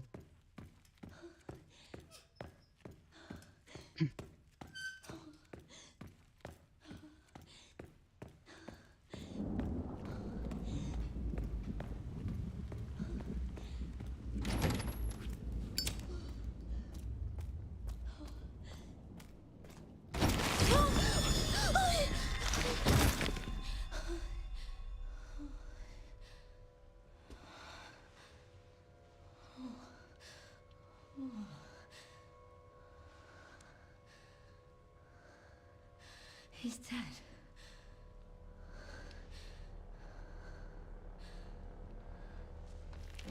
No. Infected. Oh, today's my birthday. I plan on chilling and reading, brother.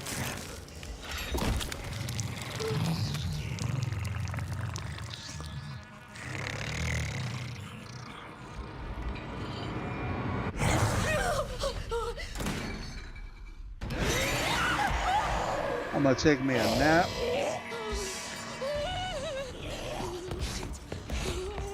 And then we'll wake up and finish Dungeon Crawler Carl.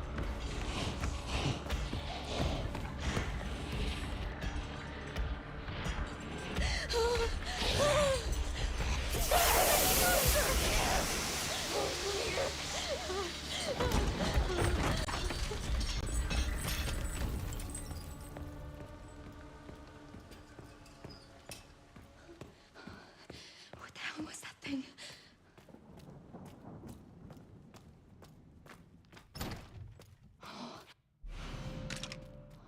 Oh my god. This looks important. Oh, maybe.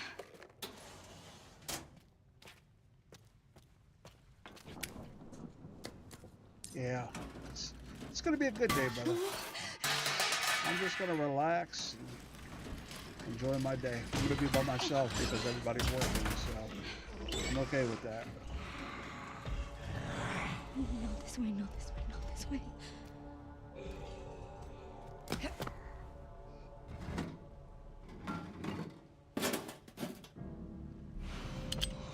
Yes.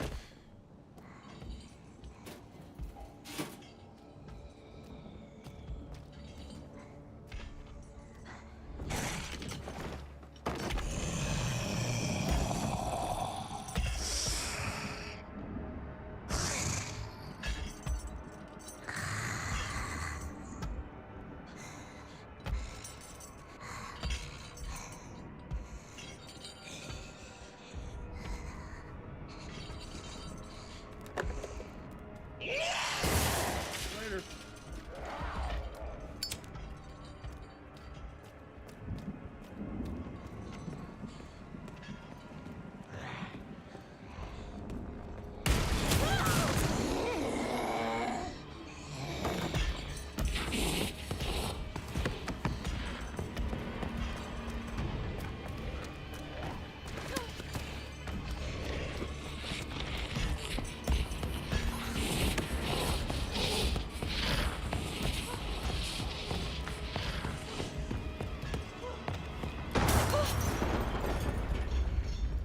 She almost got me there.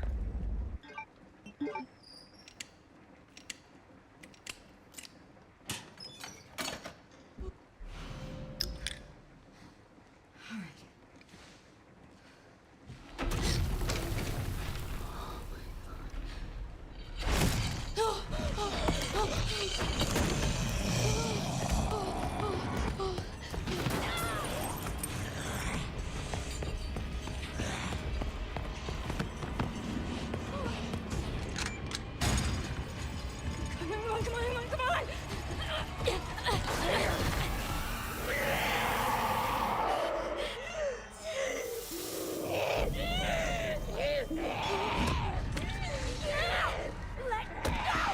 Pisses me off. She keeps falling every time you try to get away.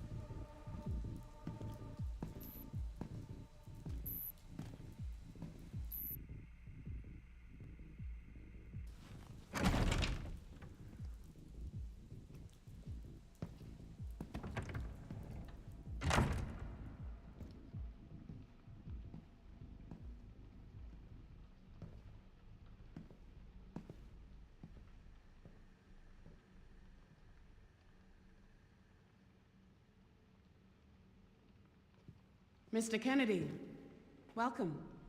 Dr. Gideon has been expecting you. Funny. I don't remember getting an invitation. Well, he's waiting for you. Can't have that, can we? Follow me, please. Lead the way.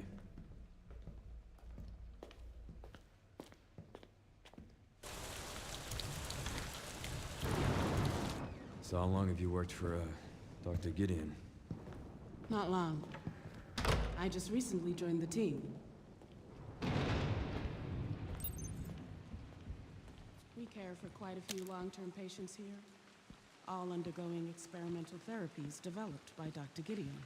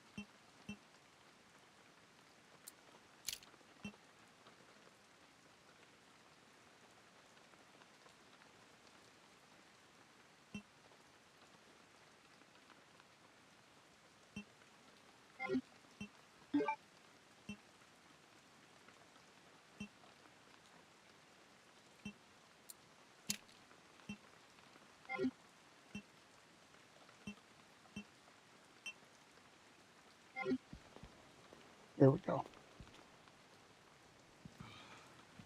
Well, she's got a pretty strong gun. So do I. Experimental therapies. Yes. It's all very cutting edge. The facility keeps a low profile due to the sensitive nature of the research. Oh, I bet it does.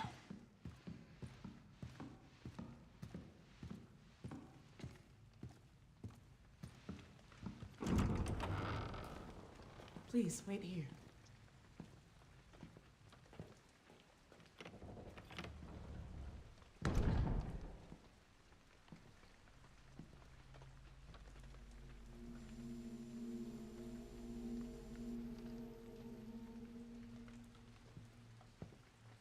Yeah, their life hurt.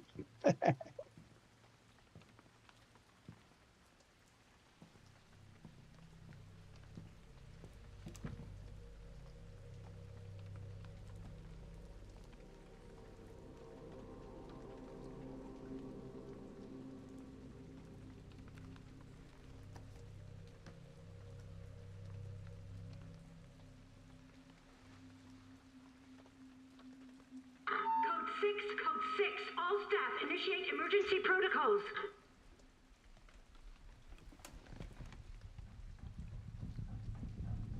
Mr. Kennedy, we need to leave immediately. What's going on? I don't know what's happening. Some kind of mass hysteria. The hospital is on lockdown.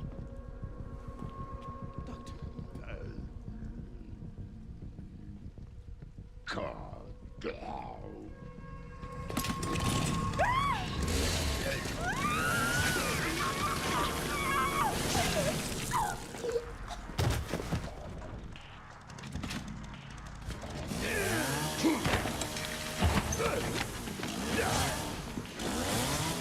I think I want a second opinion.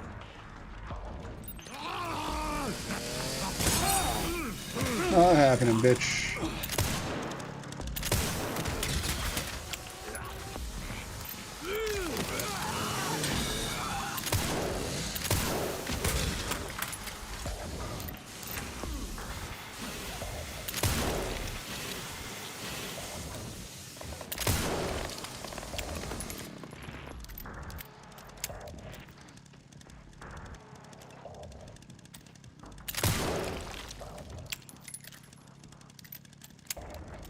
With this gun, you don't get the a lot of the head explosions.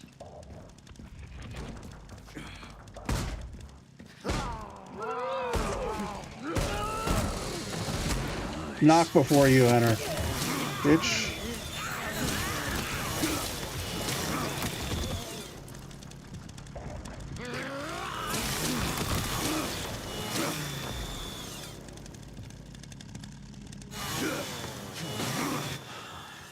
Well, that went well.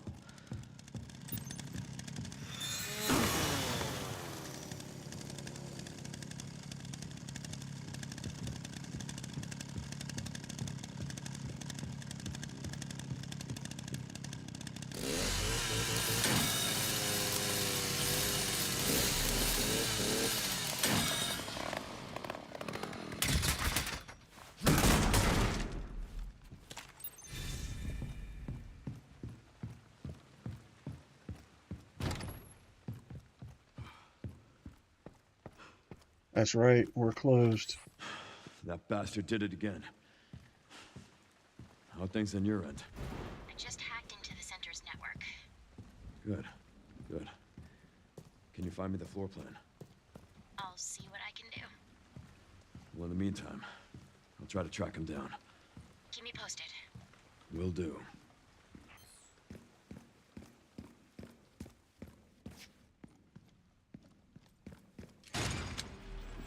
Come on, come on, come on!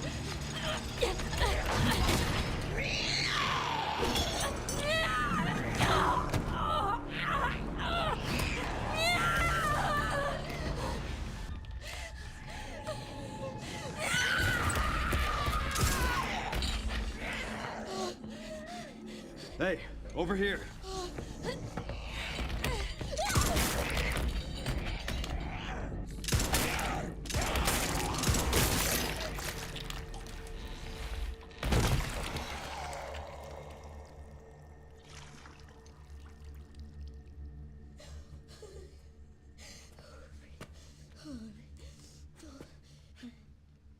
You okay? Yeah. Thanks. Leon Kennedy, DSO. CSO. I'm Grace. Ashcroft. FBI. FBI? What are you doing here? Someone kidnapped me. Victor Gideon. I don't know. Well, we should leave.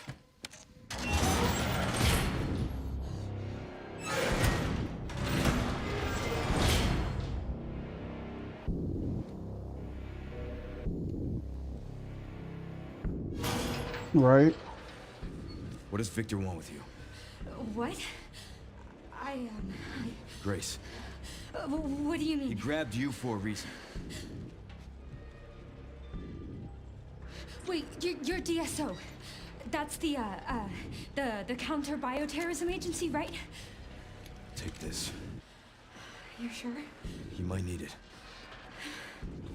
Now go. Get out of here.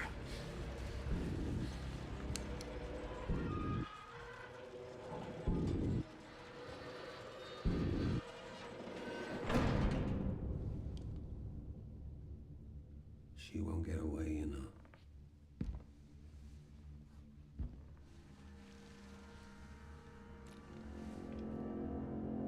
Dr. Gideon.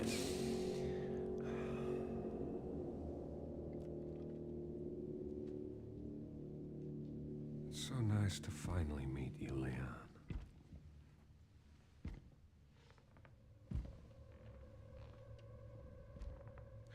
Why don't we have a little talk?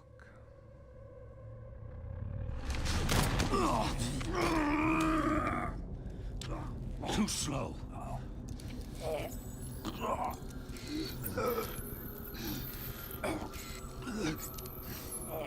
I see you're exhibiting symptoms, too. Umbrella's curse.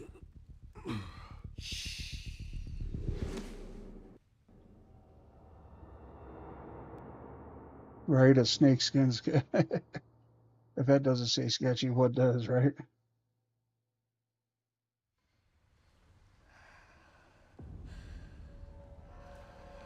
I'll be fine.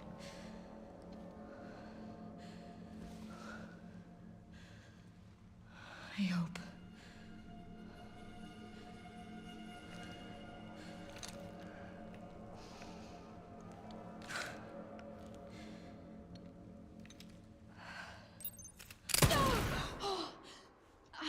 Jesus.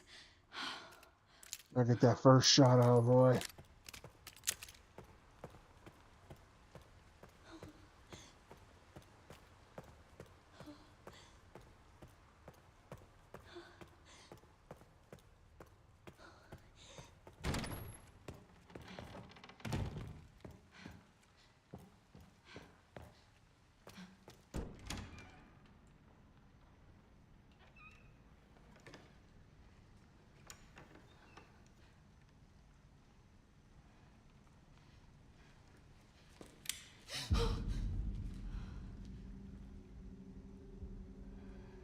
Right? Oh, God.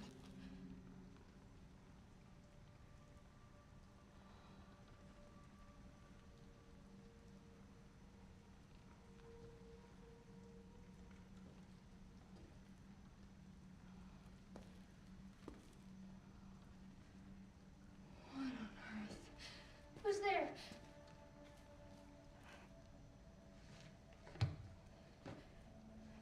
Is someone there? Oh, I'm sorry if I surprised you.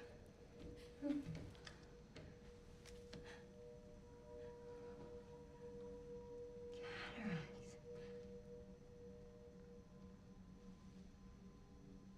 You can't see, can you? Who are you?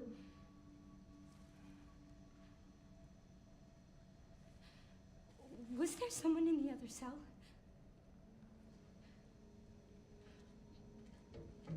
Why are you in there? Everyone's gone. Stay away from me! Are you all right? Get away!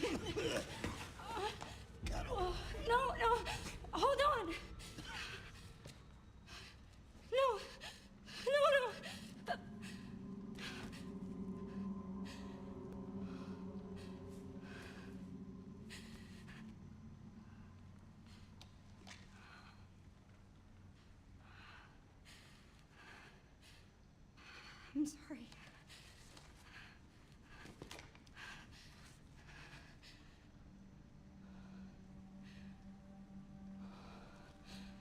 What is happening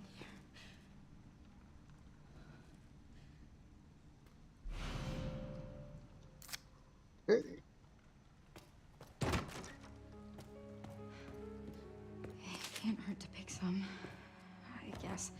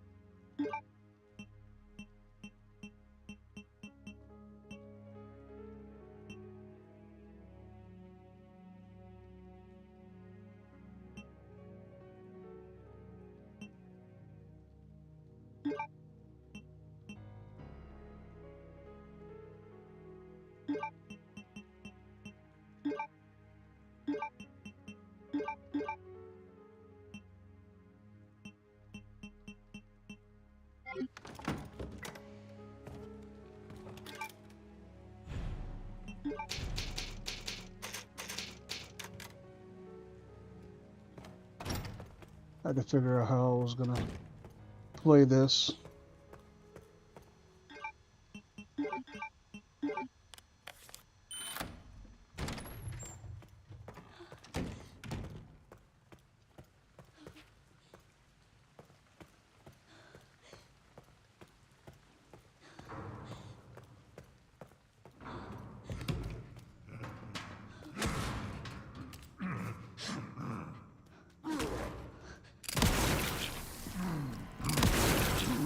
Nighty night, fucker. I'm just gonna push this.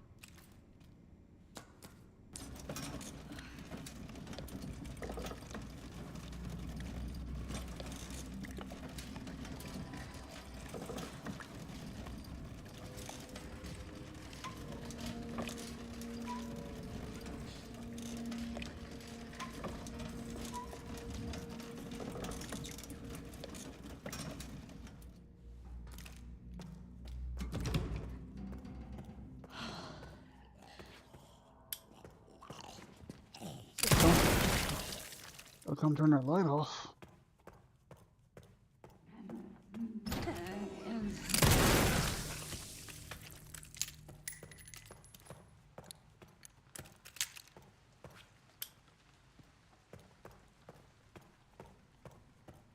I love this part.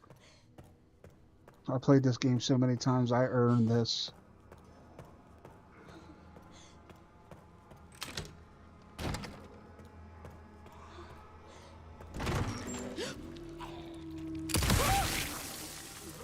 Oh, what the fuck?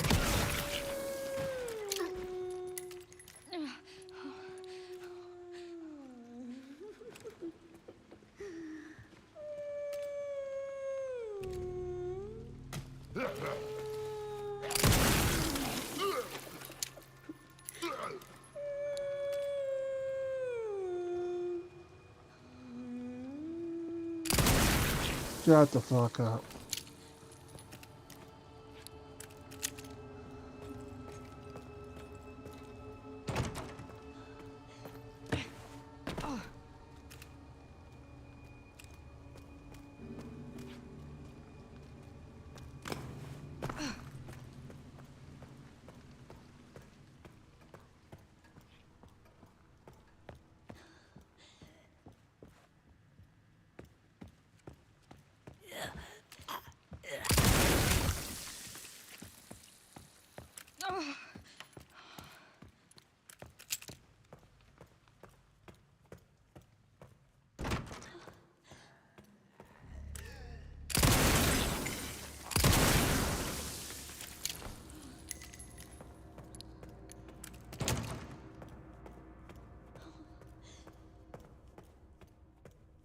Oh, I love the blappy blap.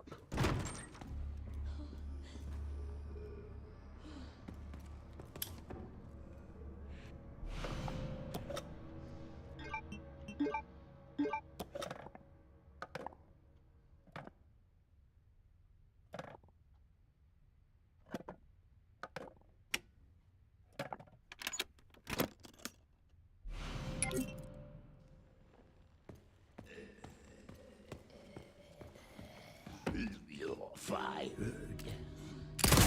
You're dead.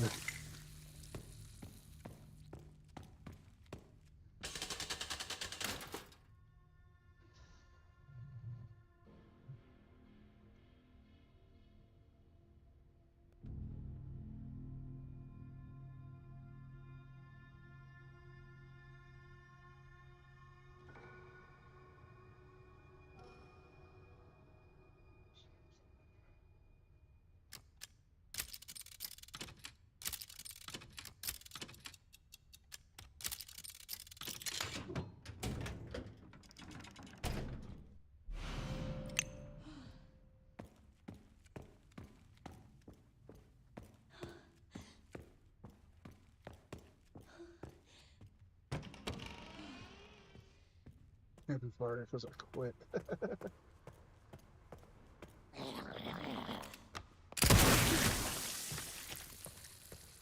Scared me. I hate this place. What if I can't get out?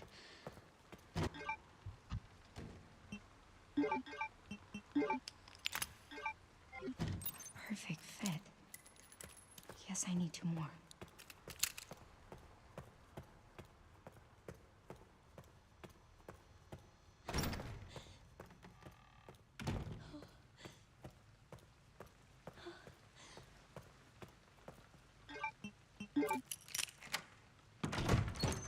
Weird. How do people normally get in here?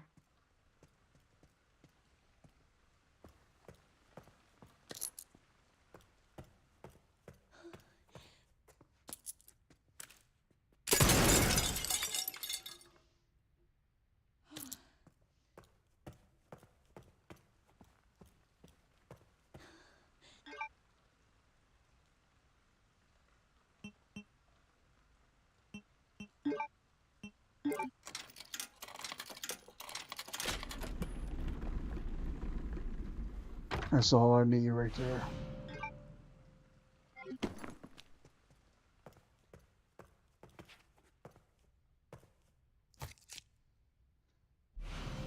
Oh, sorry about this.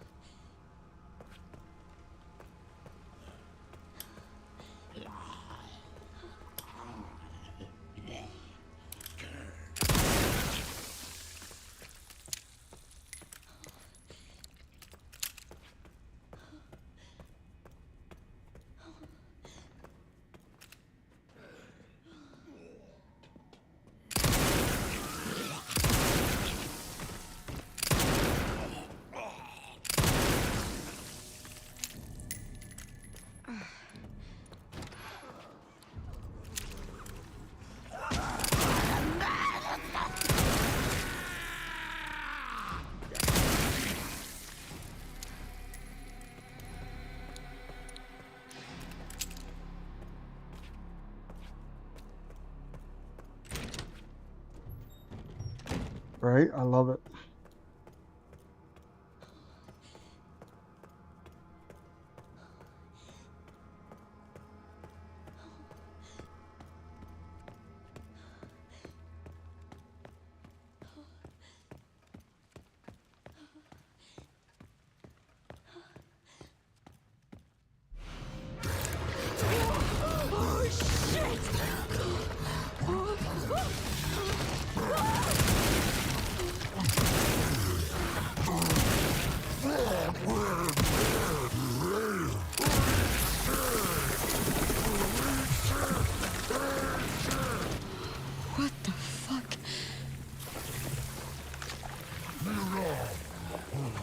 I needed that light on.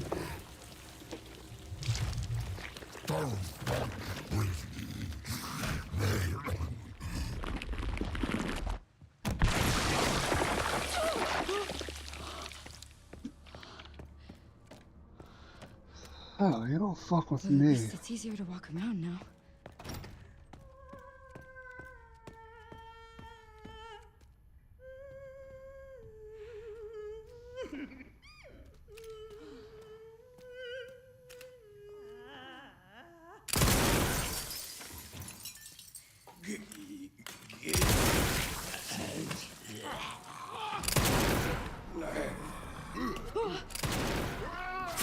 Motherfucker.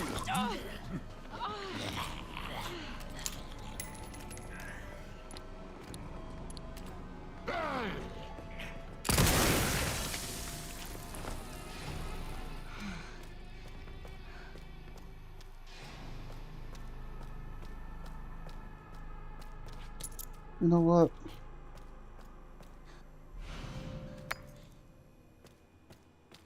Fuck it, I'm gonna get the steroids.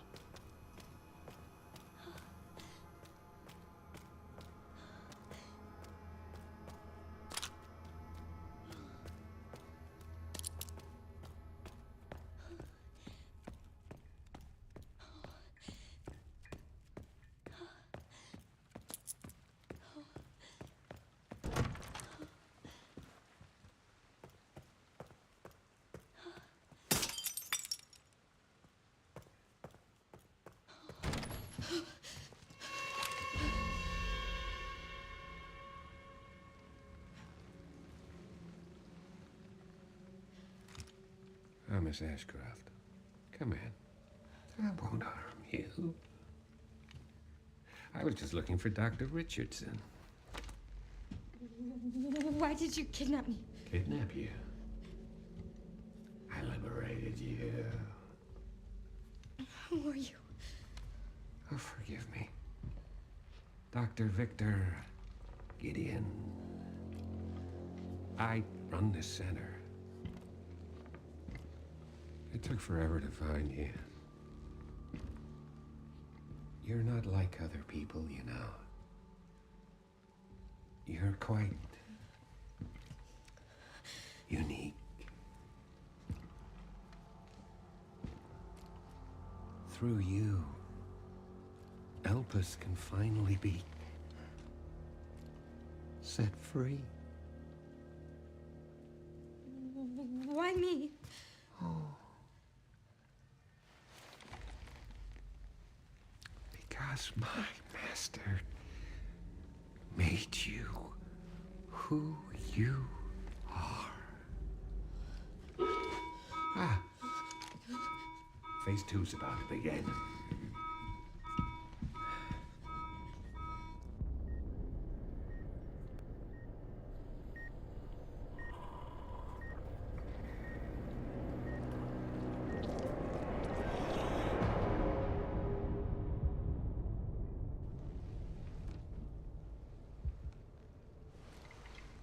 Would you like to see what's hidden under the hood?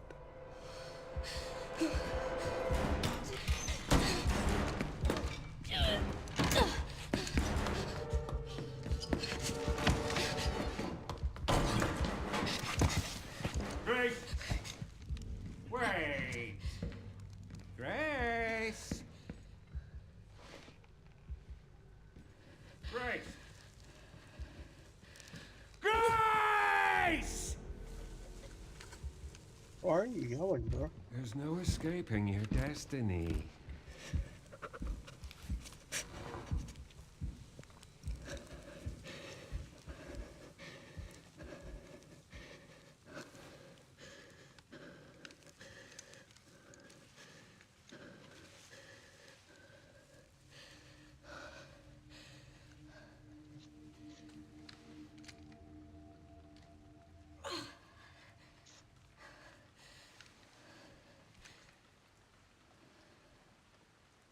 All right, guys, I gotta take a brief intermission. Your boy gotta use the bathroom. I will be right back. What the fuck does he mean, destiny? Be right back.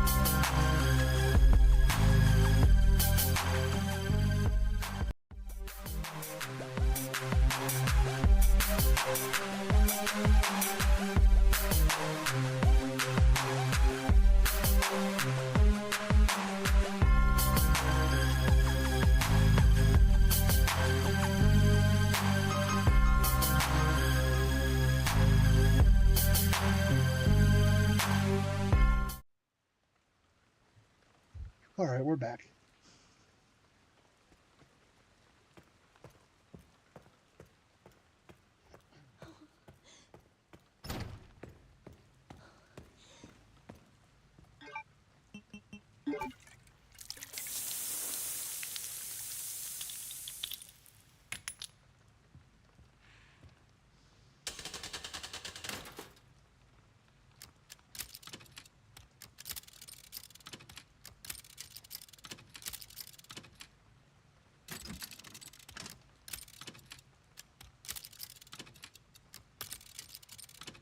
Thank you, brother. Are you having fun? Oh, yeah. We definitely sailing through this bish.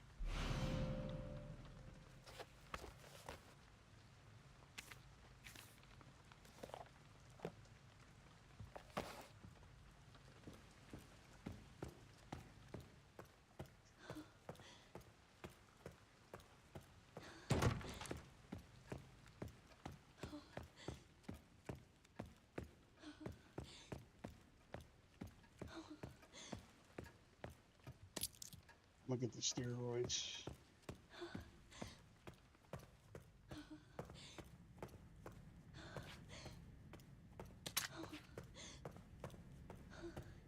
We'll come over here though. I'm gonna unlock this door in here just to say I did it. We're not going to use the blood injector.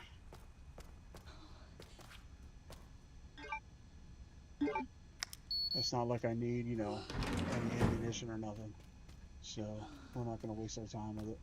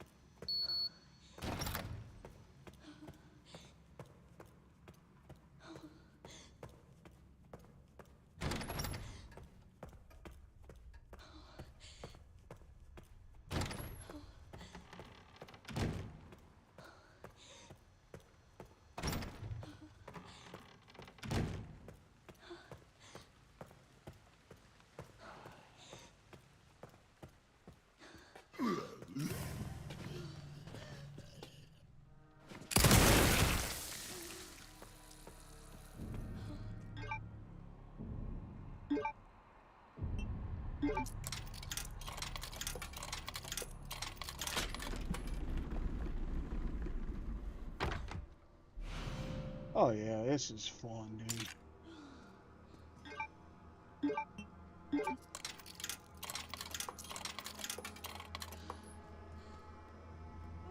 Watch this. 29 black.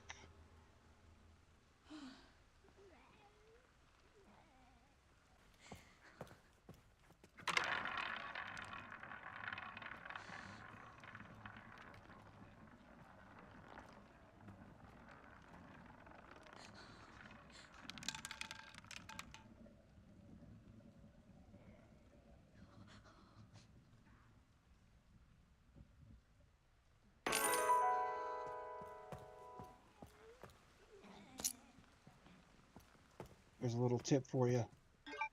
If you ever need a coin and you're one short, just go over to this roulette wheel and shoot 25 black or 29 black, and then spin the roulette wheel and you will get a coin. Little fun tip.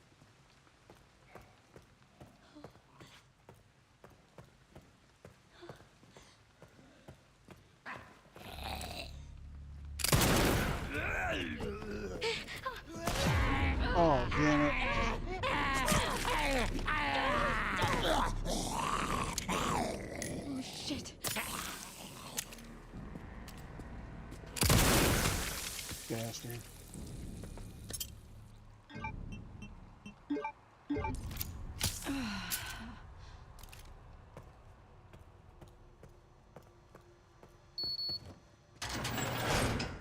Oh, be right back. Yeah. That's a nifty little trick that I learned. If you're in a pinch and you need a coin.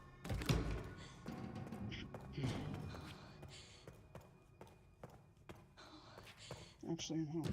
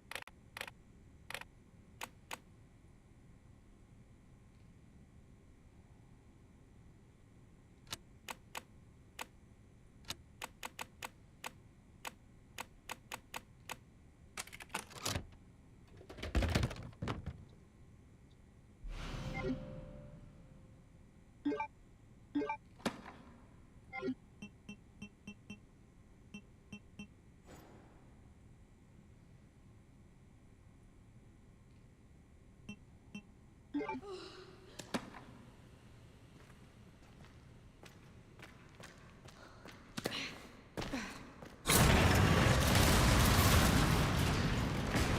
the fuck?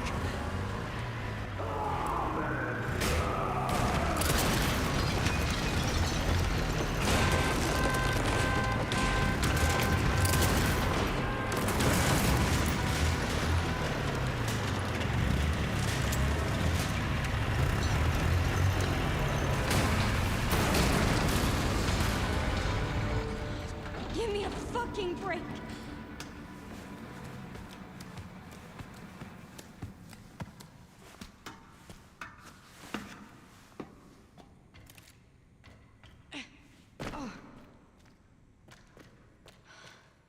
Oh, fuck.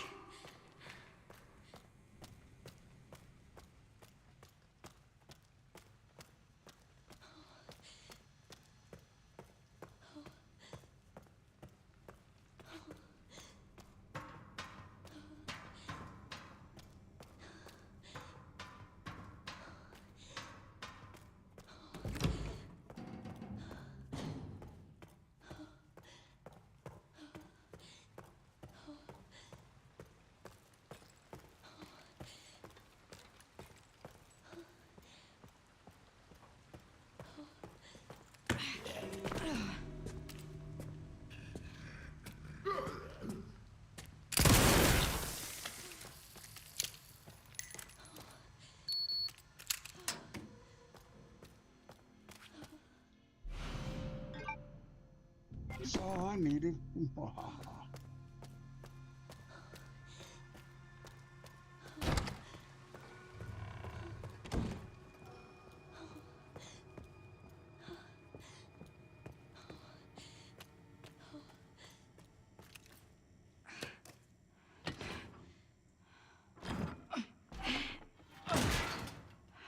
Damn it.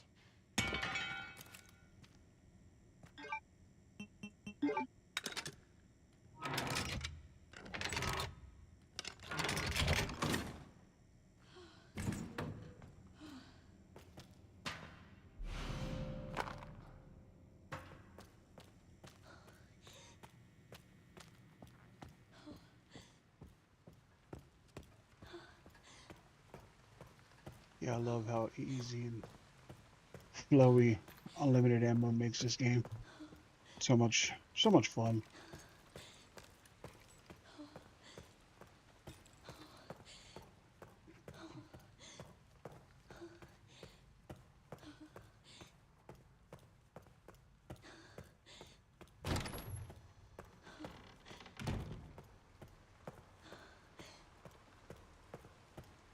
Heck yeah.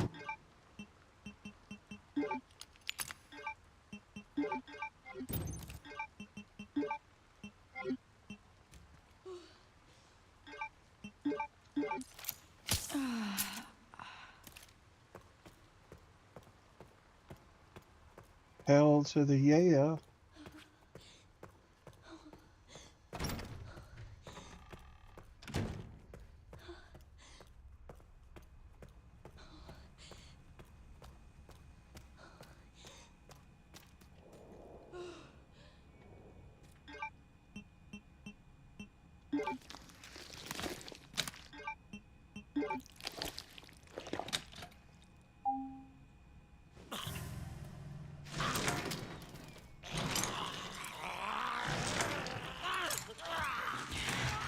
Of course it gets up. Of course it gets dead.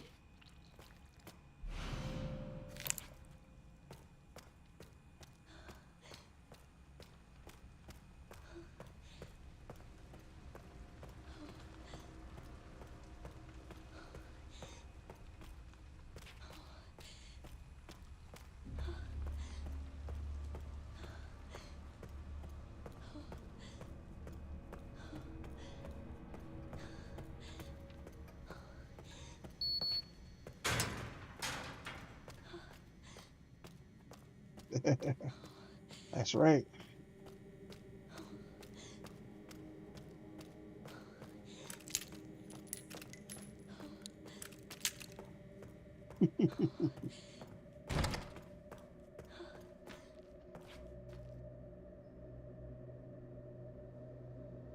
can't tell which button's which.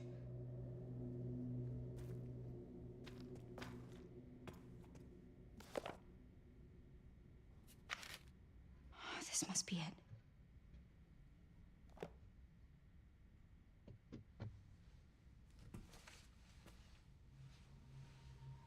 These girls, they look just like...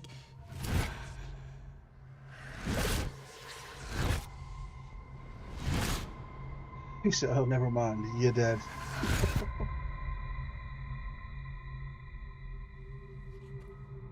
You're the one that locked her up.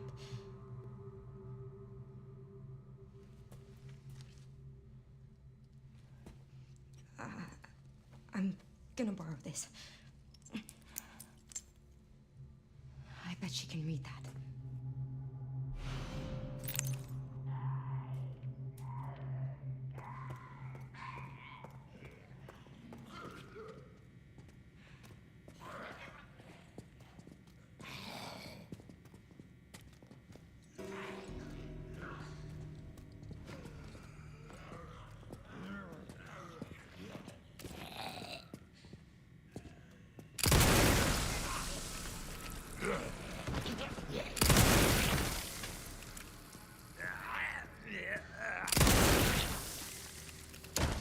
Aim high, Willis. Aim high.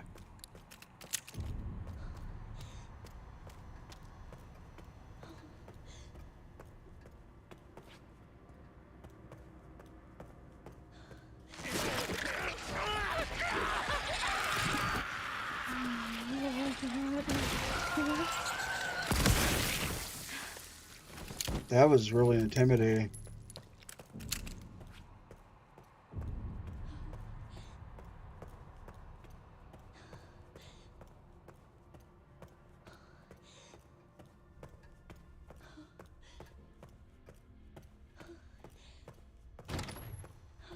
That's right. Repaint the wall with the brains.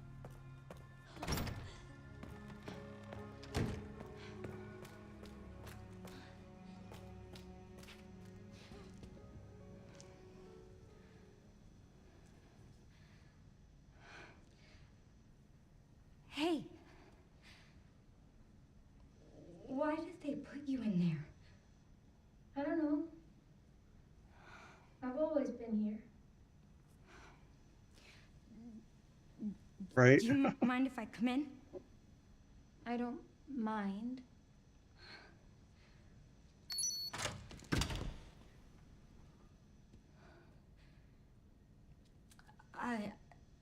So,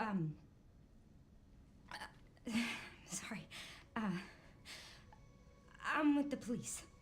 Police? Yes. I'd like you to come with me. Why?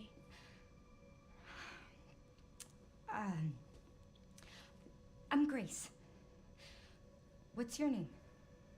Emily? Emily. You like reading? Yeah. Do you think you could read something for me? Please, I really need your help. Okay. Thank you.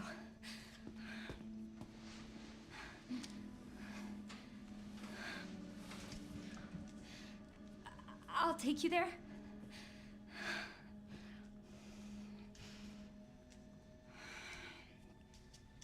Right. There are steps. How about I carry you?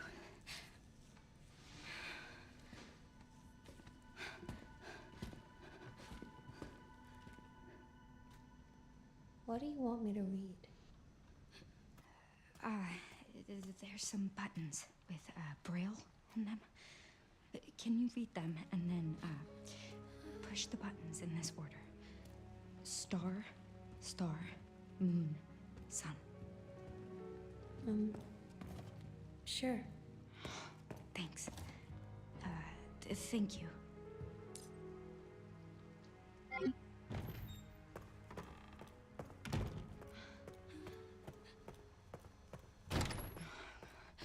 I have to keep it together.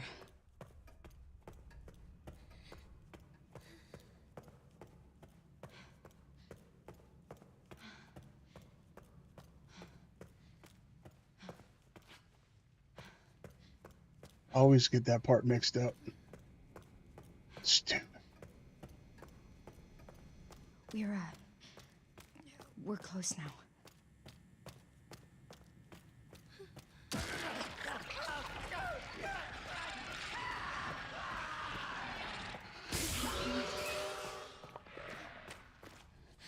Here it is.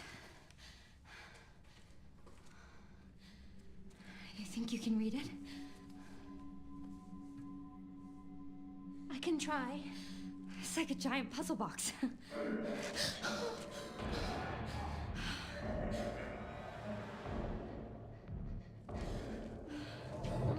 Stay here, Emily. You handle this. I'll, handle that.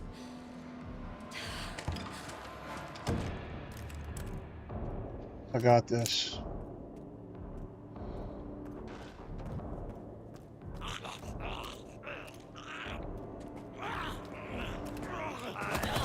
Where the fuck?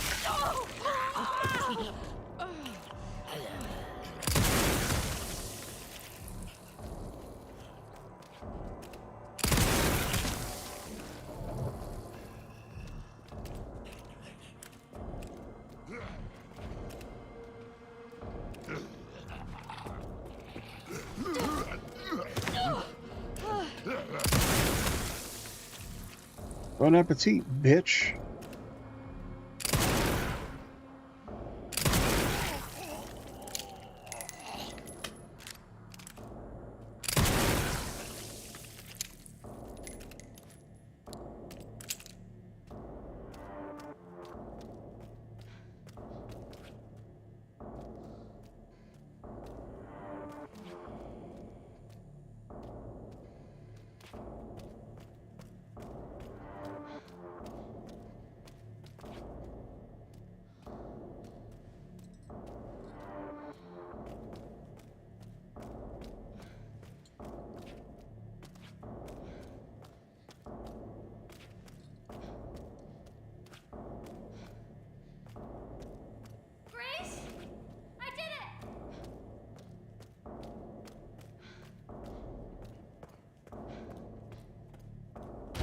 I'm here. I'm here. I found this. Well done, Emily. Thank you.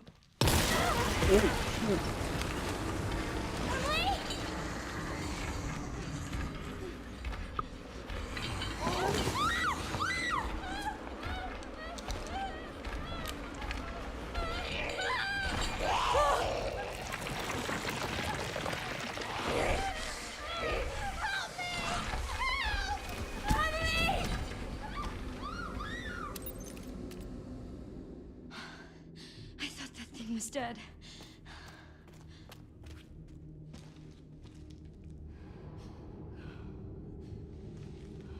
This is all my fault. Oh yeah, it got real fast. I can't just leave her. I could.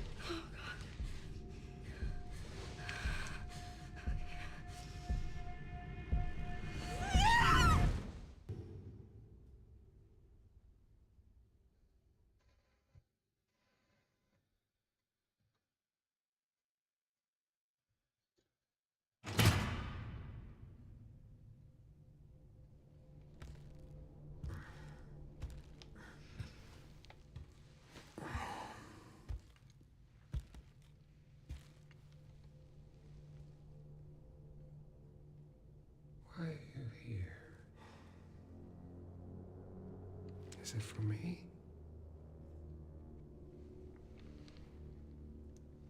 Or for her?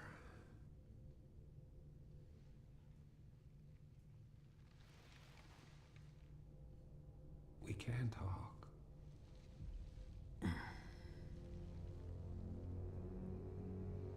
Right.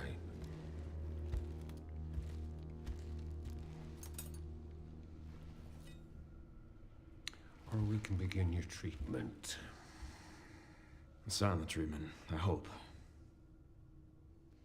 You're an investigator, right? We'll investigate. What do you want to know? Is this where I conduct my research?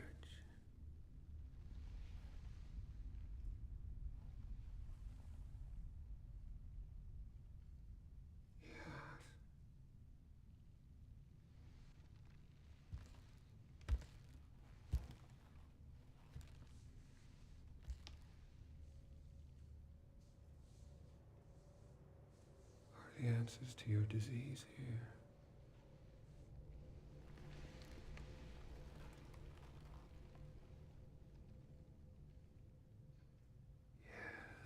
You know, I do have a question. When's the last time you brushed your teeth?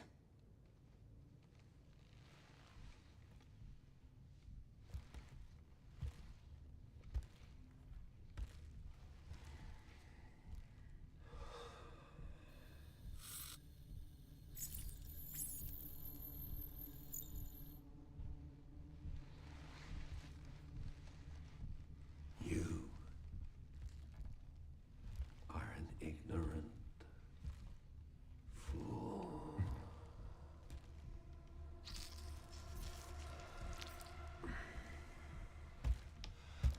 Do you believe in human evolution? I have devoted my life to studying it, while you have devoted your life Right? Witty as fuck. to failure.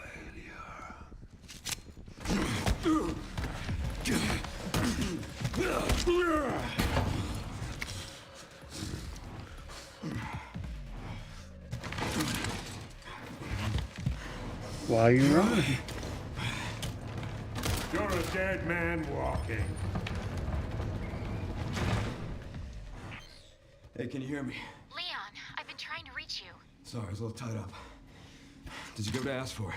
The floor plan? Yeah, sending it now.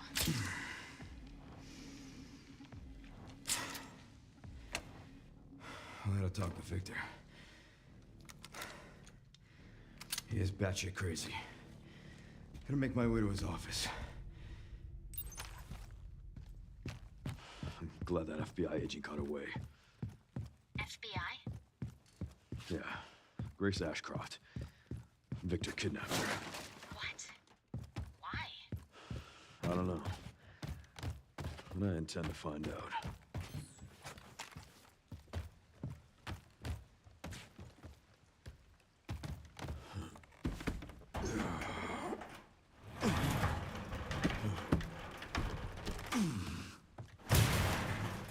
Oh yeah, he's badass.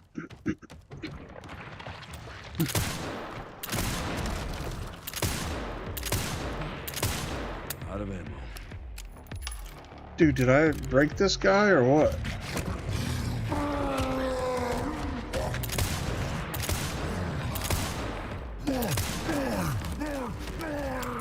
Hope I'm not next.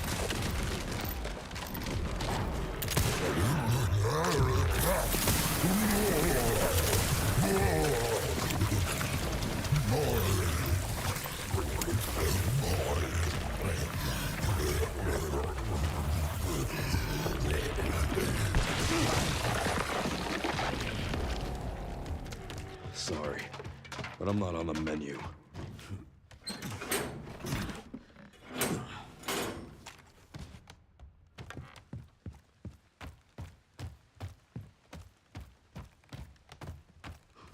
I don't think there's anything in this one.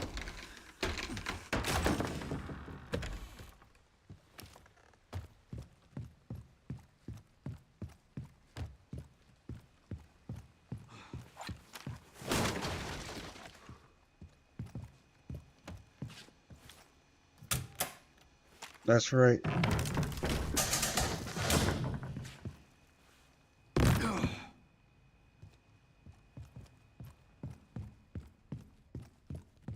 All right, we're gonna make our rounds real quick.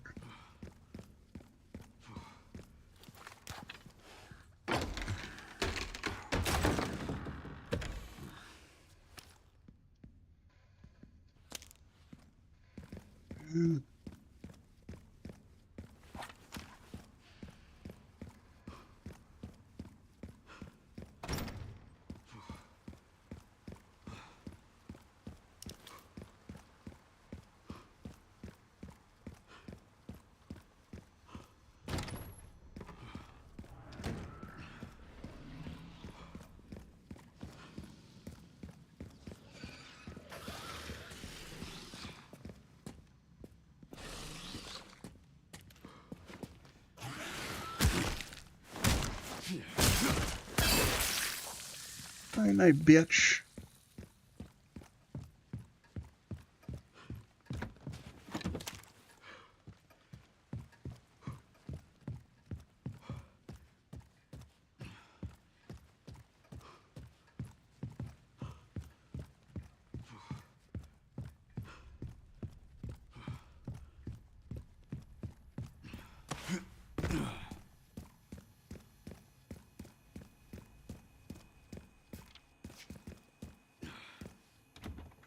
Fuck yeah, dropped his ass.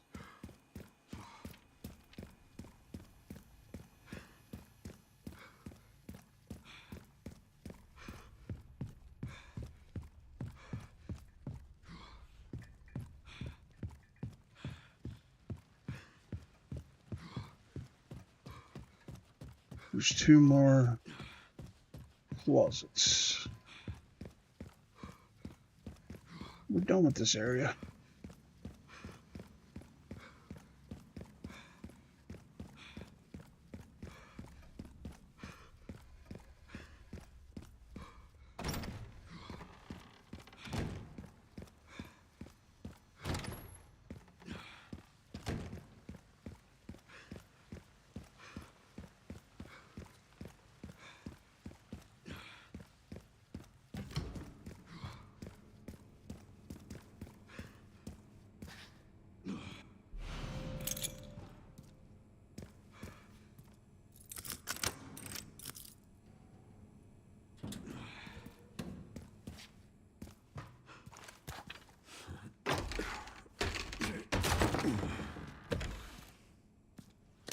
Gotta get them modules.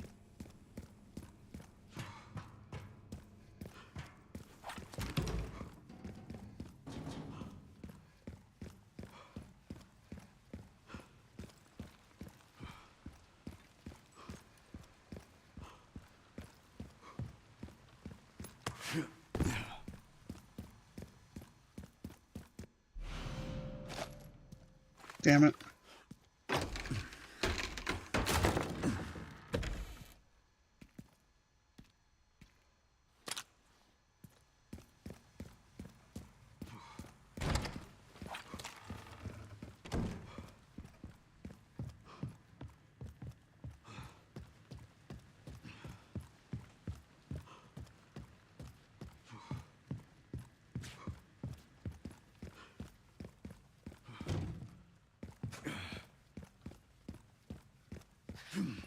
His office should be upstairs.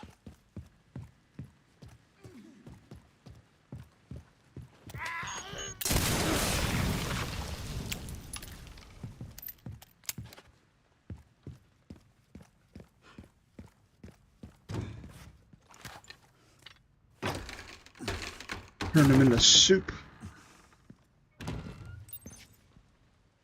What a fucking shame.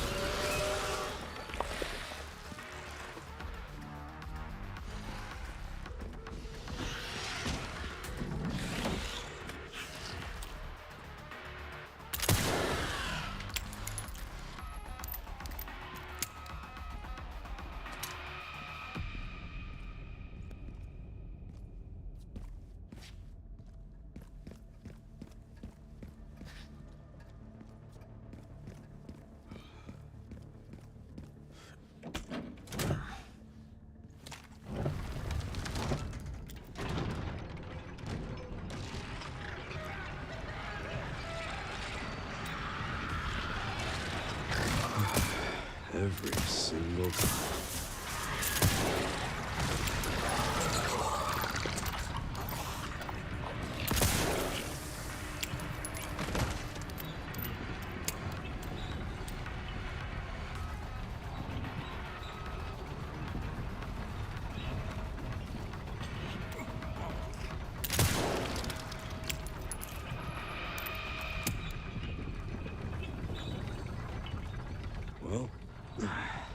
cardio for the week.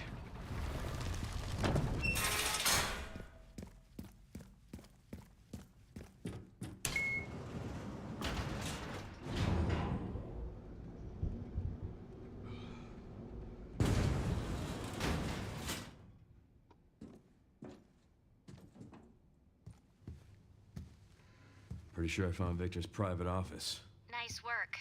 Lock it up. Yes, ma'am.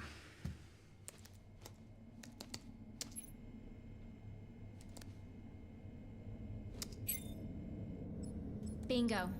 I have the IP address. Just give me a minute. And... I'm in. Okay, hit me.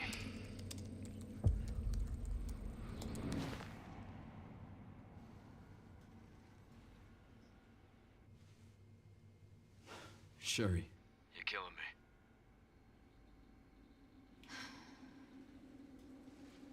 I found some information about our illness. Our symptoms confirm a T-virus infection. Oh, fuck.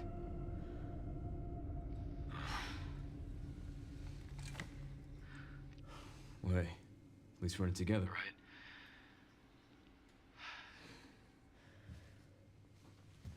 All right, what do we got?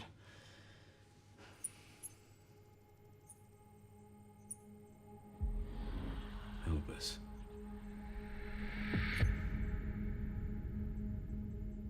Grace, what's she got to do with this? Everything, Leon. Just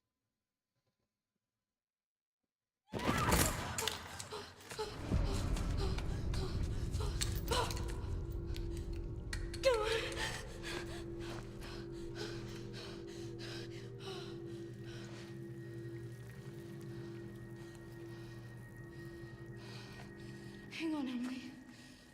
I'm coming.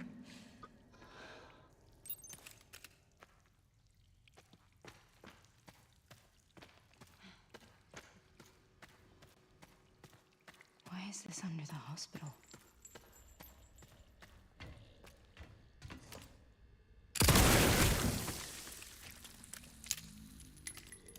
make sure they stay asleep.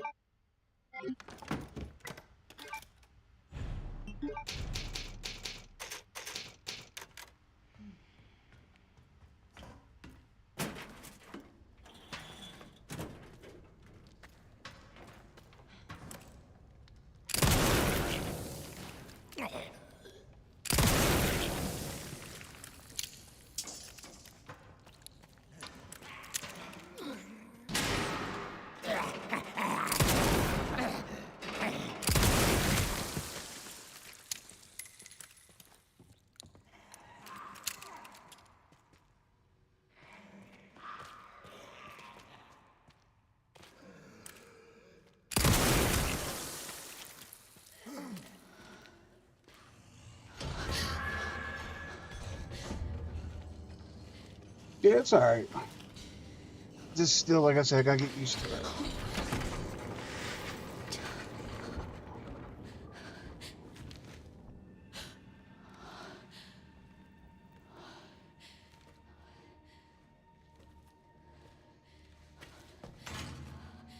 Emily.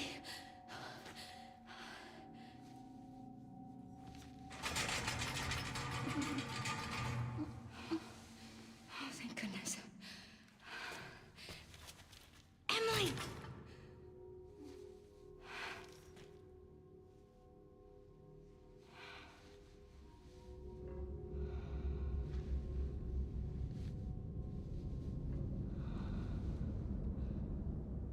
It collects things.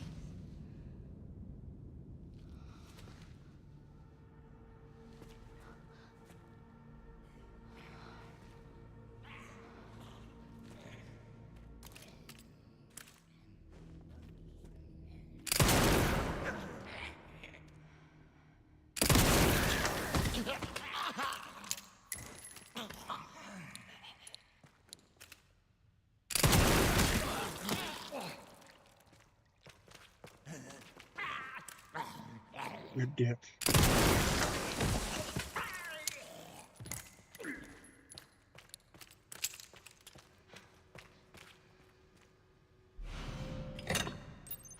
You can do this.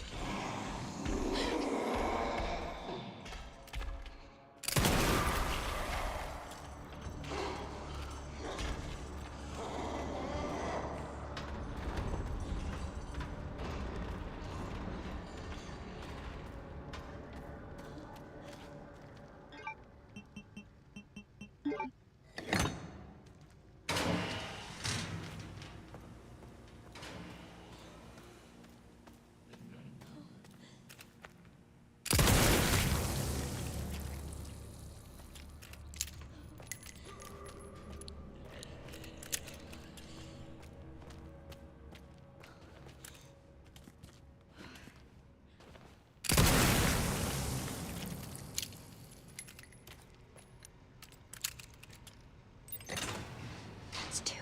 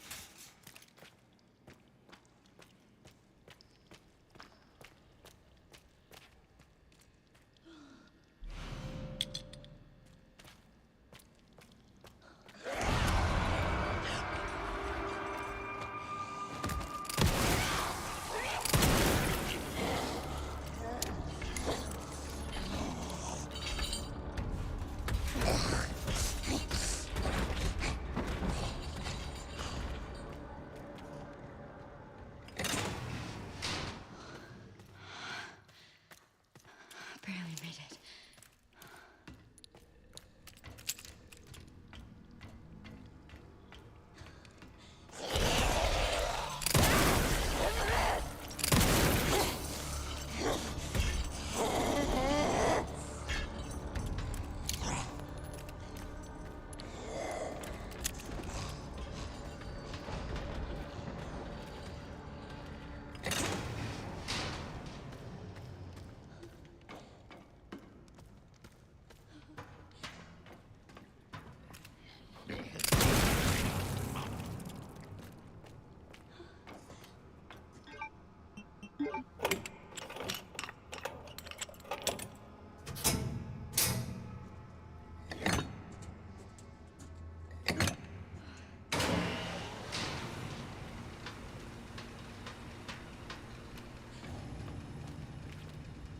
Right.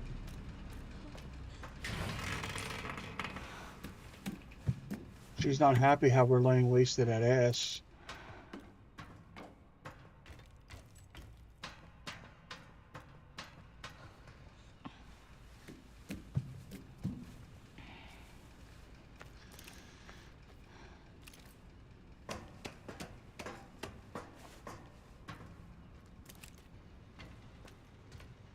The smell.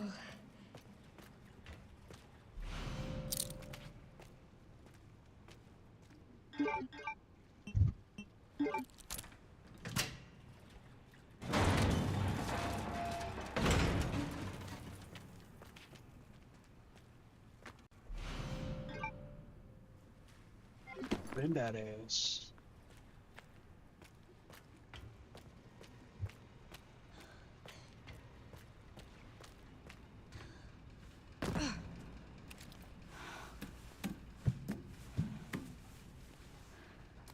Right?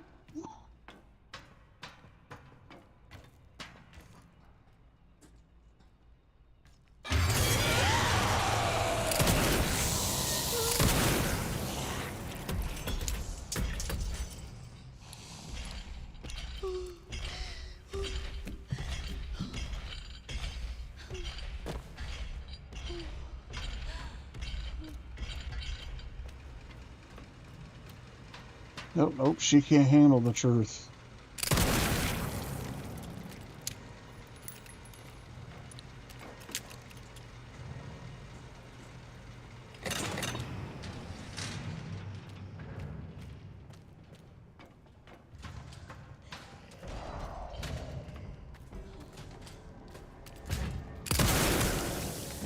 Excuse me. Right?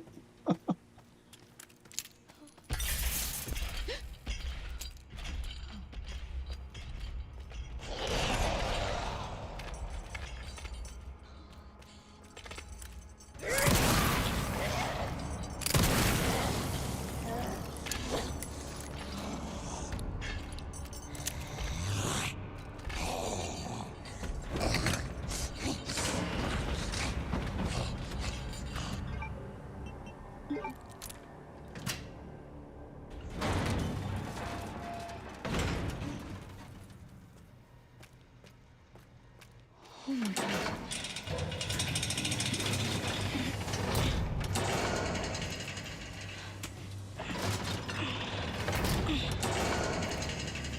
Oh god, I really don't want to go in there.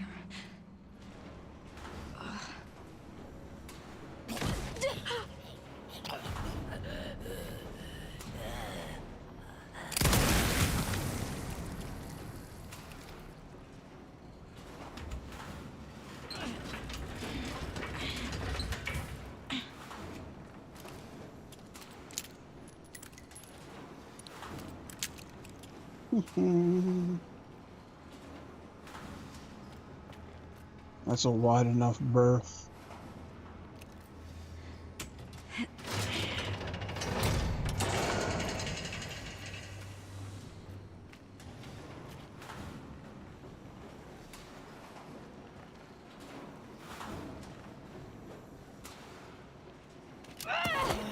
Fuck.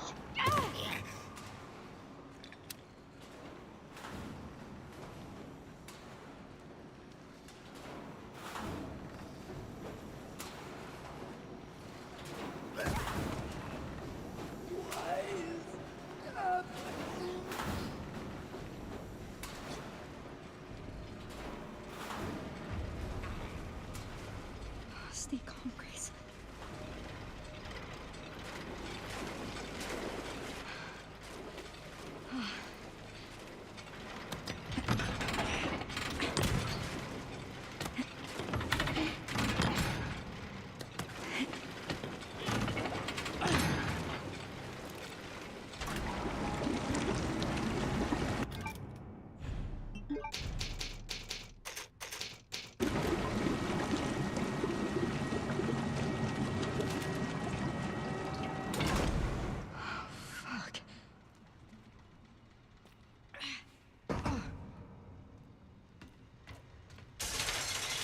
What? Fluid drainage complete. Processing will now begin. Whoa. Processing. Shit, no! No, no!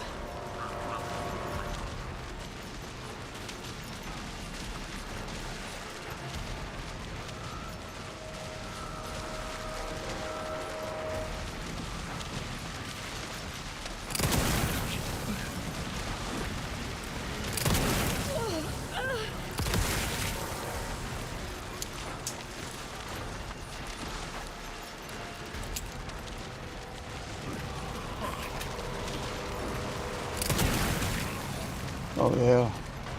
I got the Mac Daddy gun. I ain't worried about much.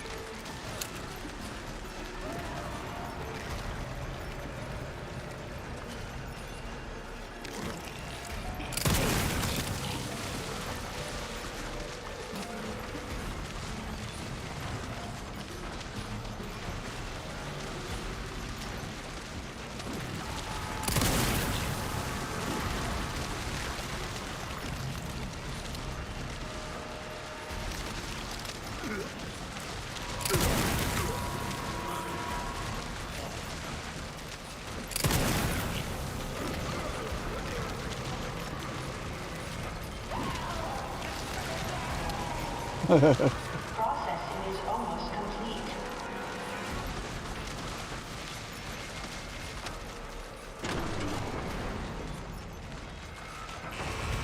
Processing complete.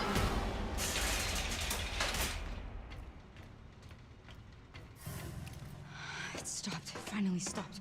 That's Thank right. God. It was almost surgical how that leg came off. Last one. Now to free Emily and get out of this place.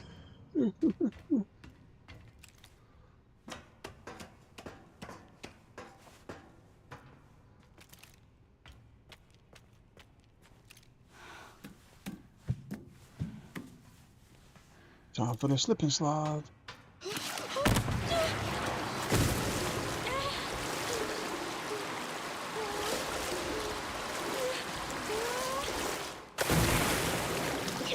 Oh, I got in my mouth.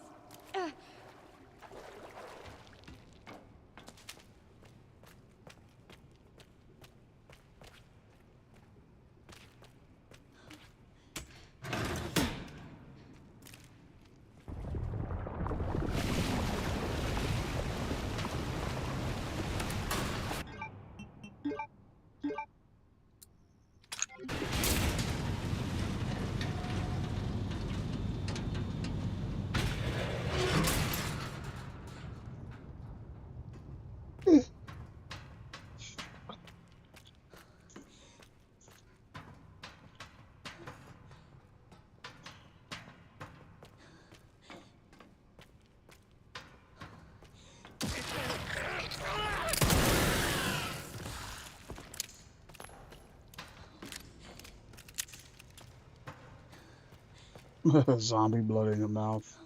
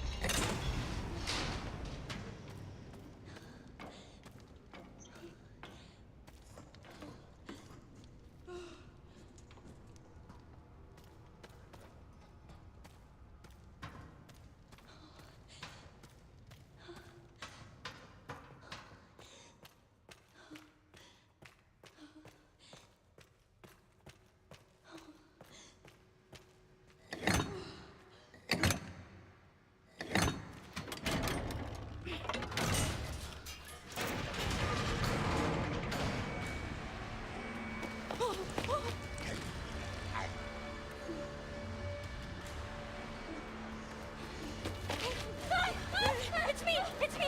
It's Grace! It's Grace! Calm down. Grace? Yeah. We gotta get out of here.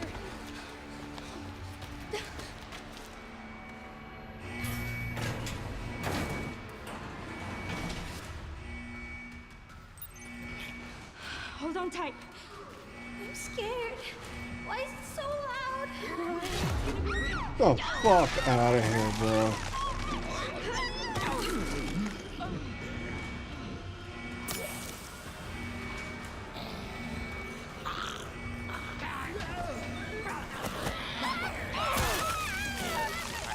Oh, I hate this part.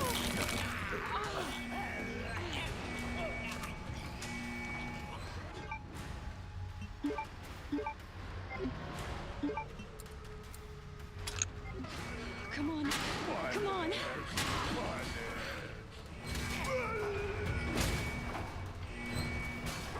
It's just pinning you down. Why won't they close?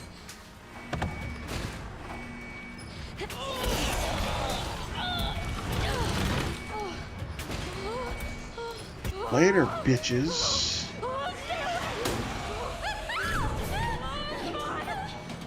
That part drives me nuts. Because unless you run a perfect route, you're gonna get bit every time. Grace? Are you hurt? No. I'm okay. That's good. Good, Emily.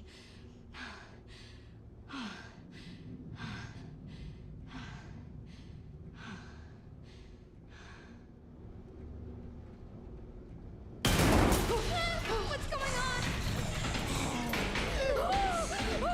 Right?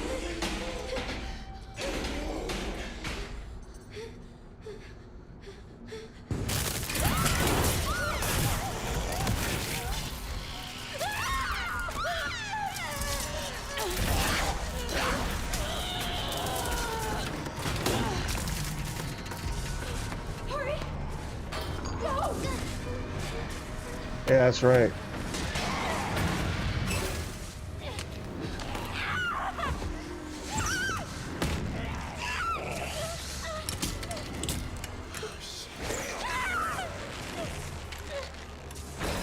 Let's play.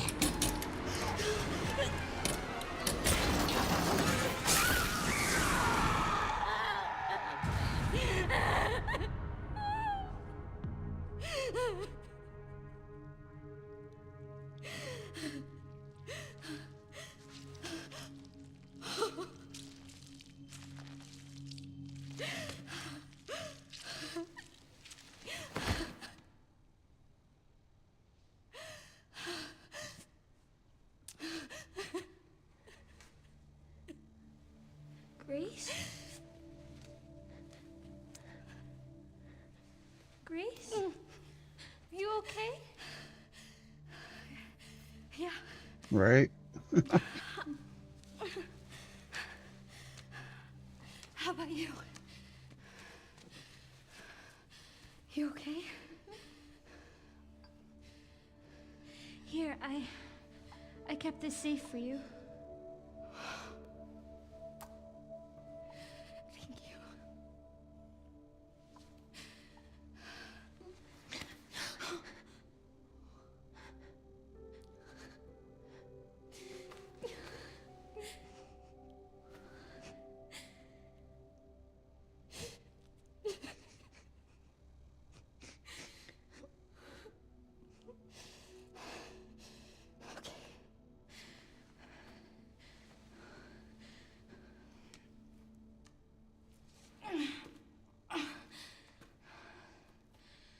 Let's go.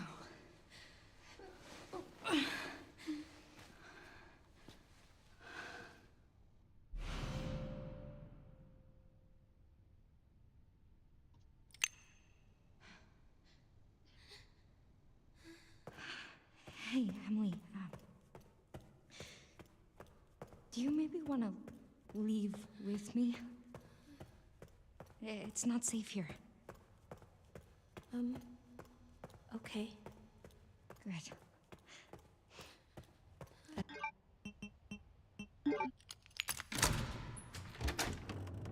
That's good.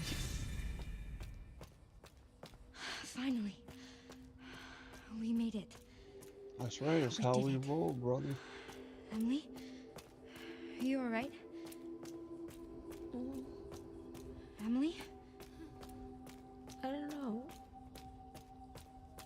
Well, let's just... oh my god. Hey! Stay right there! Hey, it's okay. We're not infected. So you're normal? I think so. Thank fuck. Those things still running around? Who are you? You don't need to worry about me. I'm tired. I know. That your kid? What's... This? Old war wound. I can't run away even if I wanted to. Can you fly this? Sure can. My bastard boss took the key. You know, I could fly us all out of here. If If you go get it for me, it's in there. I'd go myself, but I can't outrun those things, not with this leg. Are you lying to me? What? Have you seen the same shit I've seen? Look, lady, we're out of options here. How much longer do you think any of us can survive? Can I go back to my room now? It's not safe. Hey, we can help each other. I'll protect her. If you get the key, I'll keep her safe. I promise.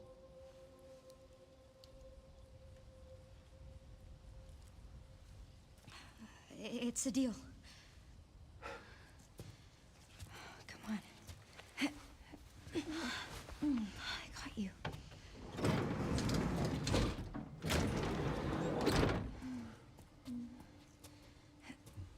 Ready?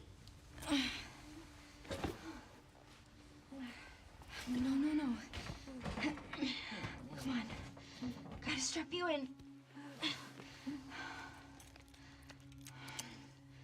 Oh, I'm Grace, by the way. This is Emily. Harry. Thank you, Harry. No problem. I'll be right back. Mm-hmm.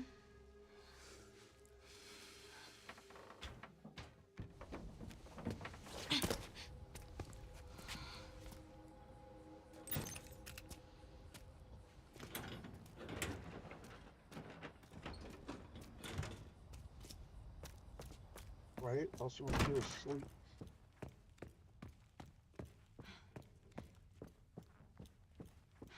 We're gonna actually drop this out because we don't need it anymore.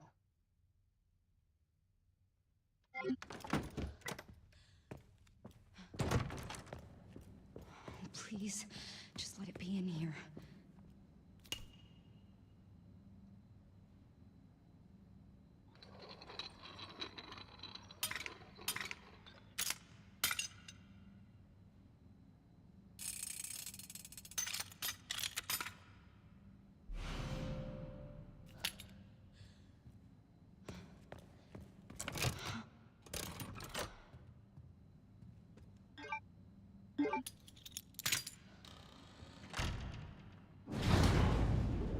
What?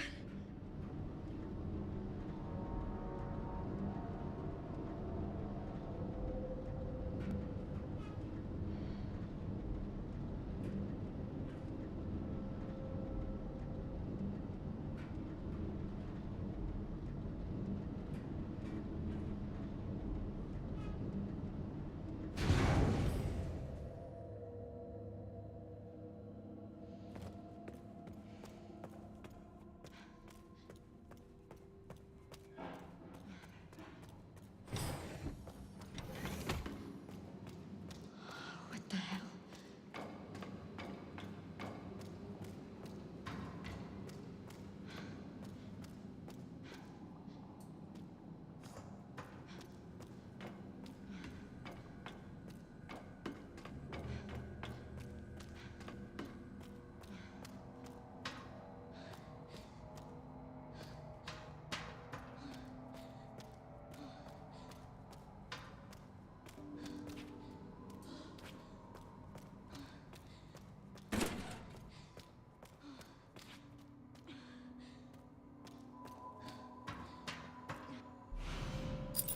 Found you.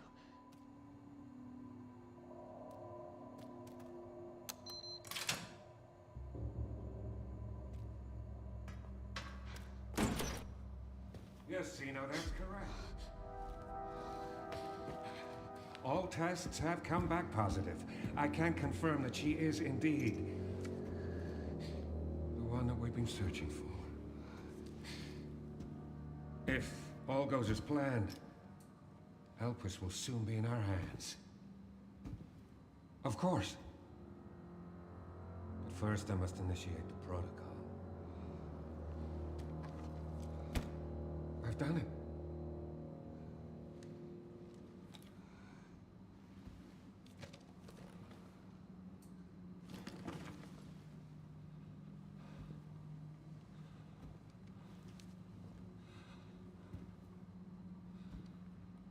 I've done it.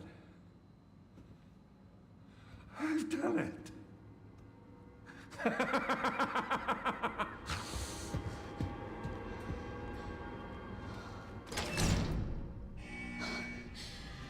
Oh no. The self-destruct protocol has been initiated. All staff will be evacuated. I repeat, the self-destruct protocol has been initiated. All staff will be evacuated. The self-destruct protocol has been initiated. The self-destruct protocol has been initiated. Unlocking disposal tanks. All personnel dispose of specimens and evacuate immediately.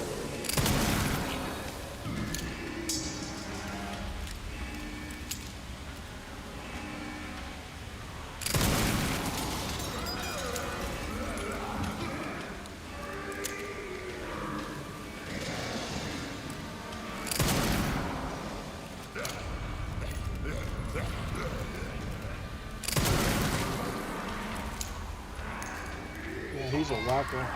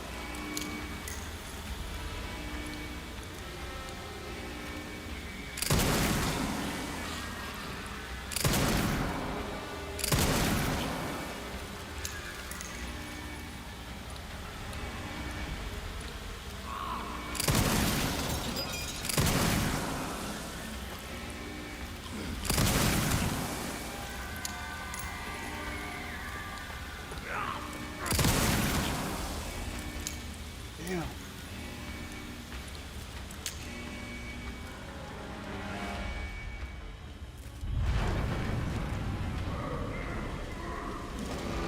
Oh, shit, shit, shit.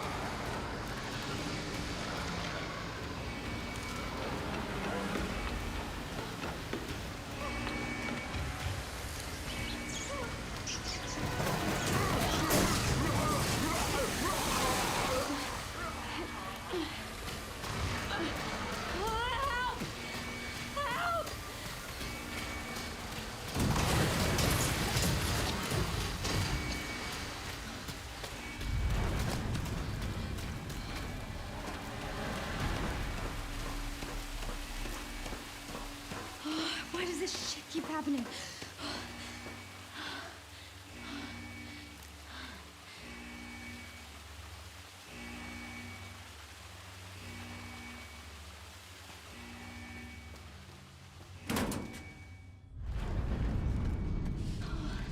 I made it.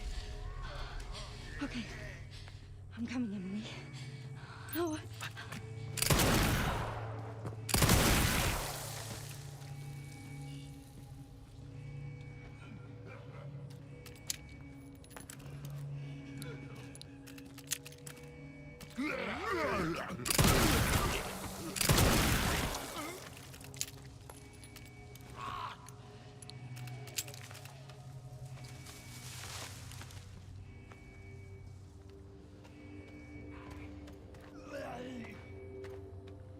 Oh yeah, this is all good.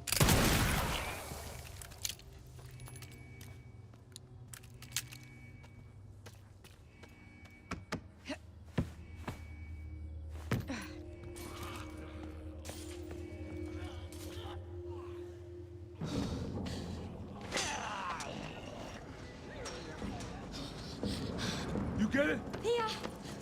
Good. Oh my god. What the fuck did you do? Grace? Grace, what's happening? It's okay, Emily. I'm here. Emily, it's gonna get a little bumpy. I'm right next to you. No, lady, I'm gonna need you up front. No, it's okay. I'm all right. Come on, come on, come on. Oh, there are so many of them. Strap in.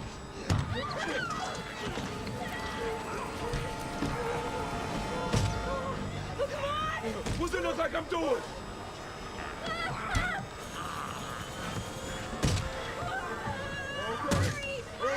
No shit! Hold tight, I'm taking off!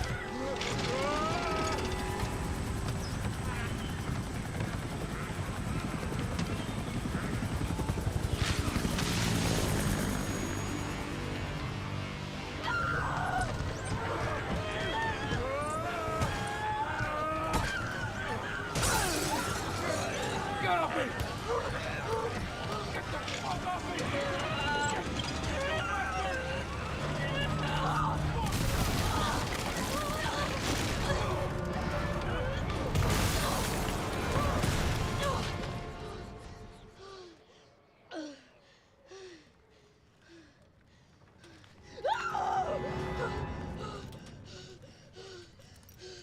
Emily, are you okay? Oh, Emily. She's fucked up.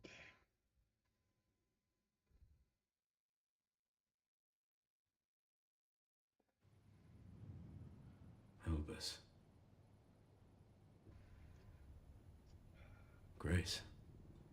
What's she got to do with this?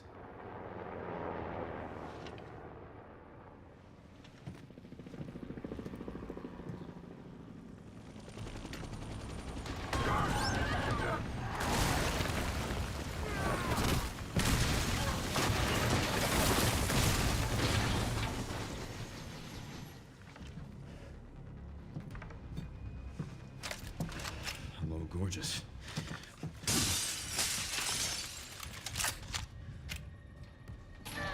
Oh yeah, she took a bit of a hit. Come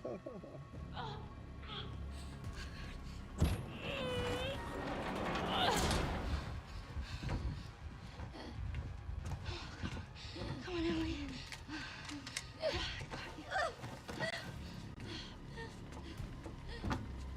Oh, shit. That girl just can't stay out of trouble.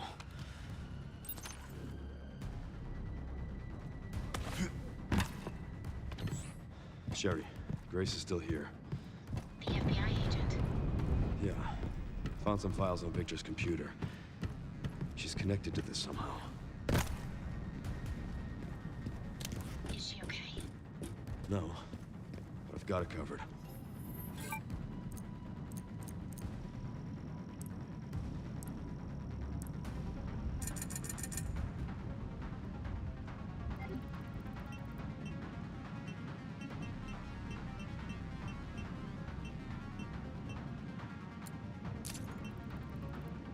This is for later.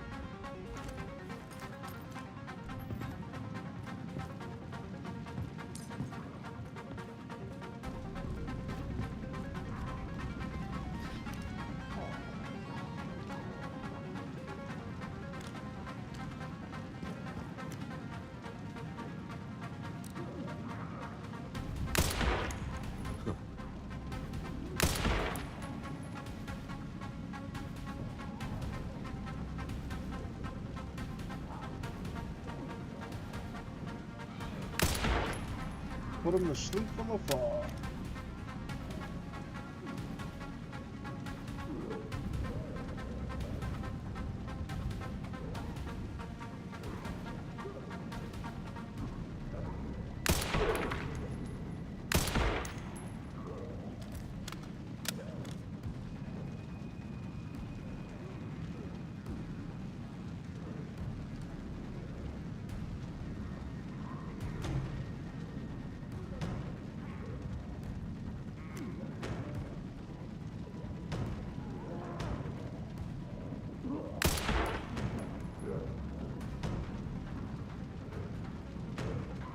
Must be time for the evening service.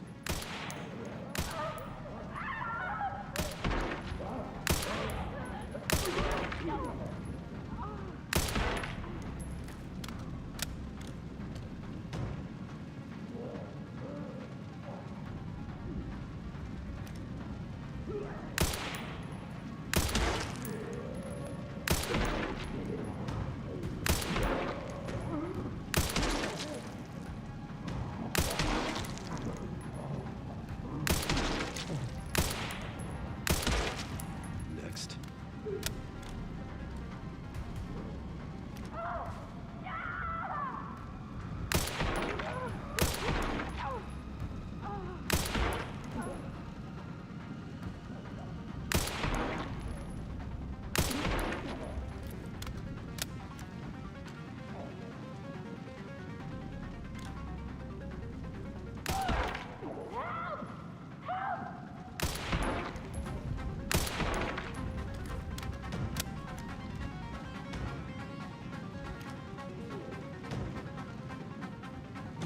Hang in there, Grace. Damn.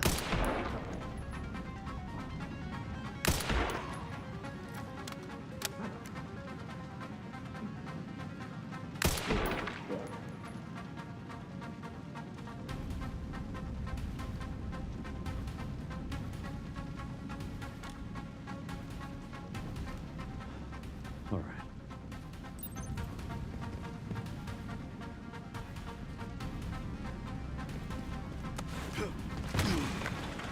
Careful.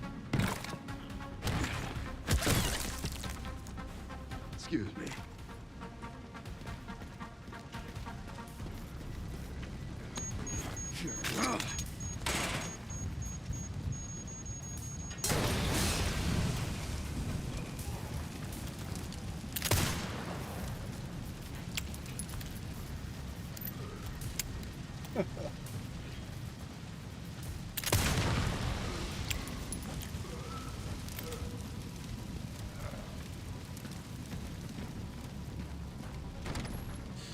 Stay with me. Grace, Leon! who is she? Oh, this is Emily. Help me, I can't stop the bleeding. Hey, look at me. We're gonna be okay. Yeah? Can't stay here. That should be the way to the water treatment plant. It's our way out. Let's go. Oh. Oh. They just don't give up. Take her. Get her safe. Go. Double tap. Now.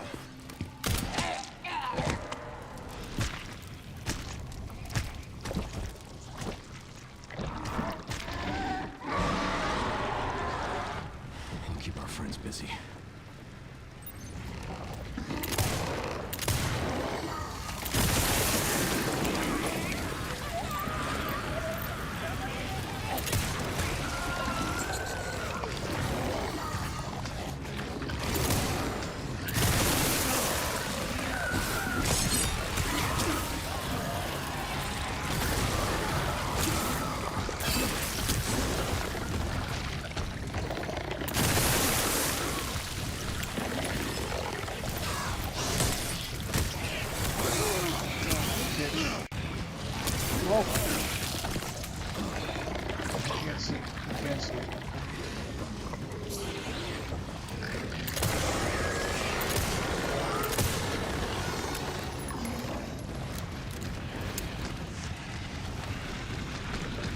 shit.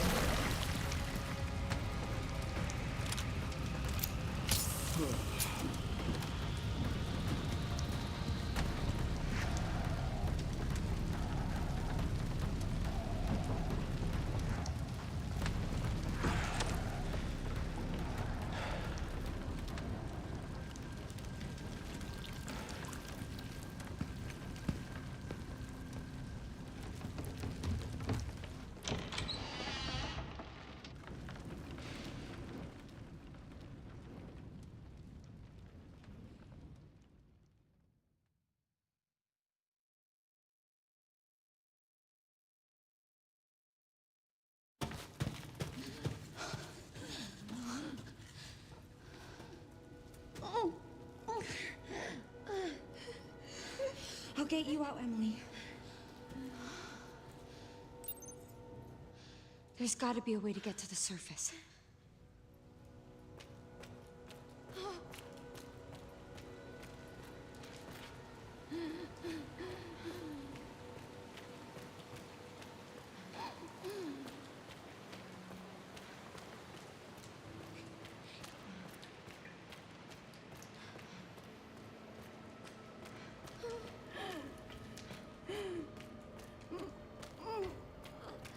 I'm sorry, I know it hurts. I'm so sorry.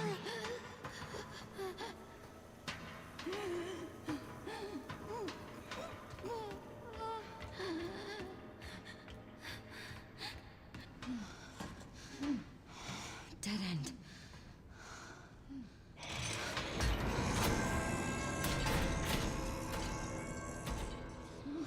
Can't let that thing hurt her. It's okay, Emily. Here, rest here.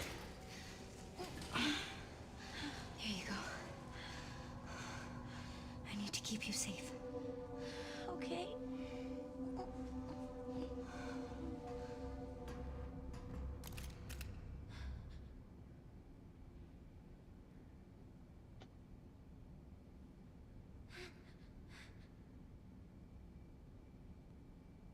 Right, let's see what we got. Take a metal injector, don't need that. See if there's anything. Nope. Okay. Yeah, what's this?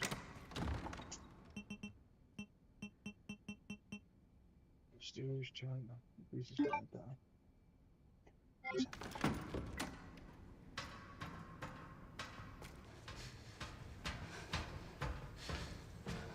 Anything that improves firepower, I'm down for.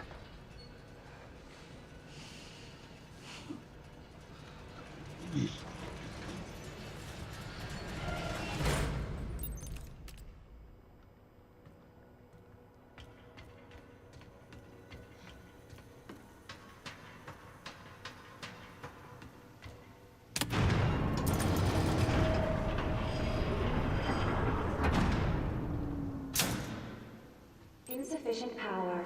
Reset the power distribution units on the lower floor. Gotta get the power on. It's my only chance.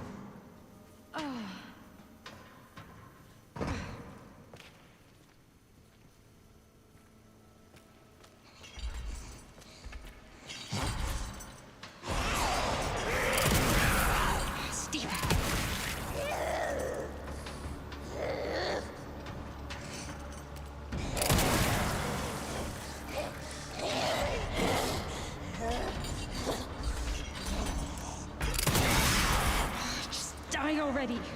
Damn it.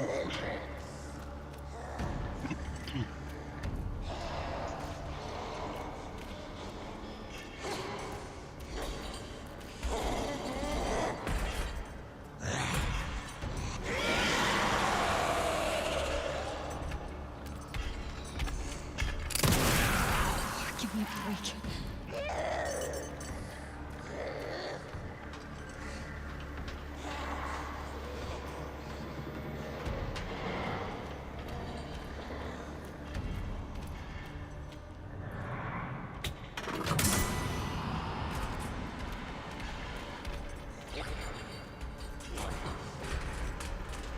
2 to go.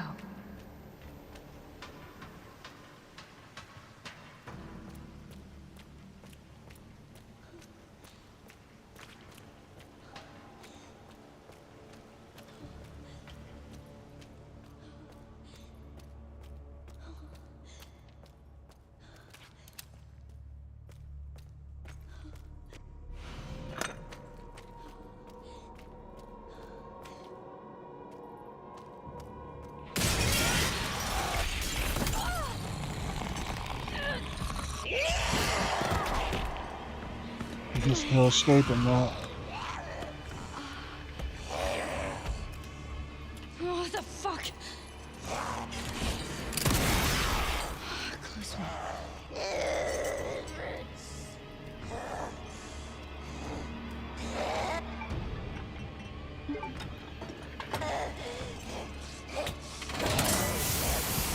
Ooh, that sizzle.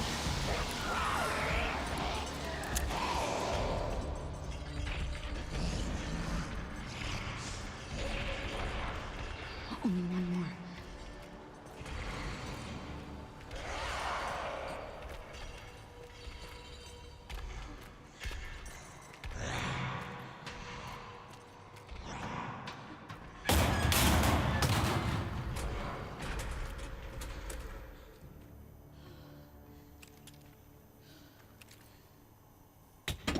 Why is it so stiff?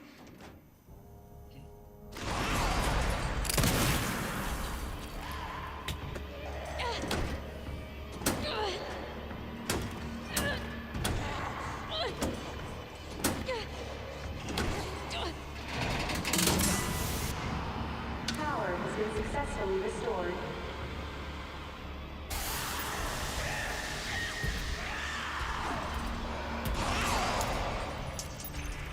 This should open the hatch.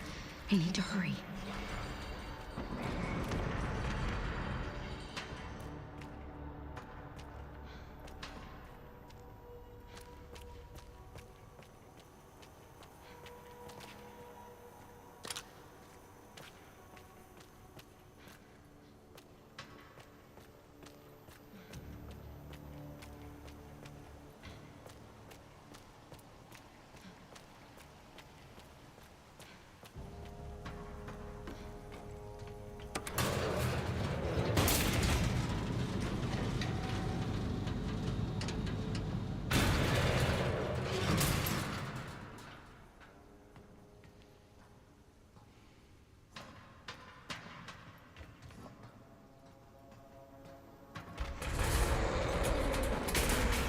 We're getting out of here. Get out of the fucking way. Come on! Open!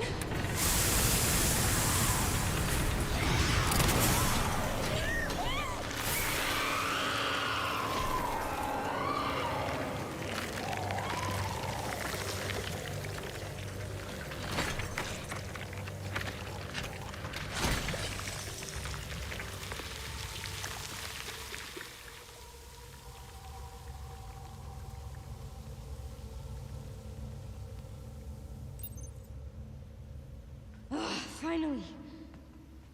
Ew.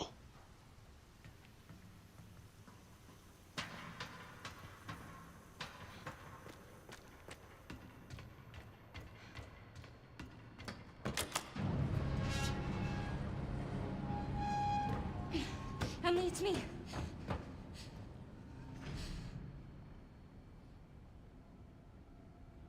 Emily? Oh no! Wake up! Come on! Oh, shit. Oh no!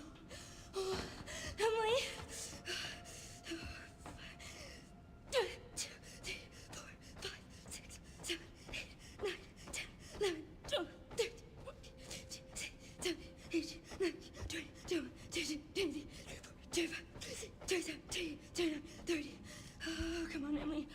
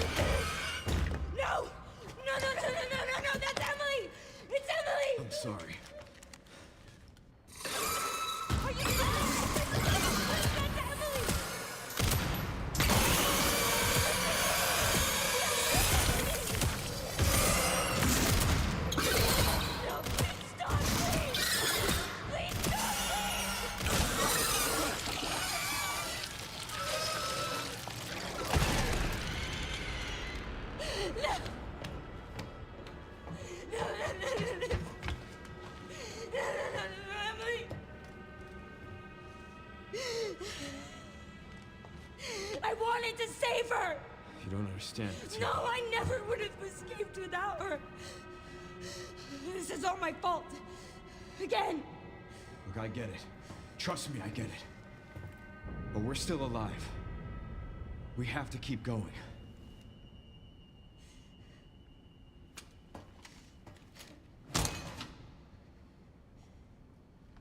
No. Grace.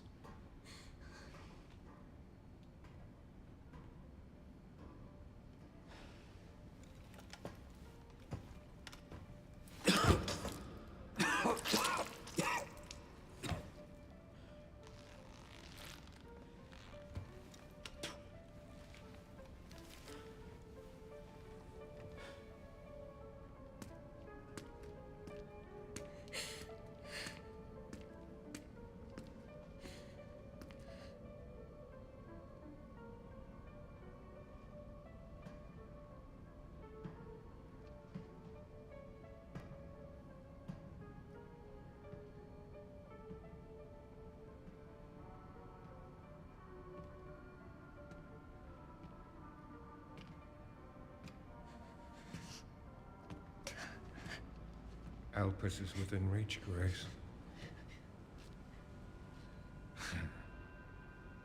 I'd like you to come with me. Come with you. Well, you feel lost, but you're not. You're exactly where you need to be.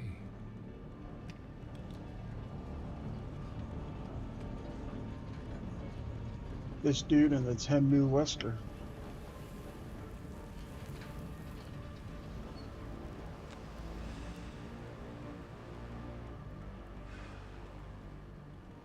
I've been waiting for you, Grace.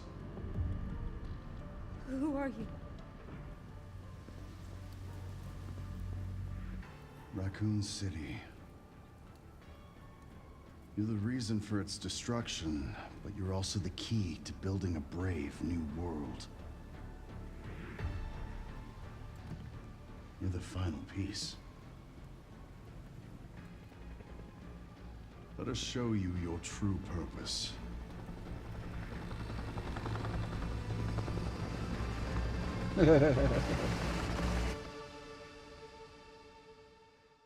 Yeah, he's a clone.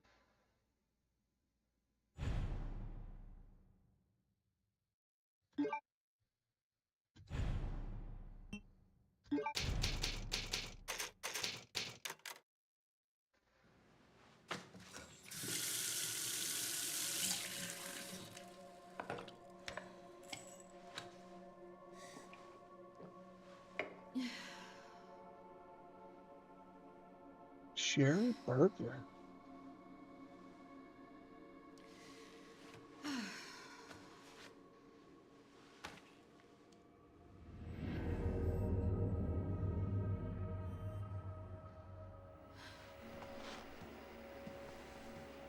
Hey, checking in. Good timing. Did you find anything on Elpis? Not yet. Nothing on the servers at the CIA or the Pentagon. Maybe we need a higher clearance. I requested one, and I was told to shut down the investigation. What? Why? They didn't say. Orders from on high. Look, we don't need you taking a hit for this. I'll just go it alone. We're in this together. Till the end. I've always been good at working in the shadows. Just don't do anything too risky, yeah? Me? Never.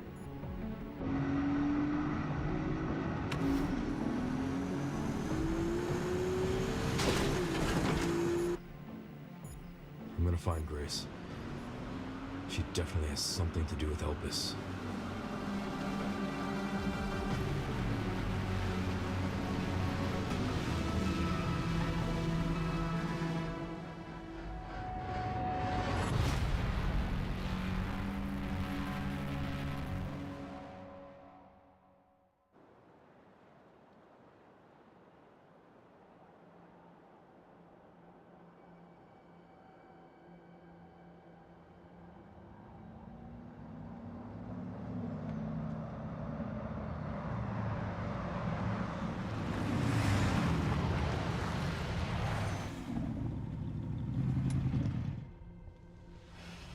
road's gone. Gonna have to find another way around. All right. I'll leave that to you. I think I found a clue as to where they might be. Some coordinates on Victor's computer. Got it, thanks. Right in the center of Raccoon City. All right. I think we'll save the second half of this for another time. I figured we'd spend the last, hour chit-chatting, if you guys don't mind, and just relaxing and enjoying each other's company. That is a damn good intro to Raccoon City. But yeah, let's head on back. And we can chit-chat for a while. Figure, hang out, kind of unwind for the last hour. So, yeah, guys, I really hope that y'all enjoyed tonight. I'm really happy that we got to do this. I had a blast. It's a perfect way to start my birthday. Like I said, my um, yeah, we're down to 1 hour, man. This is it. Yep, we did it. You know, like I said, I don't have much planned for my birthday today. I'm just gonna um, relax, read, uh, just chill. You know what I mean? Just chill. I know, where did the night go? The night just, I'll tell you, a lot of it was in that reading. Like, it took what, 2 hours to read that book, and that really set the stage for the night. It's 6 o'clock already. Like, what the hell? I'm not used to staying up third shifter hours. These last 2 weeks, I've been sleeping like a first shifter. I gotta get myself back to third shifter mentality. But yeah, so oh, it's been so much fun. I had so much fun tonight. And truth be told, I almost didn't do it. That book was lit. Um, I set my alarm for my nap, and I was just so tired. I was having so much trouble waking up. I was like, oh, God. I was so comfortable on my bed, and sorry, I got dry skin right here from my CPAP machine. Drives me nuts. But I am too. I'm glad we started off with a book. And I'll save the other two books for another stream. I think what I'm gonna start doing is, with streams, I'm gonna do one book read and we play games. I think that'll be fun because it incorporates both of what I am, a gamer and a reader. So I figure we could do a book and a game when we do our streams. I might uh I might do a small stream on Friday. I don't know yet. I need to figure it out.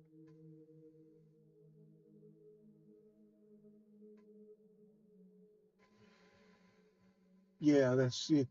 Yep, right here on the bottom of the nose, like right in this area right here. I feel like the skin that's dry, that hurts a little bit. Yeah, like a goosebump book than a game. Nothing, no like super huge book. Like, I'm not gonna sit here and read Dungeon Crawler book 6. That's like 800 pages. But like a 100-page goosebump book. It's a good way to start the stream. But yeah, my CPAP machine. I have what they call a nose pillow. My CPAP machine don't go over my face. Mine goes in my nose. So, and I don't use water. Like, I know you can, if you want, put distilled water. I don't do that. So, um, it's just dry air going into my nose, and it really dries up my nostrils. And sometimes I get like little sores in it because of the dry air, but it's glorious. It helps me sleep so good. Yeah, we could do a small Friday morning stream, in the morning. I'm down for that. Like tomorrow, we can do something in the morning. Like today, what I'll do is, like I said, I'm going to relax, read, just chill.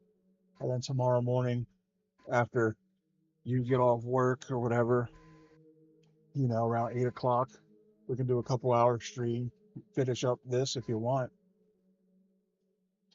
You know what I mean? Just chill. Or we can do something else. Like, I'm down for whatever. And then Saturday is like a complete lazy day because Sunday is going to be a sleep day.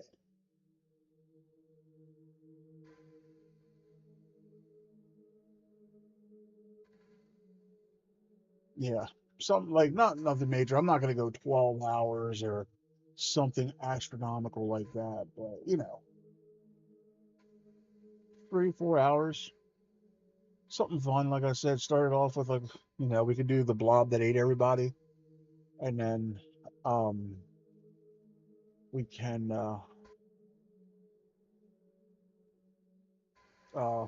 you know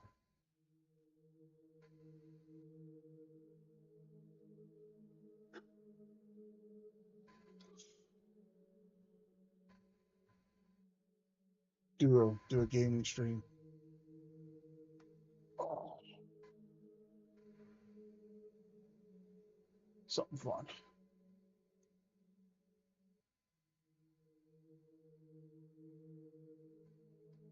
Because like I said, I'm by myself all the time now during the day, which is glorious, peace and quiet. But yeah, I think the blob that ate everyone is only like 114 pages. It's not a long book, so that'll probably take like an hour, hour and a half. So we'll do that tomorrow. Look for that, and then yeah. So and then maybe we could finish Resident Evil, and then maybe the next stream we could start working on The Walking Dead, because I really do want to play through those. Oh yeah, we're gonna have a blast. Set up some good, get some good sleep in, and you know, like I said, I start going back to work on Sunday, so it's gonna get a little hectic these next few weeks. But you know what? It is what it is. I need to go back to work. Need to make that cash money. Hate to say it, but I need to find another job. Don't get me wrong, I like my job. Ish, kind of. Not really. It's work. I'm grateful that I have it. I'll just say that. But okay, I'm down for RE9. But I'm not gonna lie to you guys. I really miss what I used to do. I used to work at a bank, and I loved it. I loved it, loved it, loved it. And damn the economy for making me have to leave that, because the economy got shot to shit, and I had to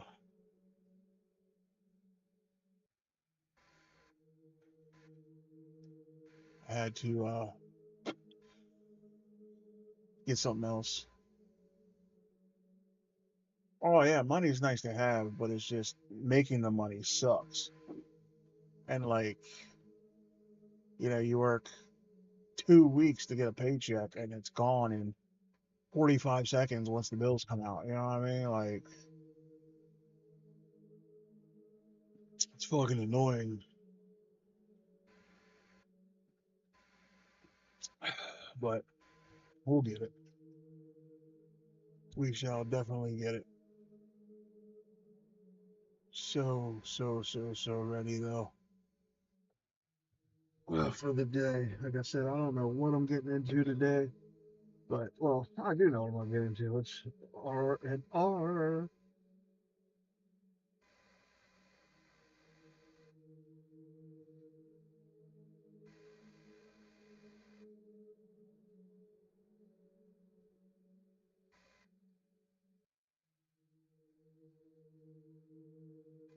I'm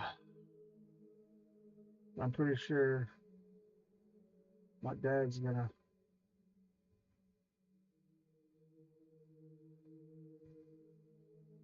try to give me a call.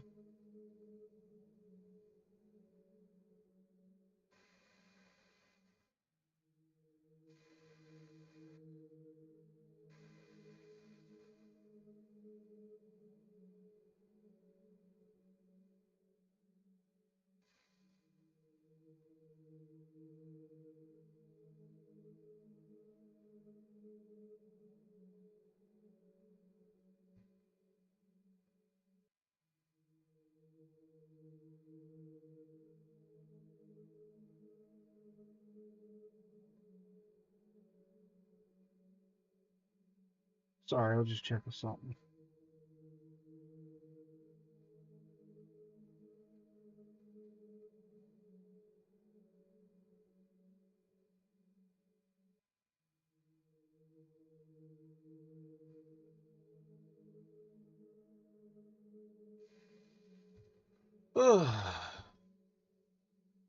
Oh, brother, I am gonna have a fantastic birthday. I am. I think today I'm going to spoil myself a little bit, just a little bit. Well, like I said, I might get a pancake breakfast this morning. Um, and then, like I said, I'm gonna take me a nice nap on my bed. A nice nap. It's gonna be glorious. And then when I wake up, I'm going to read and just chill, man. Just relax and enjoy it.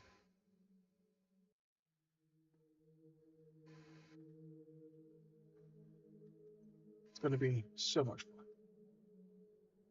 You know what's crazy? Back when I was, say, 21, 20 years ago, I remember my 21st birthday. I got so drunk. Um, all I wanted to do was go out and get drunk. That's it. My 21st. Just go get drunk. Now I'm 41. 20 years later, I don't even have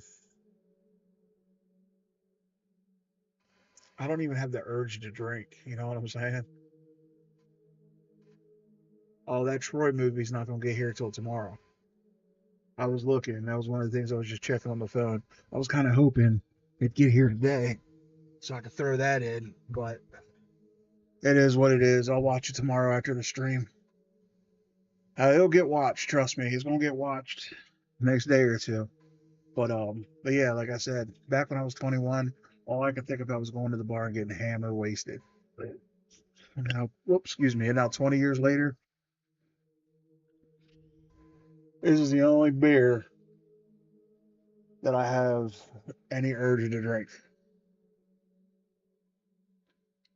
I just, I gave it up, man. Like, beer don't, alcohol don't do nothing for me no more. Which it is what it is, you know. Some people celebrate differently. Like, I'm more excited for a nap than I am to have an alcoholic beverage.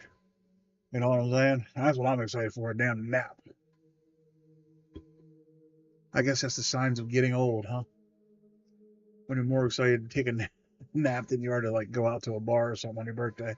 I'm just ready for the peace and quiet that I'm gonna have today. It's just gonna be me, my doggo, and my kitty. Yeah, I used to be an alcoholic. Back in my 20s,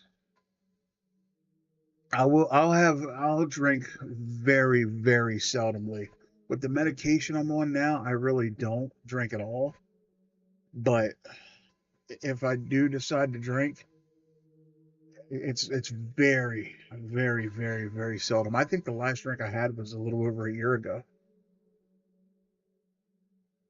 Yeah, maybe. Or at least 9 months ago or something. It's just it doesn't do it for me no more. Like I said, when I was in my 20s, dude, I was almost damn near a functioning alcoholic. I was drinking every night. I was partying every weekend. Even when I worked, I would go to work drunk, you know, stupid of me, but I would go to work fucking hungover. It was horrible, dude. I hated that. I never want to do that shit again, man. I used to work security back when I turned 21 in my 20s. And I'll tell you what, there were times that I went to work still drunk. And I had a partner, and I felt so bad because my stupid ass be sitting there sleeping because I worked weekends. And so there's really nobody there on the weekends. But I used to go in there drunk and sleep. I felt so bad. I mean, the guy was cool. He was cool. He understood.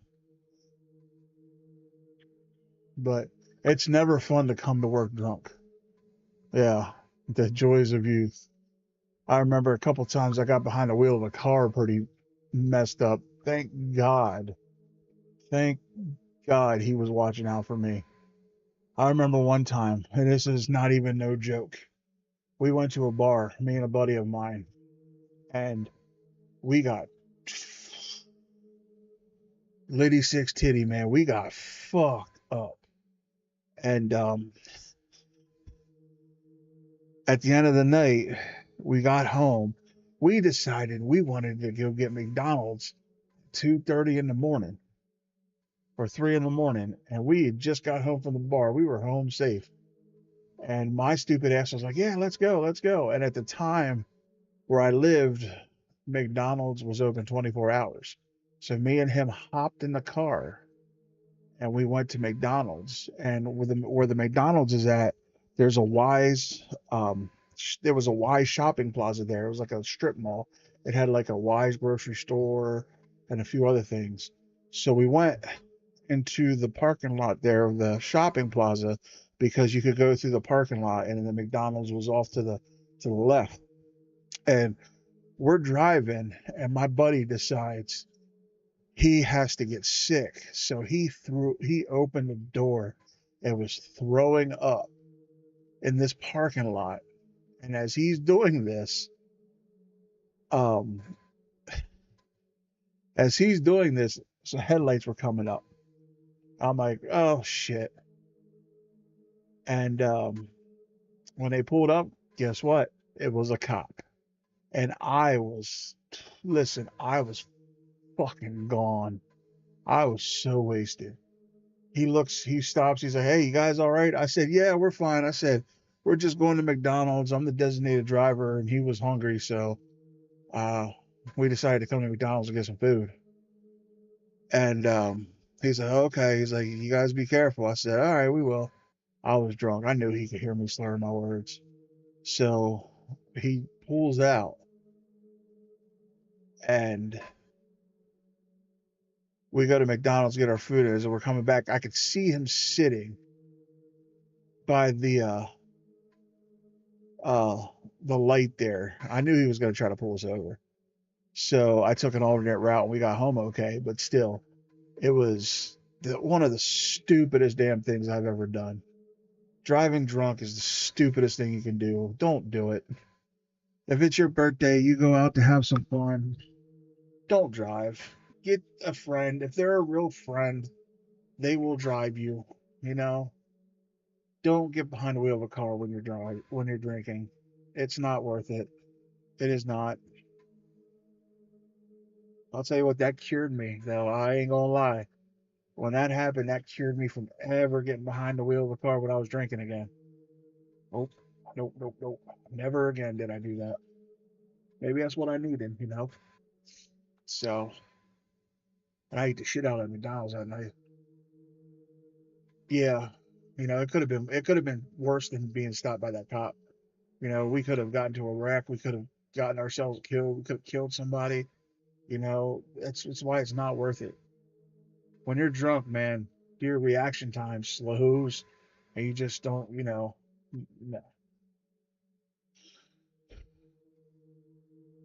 Oh, I'll tell you what, my mom would have killed me, bro. Oh my God, if I would have got arrested for a DUI, my mom would have. Ooh, ooh, she would have whipped my ass, probably kicked me out of the house. My mom didn't play, man. No, my mom would have hurt. My mom would have hurt me.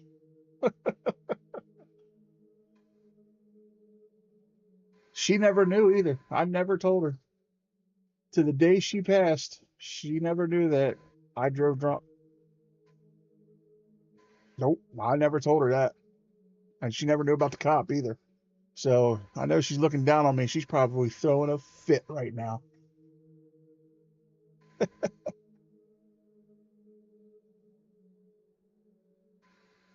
Oh my gosh, she would have tore me up, bro. She would have tore me up from the floor up, bro. She don't play. Whew. She would have wrecked my day. She would have wrecked my day, bro. You know, she was pissed when she woke up, when we woke up the next day, calling us idiots, and you know how I get that drunk, you know, sleep till like 4 in the afternoon.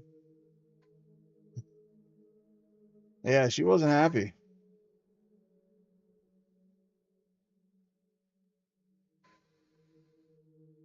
Oh yeah.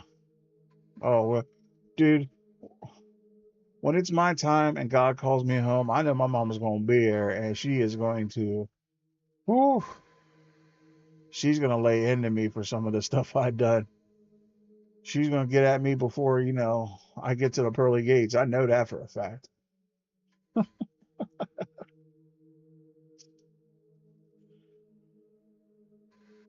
But yeah, and I do a lot of, I'm going to get a little sentimental here though, you know. Today's one of those days where I think about her a lot, because every year on my birthday, she would call me early and she would be like, "Hey, you ass, you know, happy birthday." And she was like, "Even when you were a baby, you didn't want to come out. You were late." You know, she would call me every morning, man, on my birthday. So, like, my dad still does, which is nice. But she, today's one of them days where it's a little rough, you know. That's another reason, you know, kind of wish I was at the beach because even though I'm at the beach, I still think about her, but it kind of takes like the hit off, you know. Now I'm home by myself all day. I'm going to be thinking about her a lot because this is just as much her day as it is mine. You know what I mean? If it wasn't for her, this day wouldn't exist to me. I wouldn't exist. So like, I don't know. Just like, I'll be definitely thinking about her today. I've been thinking about her all week, but today's like a day that really is like tough, you know. But it is, you know, it is what it is. Something I'll deal with. Um, but it is what it is. Yeah, and plus I have, you know, I have the missus with me when I'm at the beach. This is gonna be like I said, this is the first. Actually, to be honest with you, this is the first birthday since she has passed that I have not been at the beach. I started going to the beach the year that she passed, and every year we went after that. So since 2017, this is the first year I haven't been to the beach since 2017. But with the way work has been and with some of the stuff I've been dealing with, like my mental health issues and stuff, I just couldn't afford it this year, unfortunately. But I'll tell you what, next year we are getting to the beach. No ifs, ands, or buts. I appreciate you, brother, and I'm gonna hold you to I'm gonna hold you to that, homie. I will, you know, because I'll probably take about as long of a nap as you are today, you know, because we basically did a work shift together. So, yeah, well, and then I'm gonna be messaging you and bugging you all day.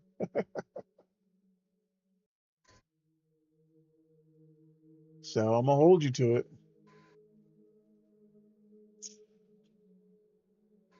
Yeah. So, but this is nice. I'm glad we did this. It really was like um, it was much needed. You know, after the debacle on Saturday, um, it was good to do this. You know, like I said, it was definitely needed. I definitely needed to do this, and now it's done. Hey, shoot. Could, yeah. Yeah. I mean, shoot, we'll talk about it.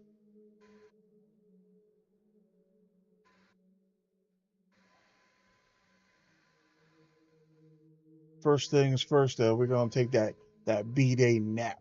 Every birthday deserves a nap. I like my B-day nap. I love that bed. I ain't gonna lie, I love that bed. It's lightweight, you know. It and one with the addition to that pillow top I put on it.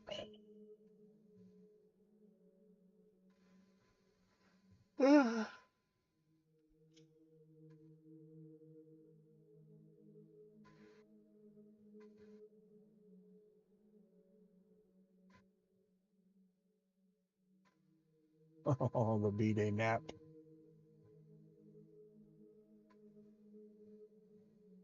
That's the first order of business. That's right. Well, now the first order of business is after I get off this stream, I'm gonna grab a shower, a a B-day shower.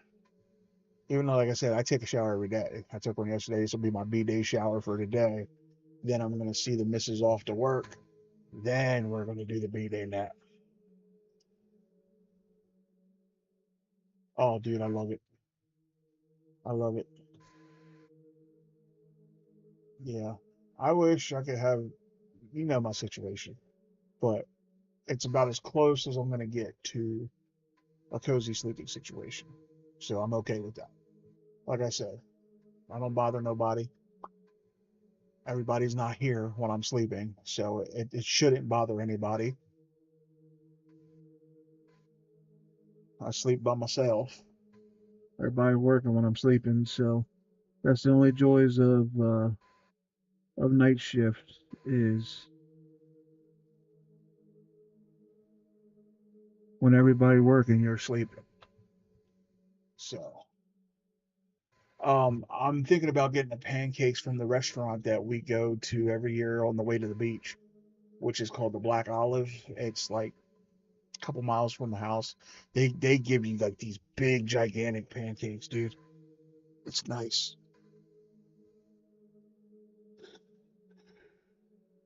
They got this thing called the 22222. Basically, it's two pancakes, two eggs, two pieces of sausage, and two pieces of bacon. It's not a bad deal.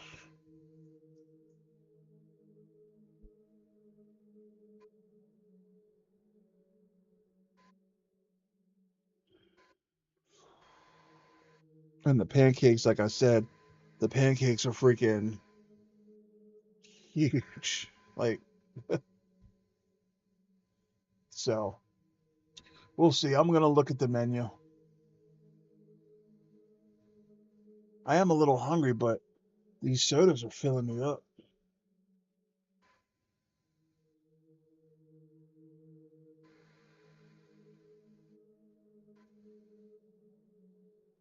You're almost home free too, brother. Oh yeah. Or I might do. No, no. I was gonna say sausage, gravy, and biscuits, but that's a little heavy. For well, sort of pancakes. I don't know. I don't know. We'll see. Maybe I'll get them both. Just hog out and pass out. But yeah, brother, you're almost home free yourself. Oh yeah, we're gonna get some pancakes.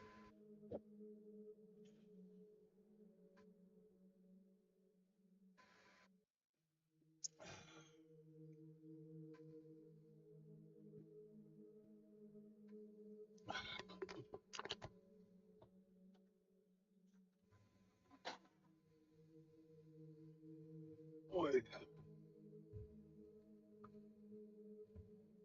turn this fridge off because actually no, I'm gonna be up here tomorrow.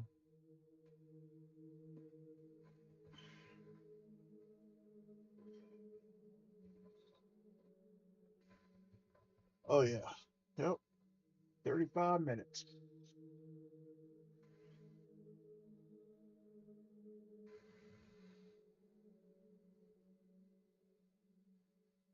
Oh,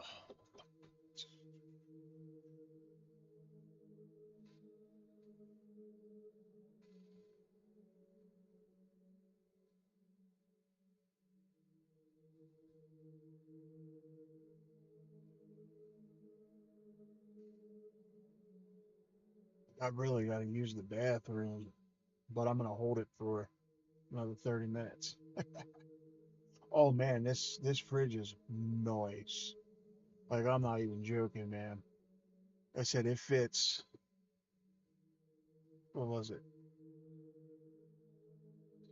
It fits 6 sodas and an energy drink, or it could fit 8 sodas without the energy drink.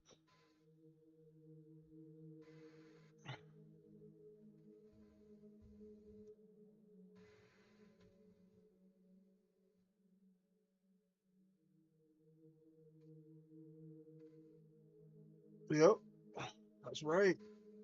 As third shifters, Thursdays are our Fridays.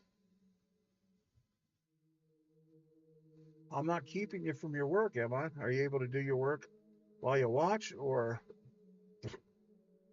do you have to get going?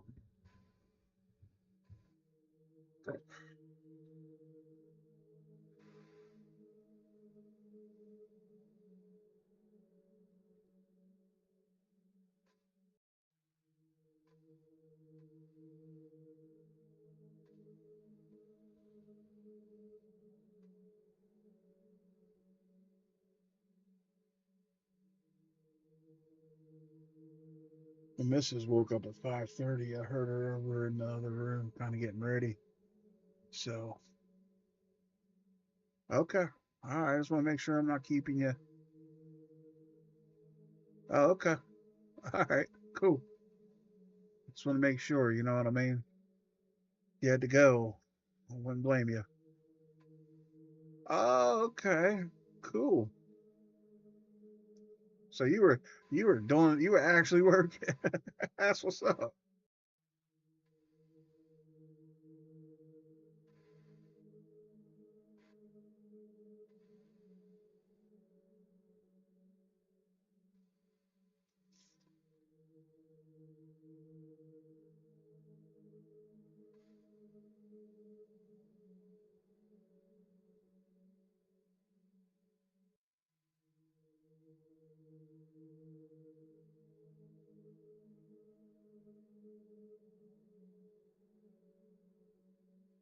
Oh, so you get ready to head out here soon?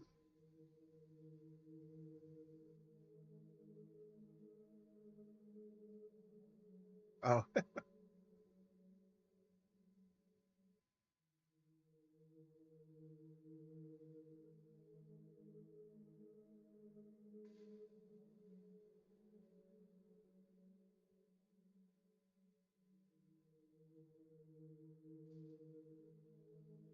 oh, I see what you're saying.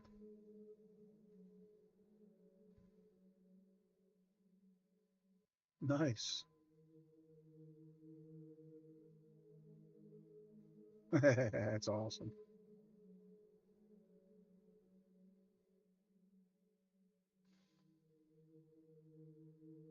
Oh, okay.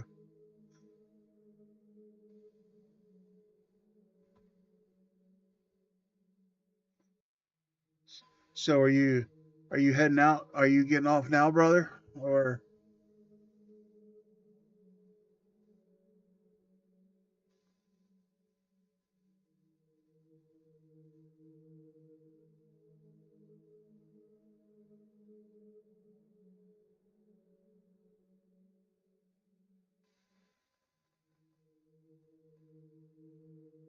yeah, it's just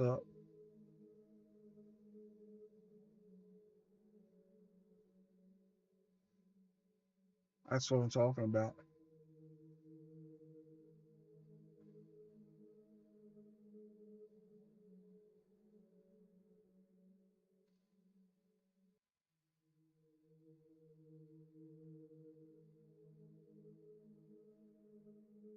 Oh yeah, win-win. Ugh. Whew.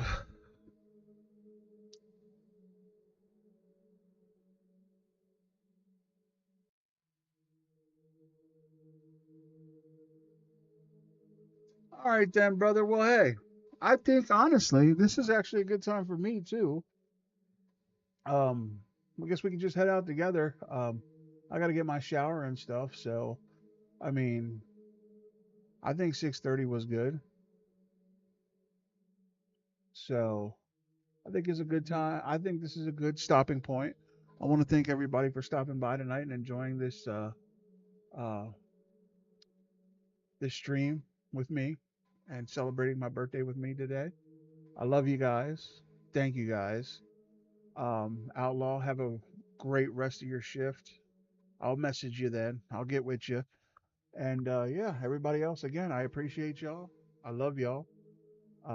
And yeah, and I'll see y'all tomorrow. We'll do another stream tomorrow. We'll finish up RE9. Oh, perfect. It does. It works out perfectly. So, all right, guys, with all that being said, I love you guys. Thank you guys. And until next time, this is your boy Media Fiend saying, as always, until we meet again, be chill, and we out. Have yourselves a great Thursday. Love y'all. Peace.